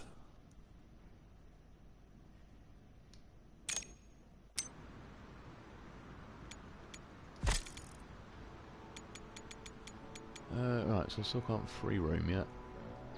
Oh yeah, for what it's worth though, look, they're on the right hand side of the screen. That's the map, so you can see the way like the rivers are going and all the rest of it.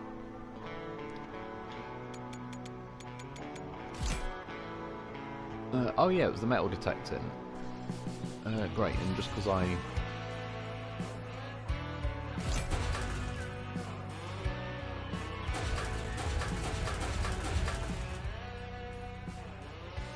know what, I'm going to just sell that.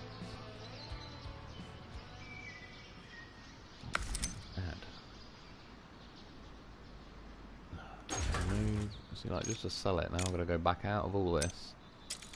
Close the screen. Garage.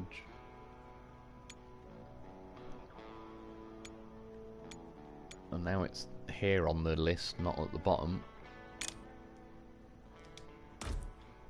Sold. Fat cat.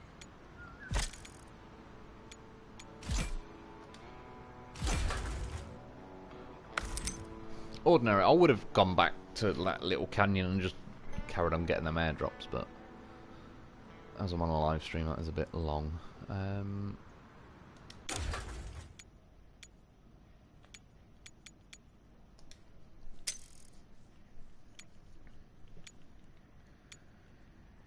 Tamar, well said. You have to finish the contracts before you can free roam. Then you can't see a lot of the map to plan a route to explore. We need some mods for radar. Yeah, at some point there is apparently a radar you can unlock. But yeah, I agree. Like that way it's sort of done, I think is like the drones and that, for example. Yeah, we should just have the. It's just a radar trailer, like. Yeah, I don't know why they've tried to reinvent the wheel kind of thing, and it was sort of. The wheel was working just fine.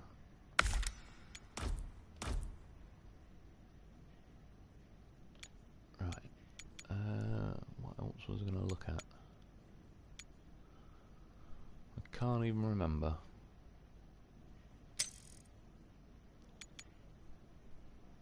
Yeah, well, I'll upgrade that to medium, whatever.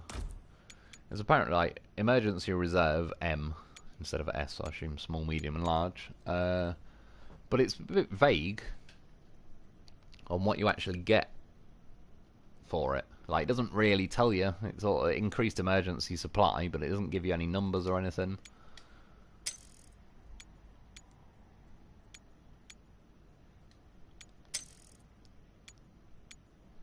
Well, yeah, metal detector.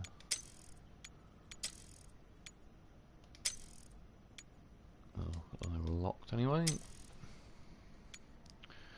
That's probably going to limit me to YAR rims.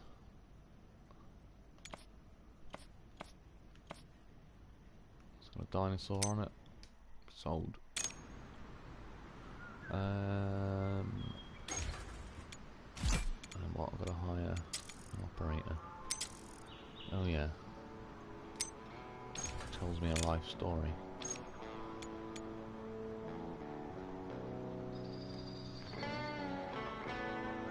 I'm going to take another vehicle just in case I roll or whatever. See, cause yeah, if you only spawn one vehicle and you roll and you're out of anchors or jack screws or whatever, I assume you just have to, like, recover the headquarters. So in that sense, it will be like restarting, really, because it's going to make you recover.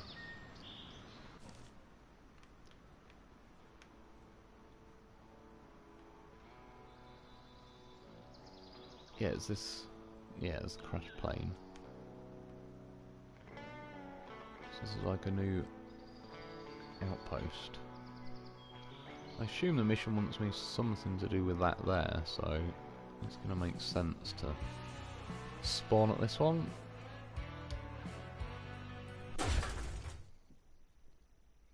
Pipe dreaming, can't fly in the Grand Canyon, it's a no-fly zone. I would fly in the Grand Canyon. With a big banner saying government. You know, like those planes that fly in the sky, towing a big banner behind them like that. That's what I would do. Or the banner that says, "You cannot impede my right to fly a drone." Well, at least I got the high-low, which... yeah, look, like, I've gone just past the middle, so now I can't move over to auto. And look, like, I was just there, so you have to go flip it up a little bit. This is why I don't like the fine-tuned gearbox. Anyway. Oh yeah, I built 40 grand's worth of these, didn't I? So a bit of money went as well. Trucks nearby trade, like, cool, but... the hell? Oh, workshop! 20 grand. Well, I'll have one of them then.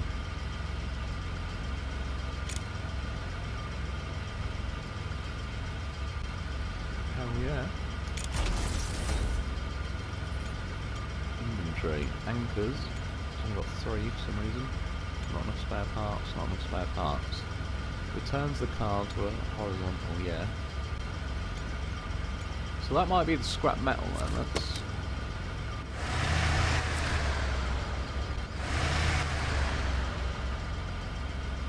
I'm kind of jumping between missions a bit here.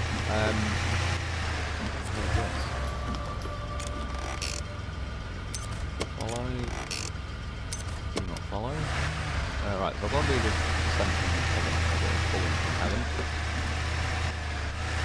Yeah, I want to know what's going on with those workshops there.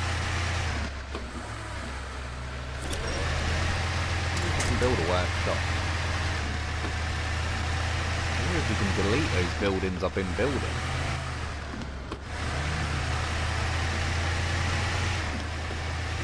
You must be able to. Well, if you can't, I've just gone and built like 4 of something. I might not even need them. That's why it allowed high range is a bit, yeah. Well, the torque's there, but it's a bit slower than I was hoping. That's what I wanted to check to find the gearbox though, if it even had a high gear, which it does. It's better than none. There's a steep descent ahead, be careful in such places, you should not rush to. Yeah, it's done now. Now I have to high speed descent mountains. I've been away trained for these situations. There in the fire. We can't get down there. The faster pace when you find comfortable.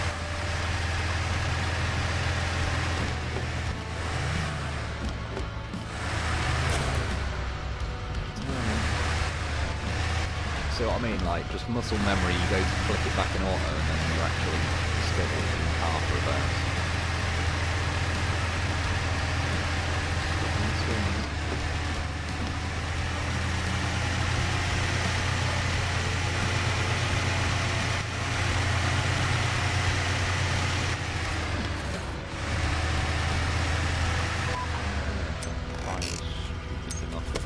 And yeah, it's another thing, like with the metal detector, it just wasn't a very fun feature of SnowRunner.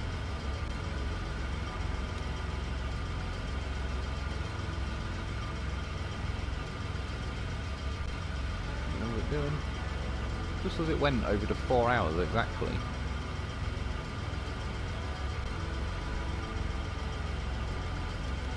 Is it just frozen? too sure. Yeah, the live stream's still on, in theory.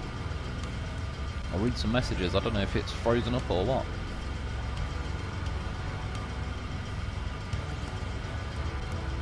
They made a small base. It's more easy to fix bugs, and the rest will be DLCs. A lot of them. You pay game $40, and DLCs will be $150. Oh yeah, right. So you mean they made a small base game, and then yeah, the DLCs. Yeah, true. But I would say though, with SnowRunner, in its defence, if you actually got season 1, 2, 3, and 4, there is a shitload of game there for that money. But I get what you mean, like the concept of companies make a small base game and then try to sell you everything as DLC, basically. Yeah, I do agree with that. Call of Duty, Activision, they were pretty bad for that. That's part of the reason why I ended up, like, I played Call of Duty for years, like, but... Oh, the camera was just moving. I think when I click detect, it's like freezing or something. I don't know what's going on, we'll see. I think it did just unfreeze a minute ago. But this is clearly something they need to fix. They gave us a tool to explore with and then fixed it where you couldn't use it. Exactly, it's like add a drone and then, oh yeah, let's put no flight zones everywhere. And it doesn't even tell you why it's a no flight zone or what you'd have to do to, yeah, like, it could at least highlight on the map where flight zones are. And yeah, just like, that's a terrible decision to put something in a game that, like I say, isn't really the greatest mechanic in its own right anyway.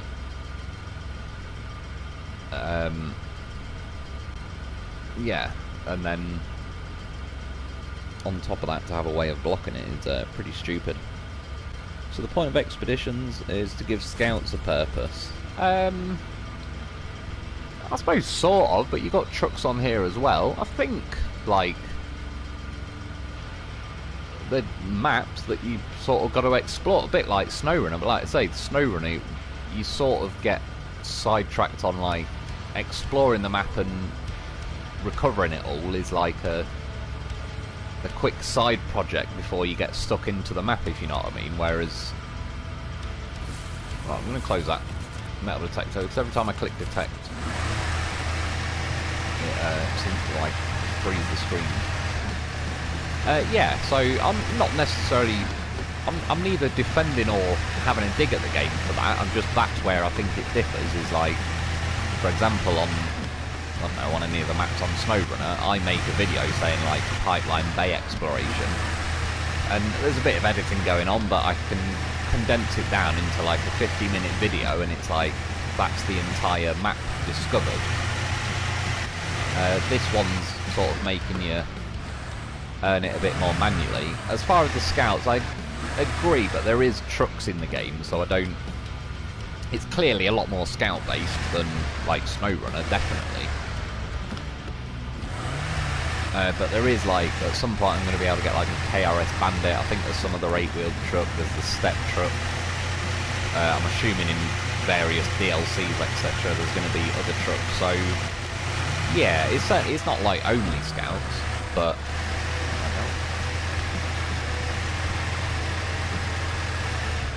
What the hell is going on?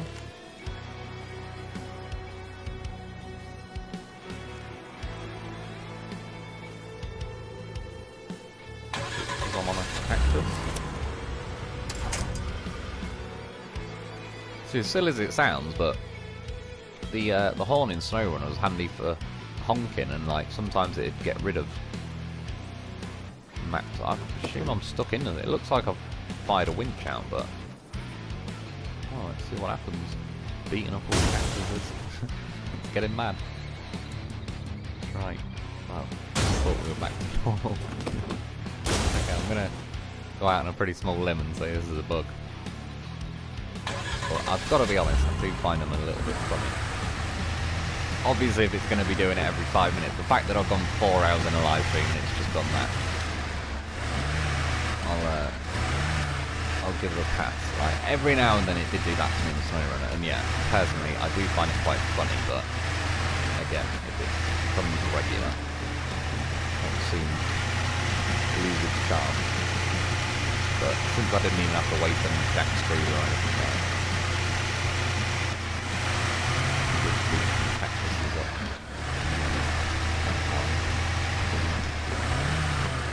Technical term.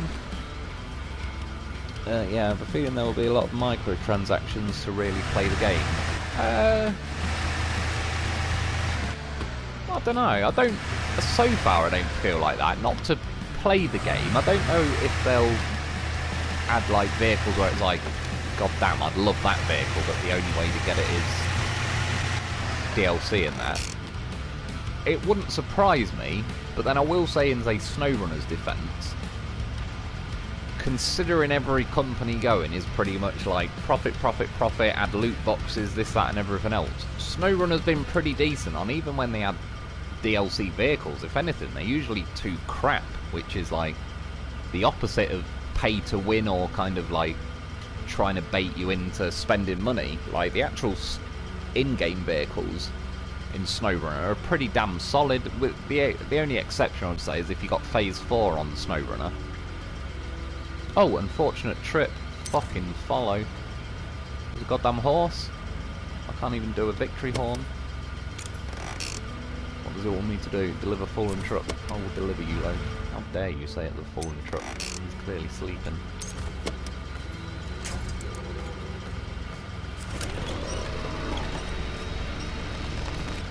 I had to bring a Don for this one, didn't I?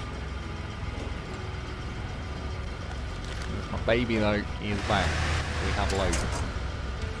Stay there, Loaf. If I could just switch to Loaf now, that would be even better. Right, I don't even know what mission I was doing. That mission is hereby officially abandoned. Right. He was aware.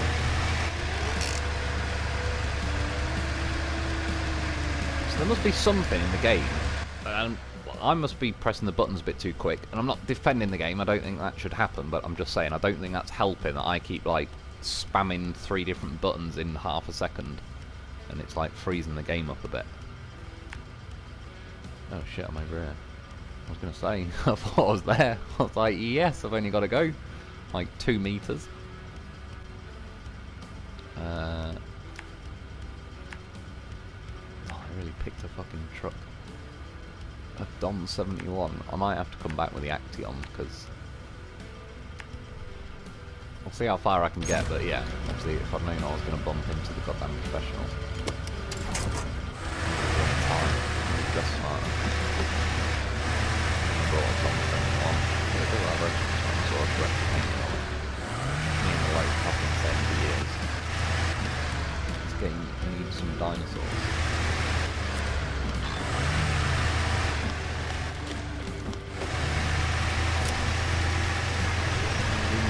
Wide arch, get on it.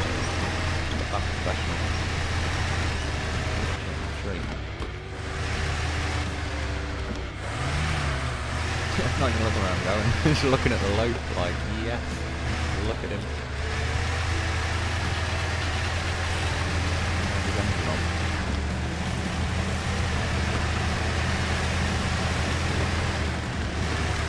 So like just there, blipped like 2% into reverse gear, tried to make me reverse.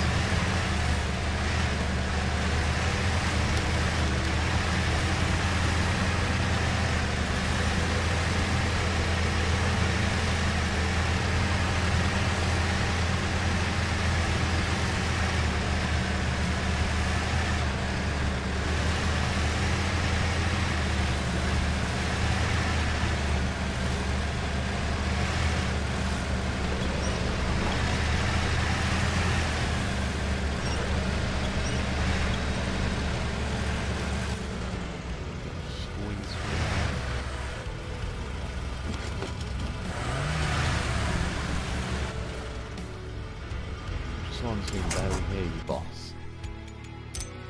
I'm going to settings and I'll turn it all down, but again, it's very quiet at my end already.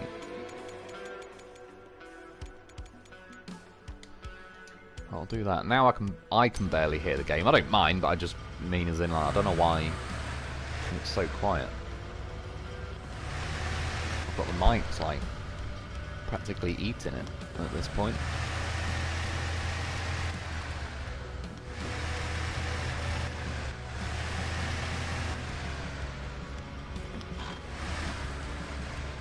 So I'm gonna go and get the Action. It's this fucking gearbox and I don't like it.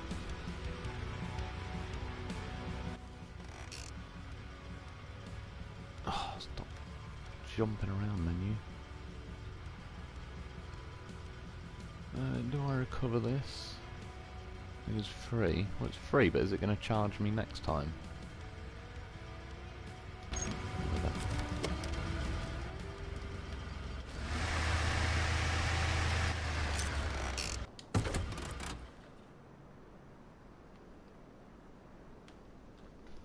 Yeah, so obviously it's freezing up a bit now. What I would do if I wasn't on a live stream is just turn my game off and back on, basically, which obviously I don't want to be doing in the scheme of things, but again, as it's like the game's only just come out and it's only sort of been doing it. Did it to me yesterday, but that was after, yeah, probably more like 8 hours on the game. What is that, out of curiosity? Oh, is that just like the where the mission started, I think.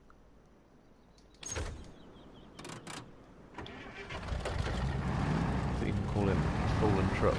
Should say deliver Sir Loaf. Sir Loaf a lot.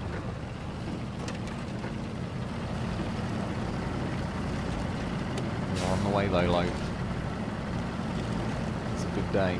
Did not know I was going to stumble upon. Do you know what? I even saw it and I thought, oh, it's just some random thing on the map. Like, I kind of thought in a SnowRunner sense of like, oh, that's probably some piece of cargo we're going to have to collect.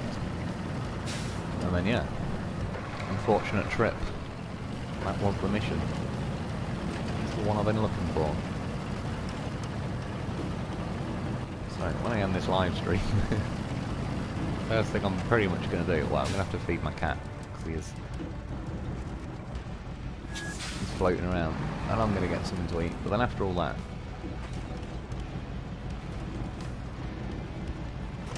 yeah, I'm going on my normal playthrough. I'm getting me a loaf. But don't worry, I won't just bag the loaf up now and then end the live stream. I will actually, I'll go on to like Little Colorado and we'll have a little lap round there with him. Yeah, do you see what I mean with the headlights? They're not terrible. They're not like SnowRunner when none of us really knew how to turn them on, but they could do it being a bit better. But I will say I've not put the light bar on the roof. And I will just say at that point, if I could just recover to the garage now and quickly pop them on, but I can't, I'll have to redeploy and all the rest of it, so... Oh my god, I've got no things. See, right now I could do with a loaf. Isn't that ironic?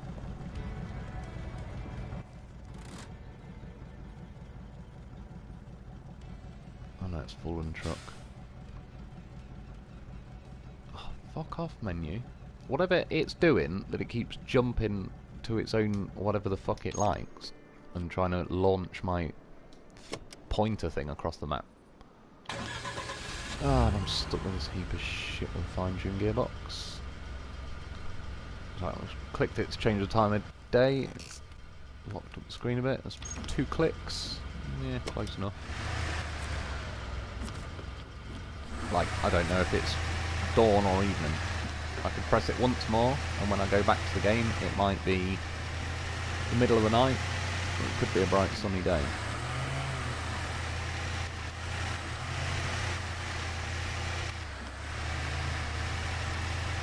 What's this thing? Did I not bring anything over to this map? I suppose I probably didn't.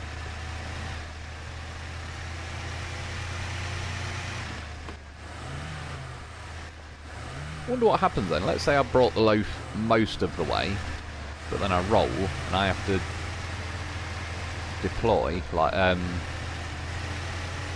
return to the headquarters and then redeploy. I wonder if it'll like restart the mission.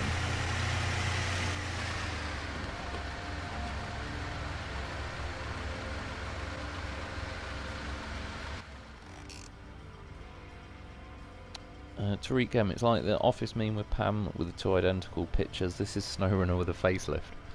Yeah, like, I do think it would have made more sense just to go with, yeah, like SnowRunner 2, essentially. Right. Let's see, this is going to be, when I go back to SnowRunner, I'll be trying to grab those lines with square, I'll be pressing left on the D-pad to enter the winch. It's going to be a bit of a beast.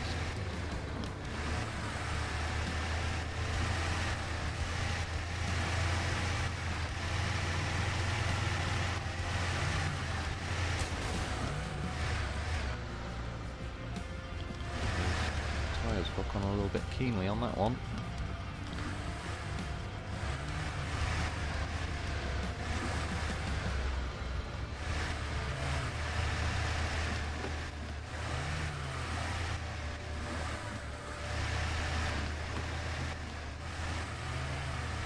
Yeah, I don't know if it's because of the wider tyres or whatever. The fact that this vehicle really, when you think like the tyre footprint is near enough a square,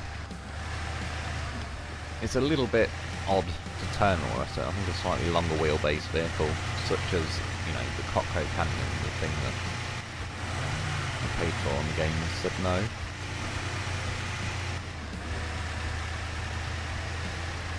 think that would be a nice vehicle to try on this game. It still wouldn't replace the Loaf. Try.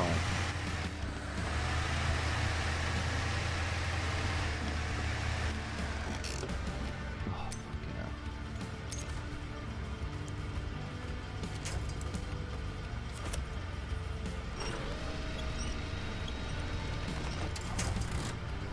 See, I'll have a victory horn now, and I can't. At least you can switch vehicles like that.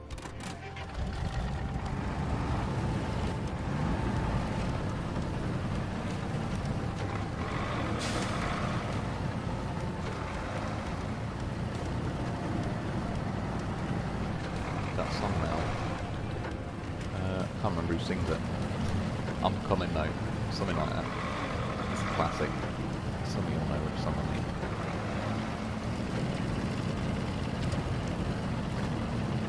Oh, it might be called Hold On, maybe. Oh yes. Speaking of which, hold on Loaf. I'm on the way. General disarray, even Mr. Wolf, how are the frame rates for you? The frame rates have been not too bad overall, to be fair. Obviously, apart from like when I do something like go to enter the garage, every now and then, yeah, it seems to be like freezing up the screen for a few seconds. Or when I did that metal detector, that froze up for, I don't know, a lot longer than it should.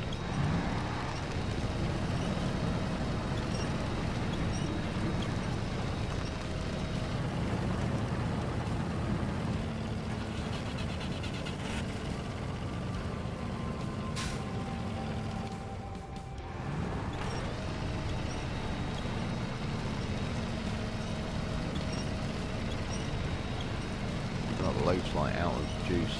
You know, I really couldn't have brought two of the worst vehicles to do this mission. Like the Step Pro would have been the handiest one in this because it's a heavier vehicle.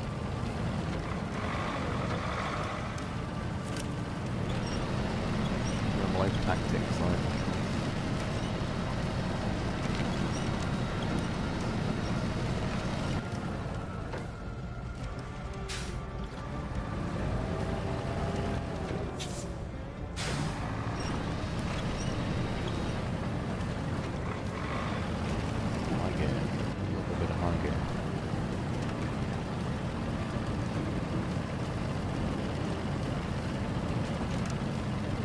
If I had a horn, I could honk at that Don, tell it get out of the way. I'm coming through with a Loaf, but I can't. Even though I have to invent most of that scenario in my head. The horn is the basis of that.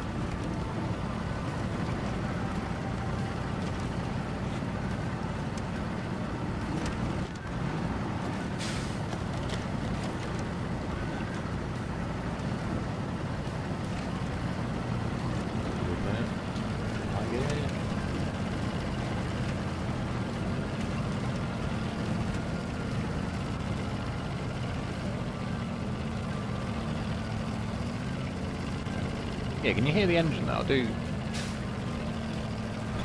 I like, it sounds better than SnowRunner.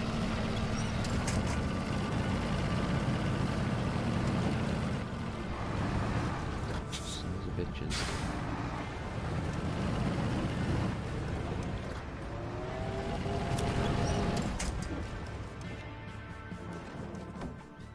Like, Loaf, save me.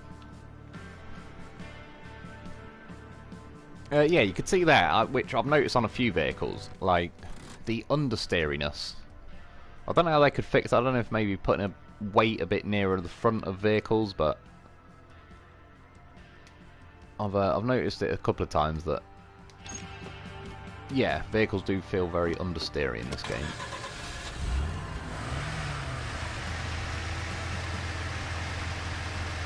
Like this, you can see that even this is like, yeah, oversteering a bit there, really.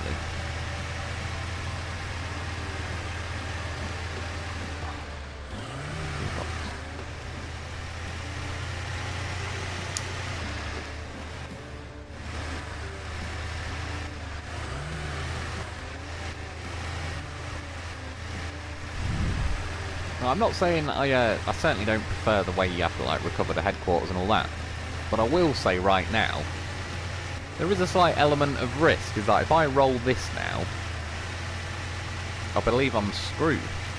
Like, I'll have to recover the headquarters and redeploy, and it'll probably reset the mission.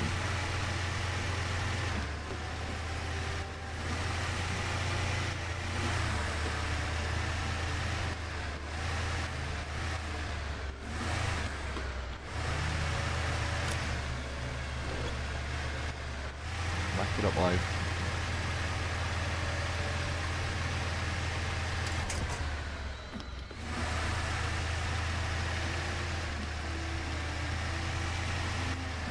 I might just yank the thing down.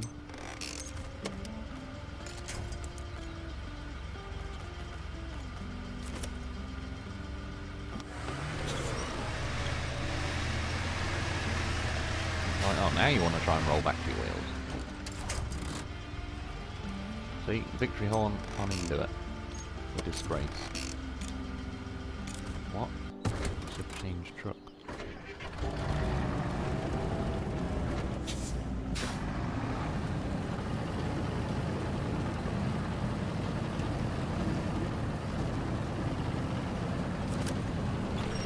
Yeah, you can see the winches have got a pretty good distance to them. I'll, like when I bring the winches up, you see like the size of the green circle it offers. So yeah, not bad, and I don't even think I've got the top winches either. So I'm assuming the better ones in the game should be even longer. Do you know what? Just out of curiosity, if I go dictate trade.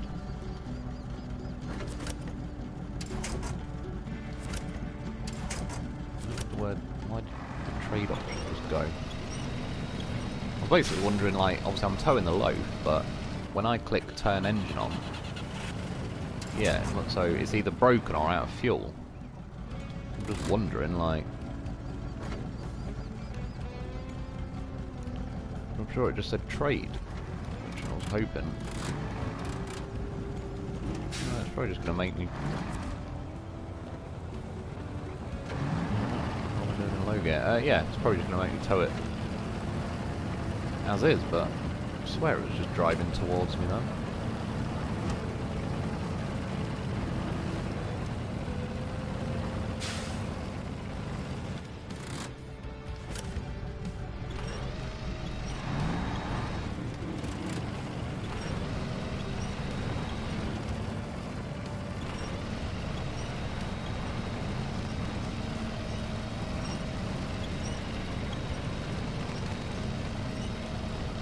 Make me earn it.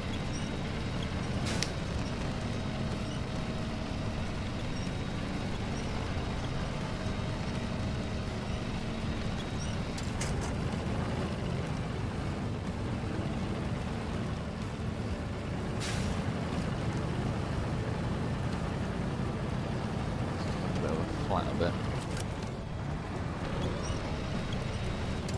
Grab one from front of the Loaf. Yeah, you can see that's a pretty big circle for not like the fully upgraded winches yet. Come on, Loaf, so you know about climb rocks.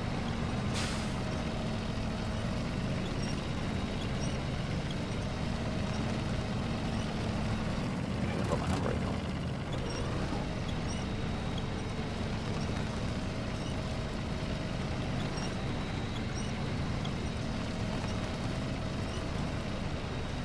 He's a fat little horse, I'll give him that.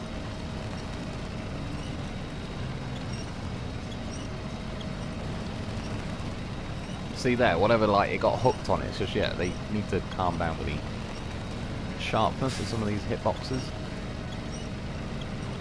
Get to there. Trust them to put a big back steep hill.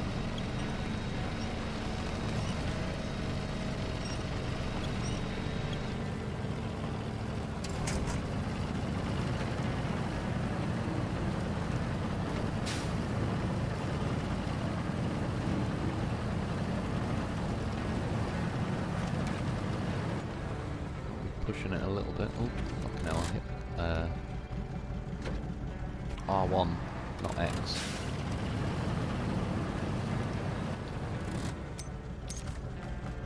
I've got to say, yeah, I might be taking the piss a little bit.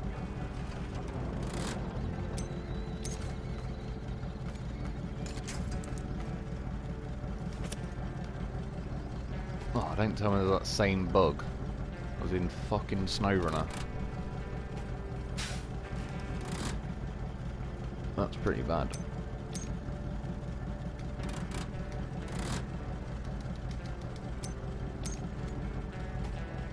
I'm taking the piss. Now it's cock blocking my winch. I'm just going to have to fire one out manually. Yeah, that's clearly like, it's a bug that's been in SnowRunner since the start where there was enough length to reach the Loaf or like whatever it is you're winching to. And the game kind of, you hear the noise like it attaches a winch, but it doesn't actually attach a winch. And then even worse in this case, I had nothing to disconnect, but it then wasn't offering me my winch menu, like the option of which part of my truck to winch it to. Because it kind of already acting like I've already placed a winch. Yeah, they best fix that, 'cause that's just pretty crap. I'd rather they just... It tells me I can't reach. Yeah, look, it's not... I can't access my winch now. So that's clearly a bug.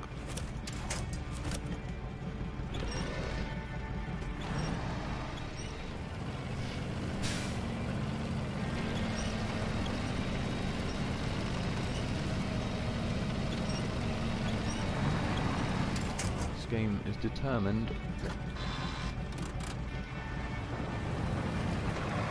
make it an awkward slow one.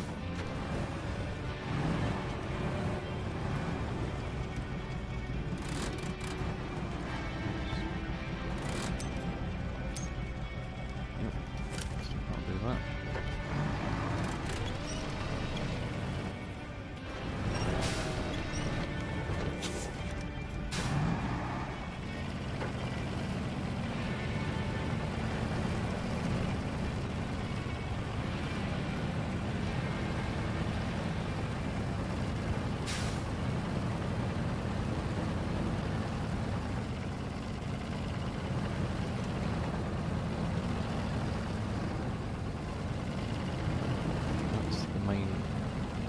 Bit done.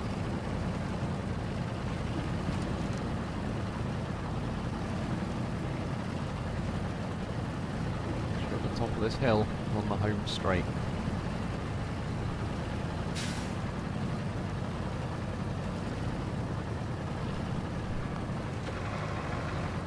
It's a Mudrunner game.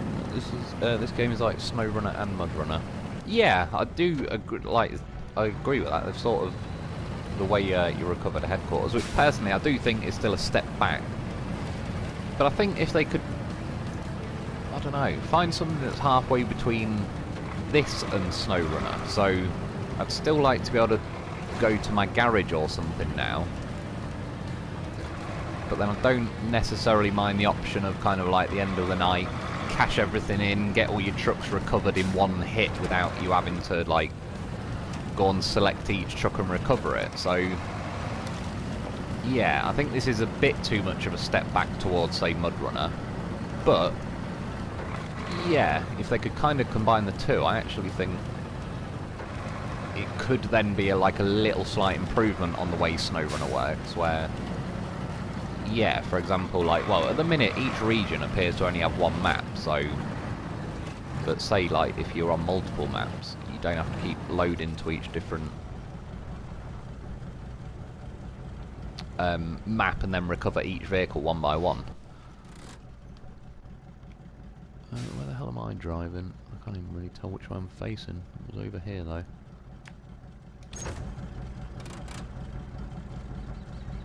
Back it up line.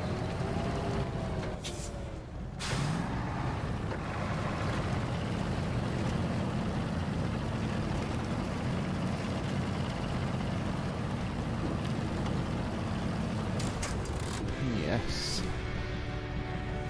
Thanks for the help, you really helped me out. Yeah, well, I've got to be honest, whatever mission we were doing. Return to headquarters, unfortunate trip, 4,900. No items sold. Let's see if I finally have myself a goddamn horse of a vehicle. Scotty Chenoweth, how are you enjoying the game so far?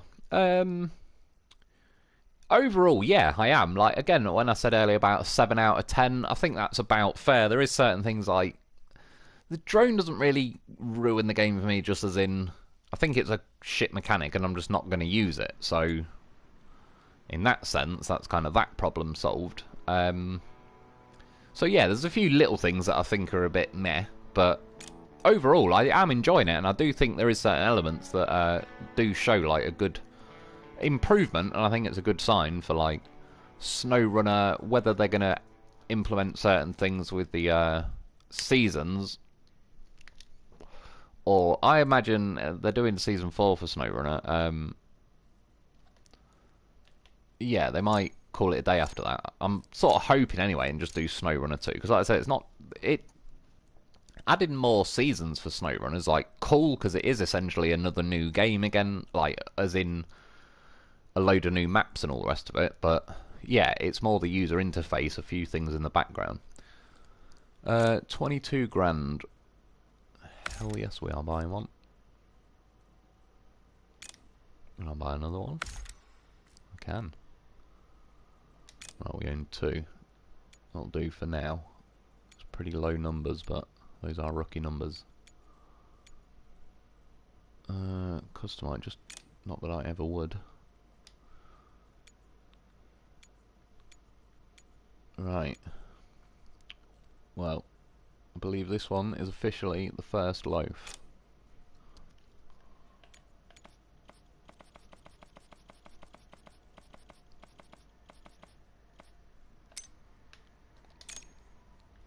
Right.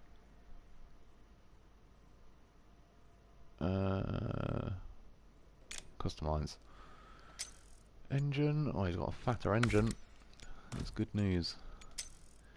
Oh, he's got a high range. This is going great.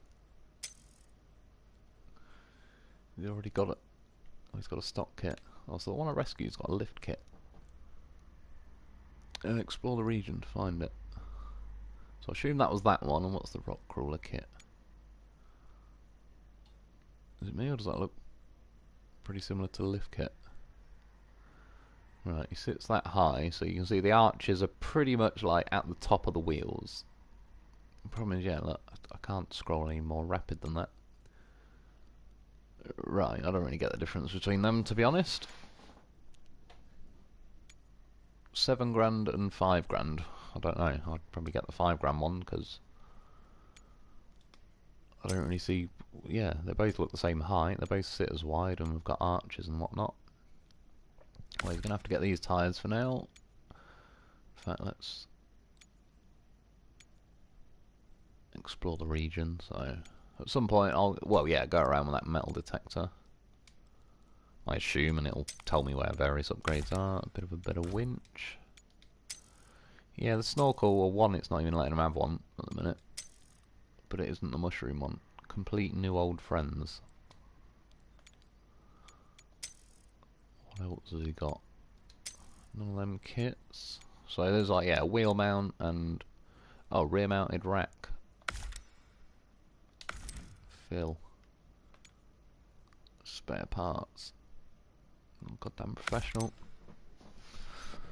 He's got a backpack. He's got his own backpack. Good for him. I can metal detect.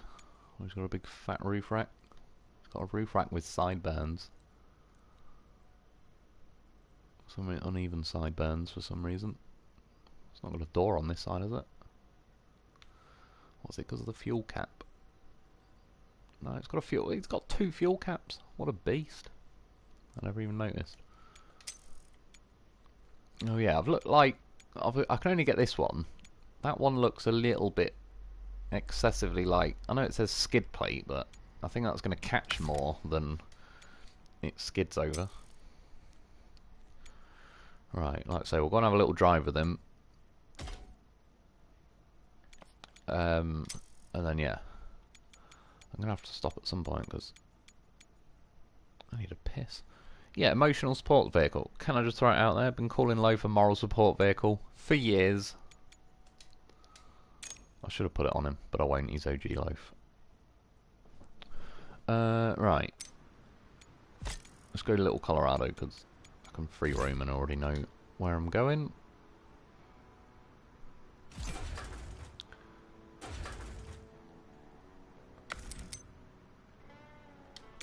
I know I can't, but just there wasn't anything else I could add, was there? Colours, all that sort of stuff.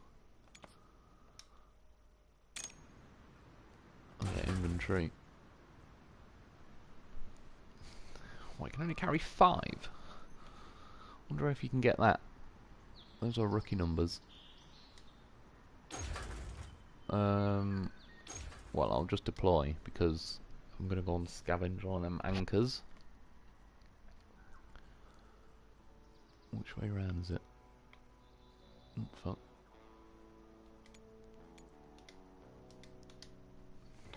Finally, we have Loaf action. Yeah, it's a mix of Mudrunner and SnowRunner, but also different. Cheers, by the way. Happy to see you streaming tonight. Yeah, I appreciate it, dude. Cheers for popping in as well. Yeah, it's well, it's certainly an interesting game. Like, again, I prefer SnowRunner. I'm not trying to. It makes no odds to me. Obviously I'm not paid by this company or vice versa, so I'll say it how it is. There's certain aspects of it I do like about the game, though. It's sort of, it's one of them, you know, where you're partly thinking, yeah, I'm about done, I'll put the remote down, and then you sort of like, well, actually, I'll just go and try this out, and yeah, speaking of which.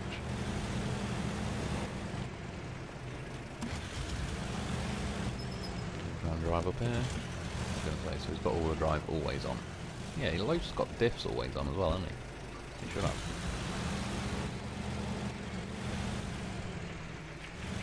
Oh, I can't believe I haven't got a horn. It is terrible. I'm sure there'd be more things you could add to the Loaf. Why did I see the option where you can add, like, there was the roof rack, but like fog lights or bumpers. I feel like I missed a menu or something.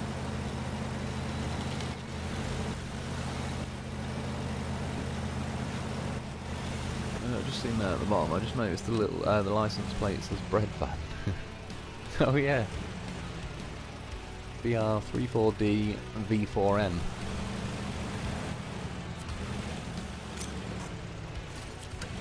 Yeah, it's a pretty good detail. It's not got a rear number plate. Okay, now I can go for the speed cameras. You can't stop me. Sure, considering it's cooking along pretty nicely. This does feel loafy.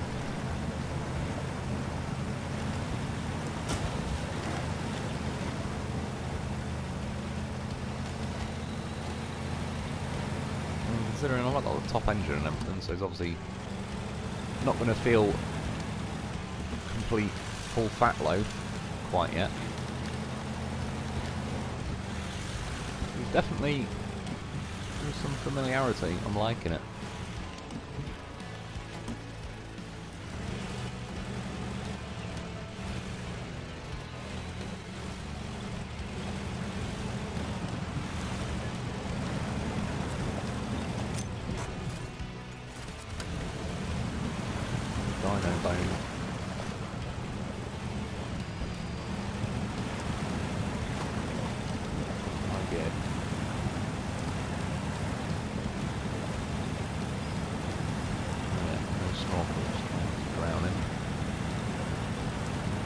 Judging his distance as though he got that pressure. See how the line got down, he was at the line. His air intake could smell water.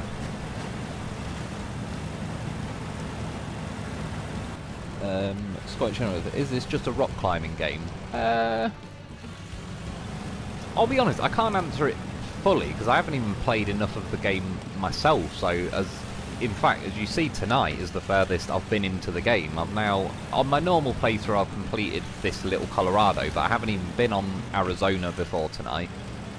Yeah, obviously right now just found the Loaf and that. I think there is more to it than that, but I do agree it's a little bit of a slow start to the game. Like, they do feel, yeah, a bit too hand-holdy with it, and like, this little Colorado probably would have been... I think it's quite a good idea that it's like a mini map, so to speak. Like, there's only 5 contracts instead of like a big full region. But they could have probably added a few more things, just like maybe if there is cargo delivery in this game, just a little element of that. And yeah, a few more of the different things, probably unlock a few more things like roof racks and little bits and bobs. But again, I suppose being used to SnowRunner for so long, obviously I've got all the top upgrades now and that, but if I actually sort of cast my mind back to when I first started the game and you drive that CK 1500 to the yard and all the rest of it, like, it was very slow going then. Like, you had all the stock stuff and you had to do missions to raise your level to unlock stuff, so... And yeah, it wasn't like all of us were driving around in Dolphins and that sort of a day later. It was I remember I was driving the Navistar around for quite a while, and I remember grinding to save up for the engine that felt like it took quite a while. Yeah, well, I mean, Loaf in the bag is definitely feeling pretty good. Does feel pretty familiar and loafy, which is nice. Obviously I'll have to keep doing the missions to get some of the better engines and all the rest of it, but I'll soon, I'll get stuck into that this week on my normal playthrough.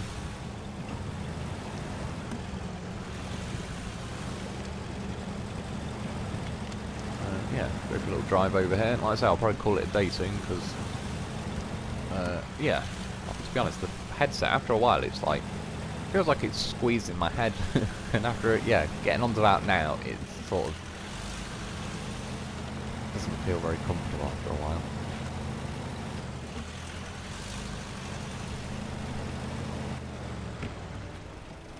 Calcifer, is that, you can't get out of the truck, so no climbing, it's driving and exploring.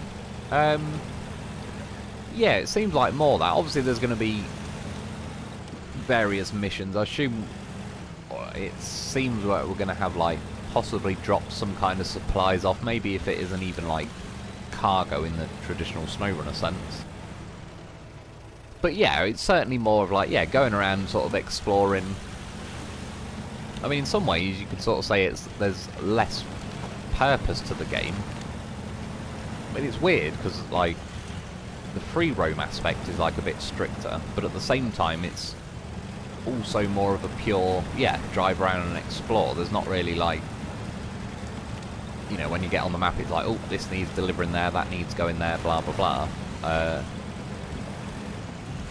Yeah, it's just like you could easily spend an hour just driving around now, if you know what I mean, and you don't really know where you're going or anything, just sort of slowly weaving around, climbing up little ledges and all that. That is it. It's definitely like an exploring sort of game. Yeah, I don't know if that's necessarily going to be to everyone's taste. Like that, I would actually sort of somewhere in the middle, if you could import a lot of the trucks from SnowRunner over to here. Like, missing the cargo doesn't bother me that much or anything, because I've got that in SnowRunner. And yeah, now I've got my Loaf. Obviously, when I get that fully upgraded, I think that'll help as well. But yeah, in some ways, I don't know if it's good or bad. I can't even decide myself, but it feels like there's less purpose to the game, but it's more just, you know, go cruising around, which I actually do quite a bit on SnowRunner. Obviously, it rarely makes it into videos, because I try and have some kind of, like, point to make in the video, but yeah, I do quite a bit of, like, just aimlessly driving around some of the SnowRunner maps, quite often in a Loaf or some kind of truck, and I'm taking a Loaf with me.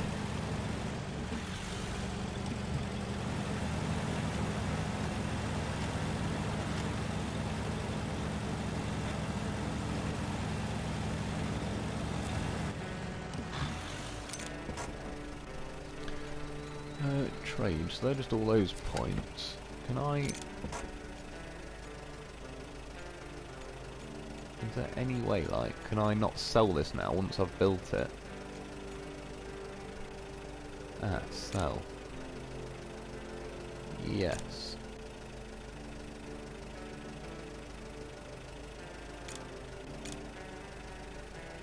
Workshop. 20 grand.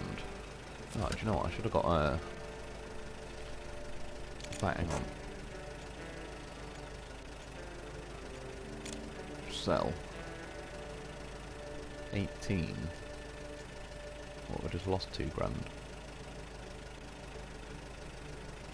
Oh well, if I have sell... Yes.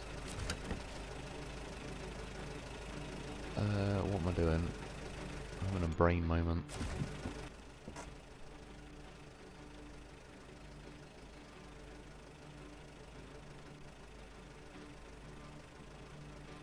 Right, that did have some metal in it. Just before I call it a day, I just wanted to see this workshop thing, how it works. Buildings. Workshop, was it 20 grand or something? Right. Oh, do you know what? That's built, but I'm just going to return to headquarters, I reckon. No. I could, but no, my luck. The one time I'll want it to spawn metal parts, it'll spawn like all dinosaur bones or something. Oh, so the menu's freezing up again. If it's only a couple of seconds, I can live with it for now, but it's more worries me because, yeah, like I said yesterday, it ended up freezing for like 5 minutes.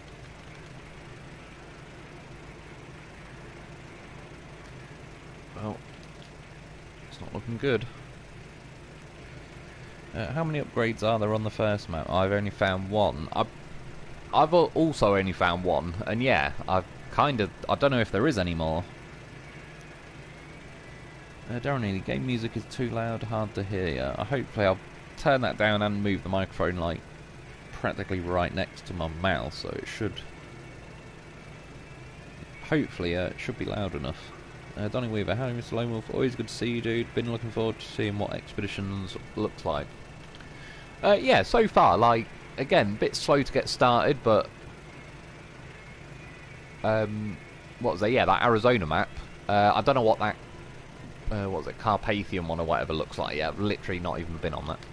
Yeah, unfortunately, I was going to go and check out that workshop, but the game appears to be doing this thing where it froze up. Like I said, yesterday it did it to me only once after about, yeah, probably 8 odd hours of playing or whatever. I restarted my PlayStation, but I believe if you just close the application and reload it, I know it's a pain in the arse, obviously not like acceptable, but it's early game day. It was only doing it to me once a day. I can live with it, but obviously at least it kind of held out until nearly 5 hours of the live stream before it decided to freeze up. It could unfreeze any second, but like I say, I did leave it at one point yesterday.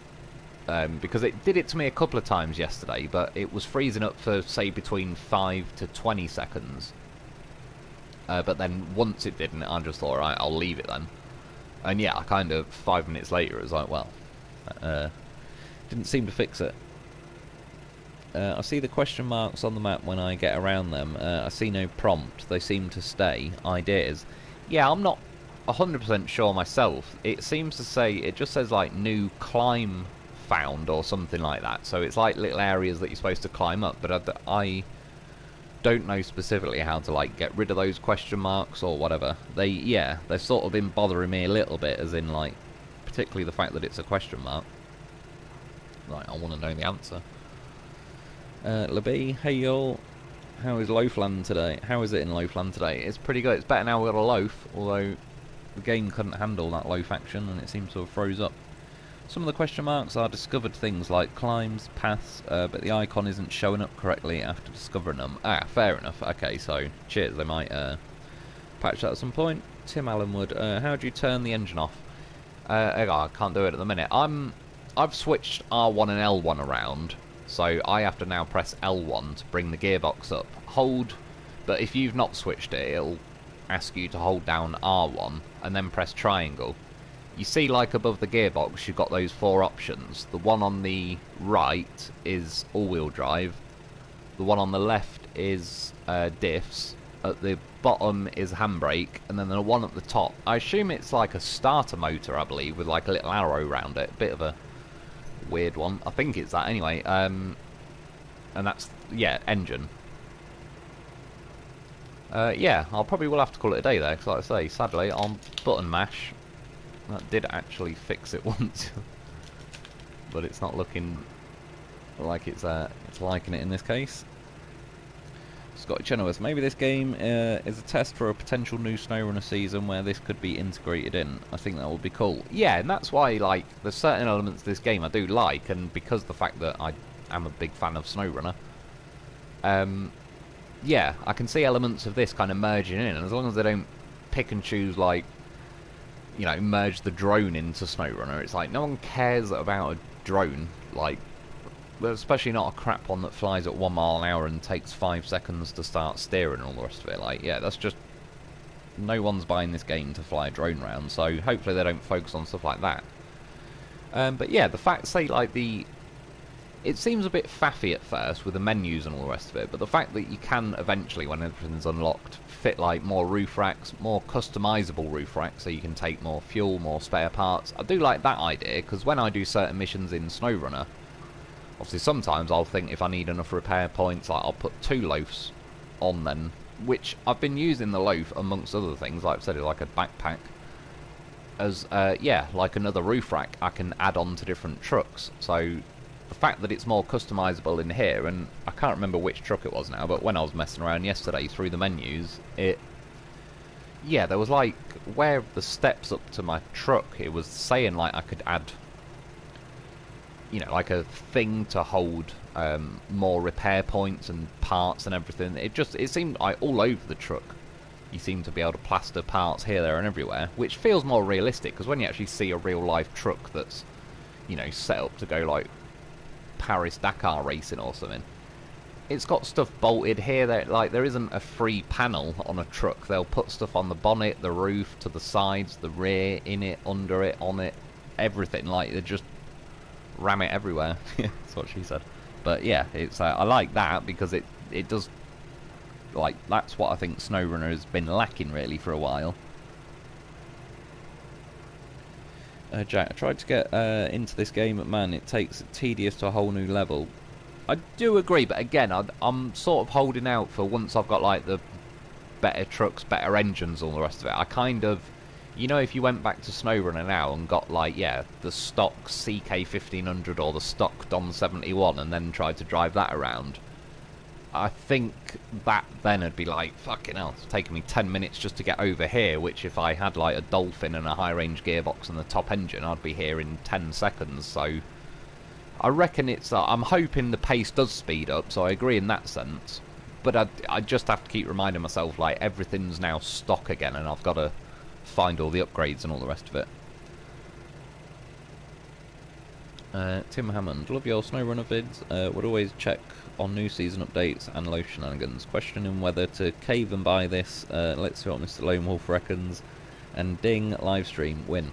Yeah, that's, I personally, unless you're really looking like you want a new game and blah blah blah, I think SnowRunner is probably best to stick with for now. I don't think this game is, I'm not saying not to, but I do agree with what someone said, they're just going to wait for it to come on sale and be a bit cheaper. I agree, like 70 quid I think is too much. Sort of anyway, I think that's a bit of a high price for a game. Yeah, I think it should have been more like 40 quid-ish or something like that. Probably that's like the Supreme Edition or something as well, or say 50 max. Yeah, so that I'd probably wait until a sale, but if you're one of them, you like the look of the game, you like this kind of thing, and yeah, say you've finished SnowRunner and all the rest of it, like, most people I don't think will regret buying it, but yeah, I don't think it's like a bargain or like a must-have for 70 quid.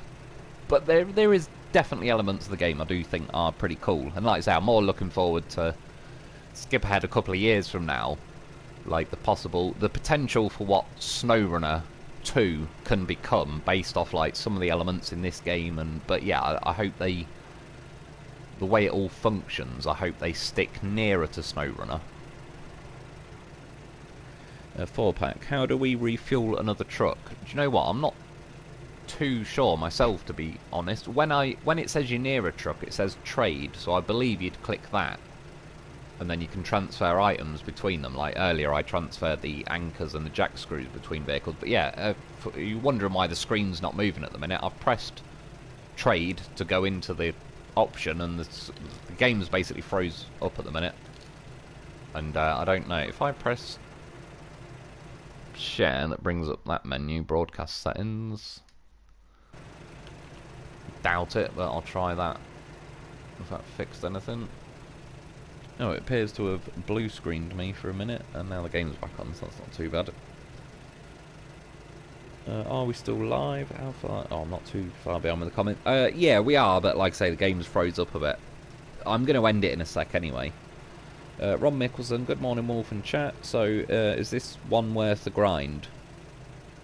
Again, it's difficult to say. Like, one thing that sort of, because I've between messing around and making videos, like I said, I've already sort of played the first part of the game about 4 times over now, so that's why it's felt especially slow to get started for me, because I kind of have played the slowest bit of the game. I reckon like next week when I do another live stream and I have another few hours to kind of really get stuck into that Arizona and get that one uncovered, I think it'll open up a bit more, like, and I'm hoping that it'll start flowing a bit easier then once I've got like a few of the other vehicles and trucks and that as well. I'm definitely got to bag the Loaf now, because that's scouts for me. Near enough, that's scouts covered. Your mic is a bit low, or is it just me? And then what's happening? Yeah, I really don't know with the mic. Again, I'm moving it about as close to my face as I can get it. If it's any closer and you'll hear my lips starting to rub on the microphone, which sounds a bit sketchy. I have to sign up to some kind of OnlyFans for that, I think. Reaper 710, barely hear you, boss. Go back, I'll turn my Bluetooth speaker, whatever is easier for you. I'd really like, I don't mind turning it down, obviously. I appreciate you letting me know it's quiet. I don't know why it's so quiet. It was confusing me. Maybe it's just something with this game, but I've got the microphone like really close to me. I've also turned the game volume down. I'll have to listen back on my own live stream and kind of figure it out from there, really. Servant of Christ, let's get some more likes. Yeah, I appreciate it, dude.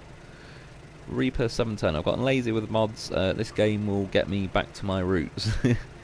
See, I get that, and I agree. That's one thing where the pace does feel slower, but yeah, like I was saying, you can go and explore an entire map on SnowRunner in less than an hour, really, and then you just take, which I'm not necessarily saying is bad, but yeah, then you just sort of take it for granted, the map's uncovered and you get on with what you're doing. This one is like, yeah, it suddenly hits you like, bloody hell, it's going to take me like hours just to explore the map.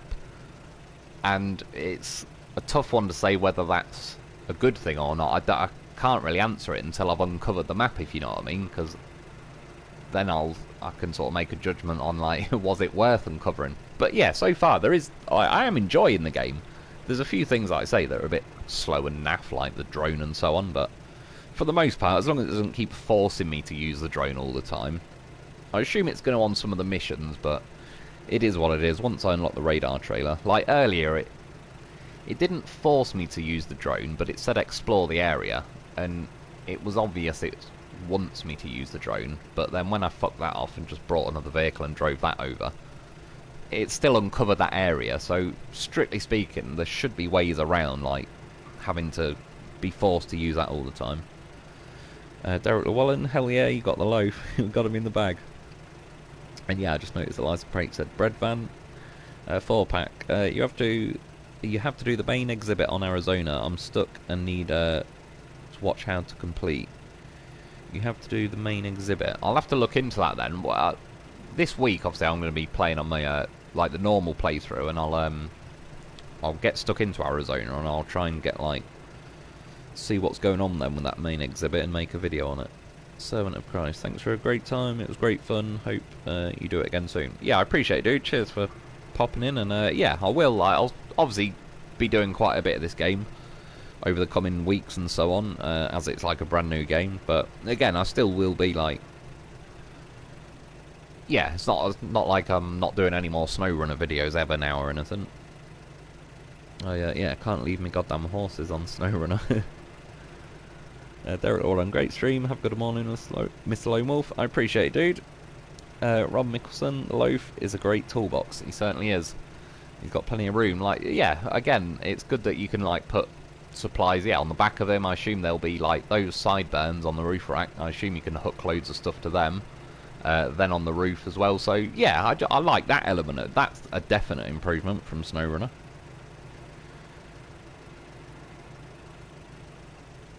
Gerard Bonus, the stock trucks are the best effort from Sabre in a long time.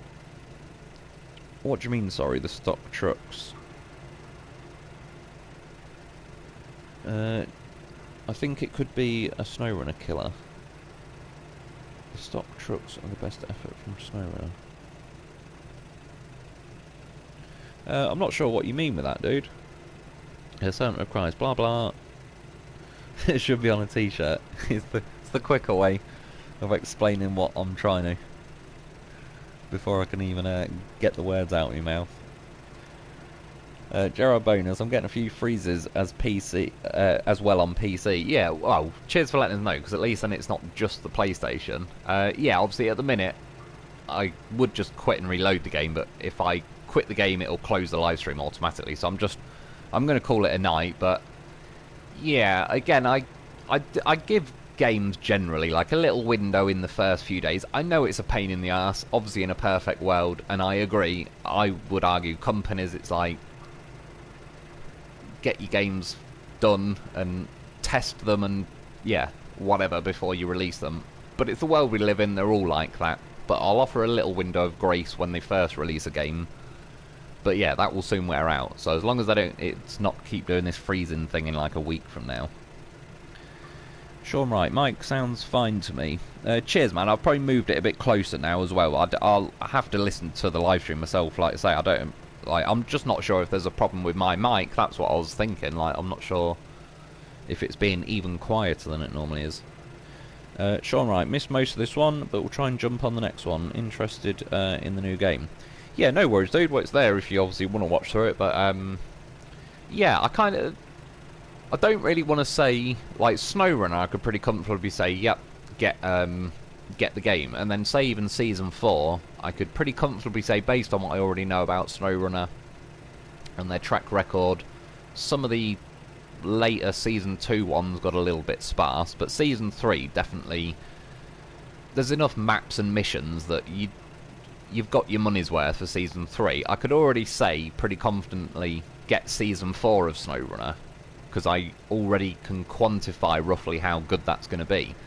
This game, I'm enjoying it. I'm certainly don't regret paying for it and all the rest of it. Yeah, it doesn't make any odds to me. I could just as easily make SnowRunner or this. or both I'll probably be doing, but yeah, I'm happy with the game, but I don't want to automatically say to everyone, yep, big thumbs up, like, it's an absolute must-have game. I don't know, it's going to be to each person's, like, personal preference. If you like the slower pace of the game, say, like, where exploring a map can take hours, whereas it takes minutes, really, by comparison on SnowRunner. And yeah, as for the rest of the game, I've not played enough of it myself yet, but yeah, so far so good. Like, and we've got the Loaf in the bag, so that's one of the main things. Scotty Chenoweth, the train is not in SnowRunner. Would like to see this terrain in the new season. Yeah, I agree. This is the kind of thing. I know it's not Australia. It probably looks like somewhere out in America, but if like an Australian region theme, it'd be more like this terrain, if you know what I mean. A bit of, yeah, sandiness and like the rocks and all the rest of it. Yeah, that again is another thing that is pretty cool to drive around on this sort of stuff, but yeah, I'd also like to see that kind of merging in with SnowRunner as well, which maybe it will with the 4th season of SnowRunner. Right, anyway, I'll call it a day there because my cat is floating around. He's wanting some food. And yeah, I could do with some as well, and I've got to get this headset off my head pretty soon. And yeah, as the game kind of crashed there anyway, so there you go, like, early days, but yeah, not the best end to the live stream, but in its defence, sort of, SnowRunner has been crashing on me like 3 years into the game at some points. So at least it's not gone as badly. Oh, there you go. By some miracle, the menu, so there you go, that's how long it froze. The menu's now moving. Oh, I don't even want to... I'm just going to quit to headquarters. 8350 in the bag. Yeah, I'll call it a day there. And, like I say, I'll get back... Well, on my normal playthrough, I've basically done all of Little Colorado. There is some, like, the metal detector one I could do a video on, but I don't know whether to just skip that and just pretty much go on to Arizona. I'll figure it out, but either way, I'll be back pretty damn soon with some kind of video. It's most likely going to be on this. Like I say, SnowRunner might take a bit of a backseat for the next week or two or whatever, but yeah, at some point I will be getting back to me goddamn horses. Ron Mickelson, have a good one. Yeah, I appreciate it, dude. And yeah, cheers to everyone else for popping in. Yeah, enjoy the rest of your morning, evening, afternoon, whatever it is, whatever time it is where you are. And yeah, I'll be back soon.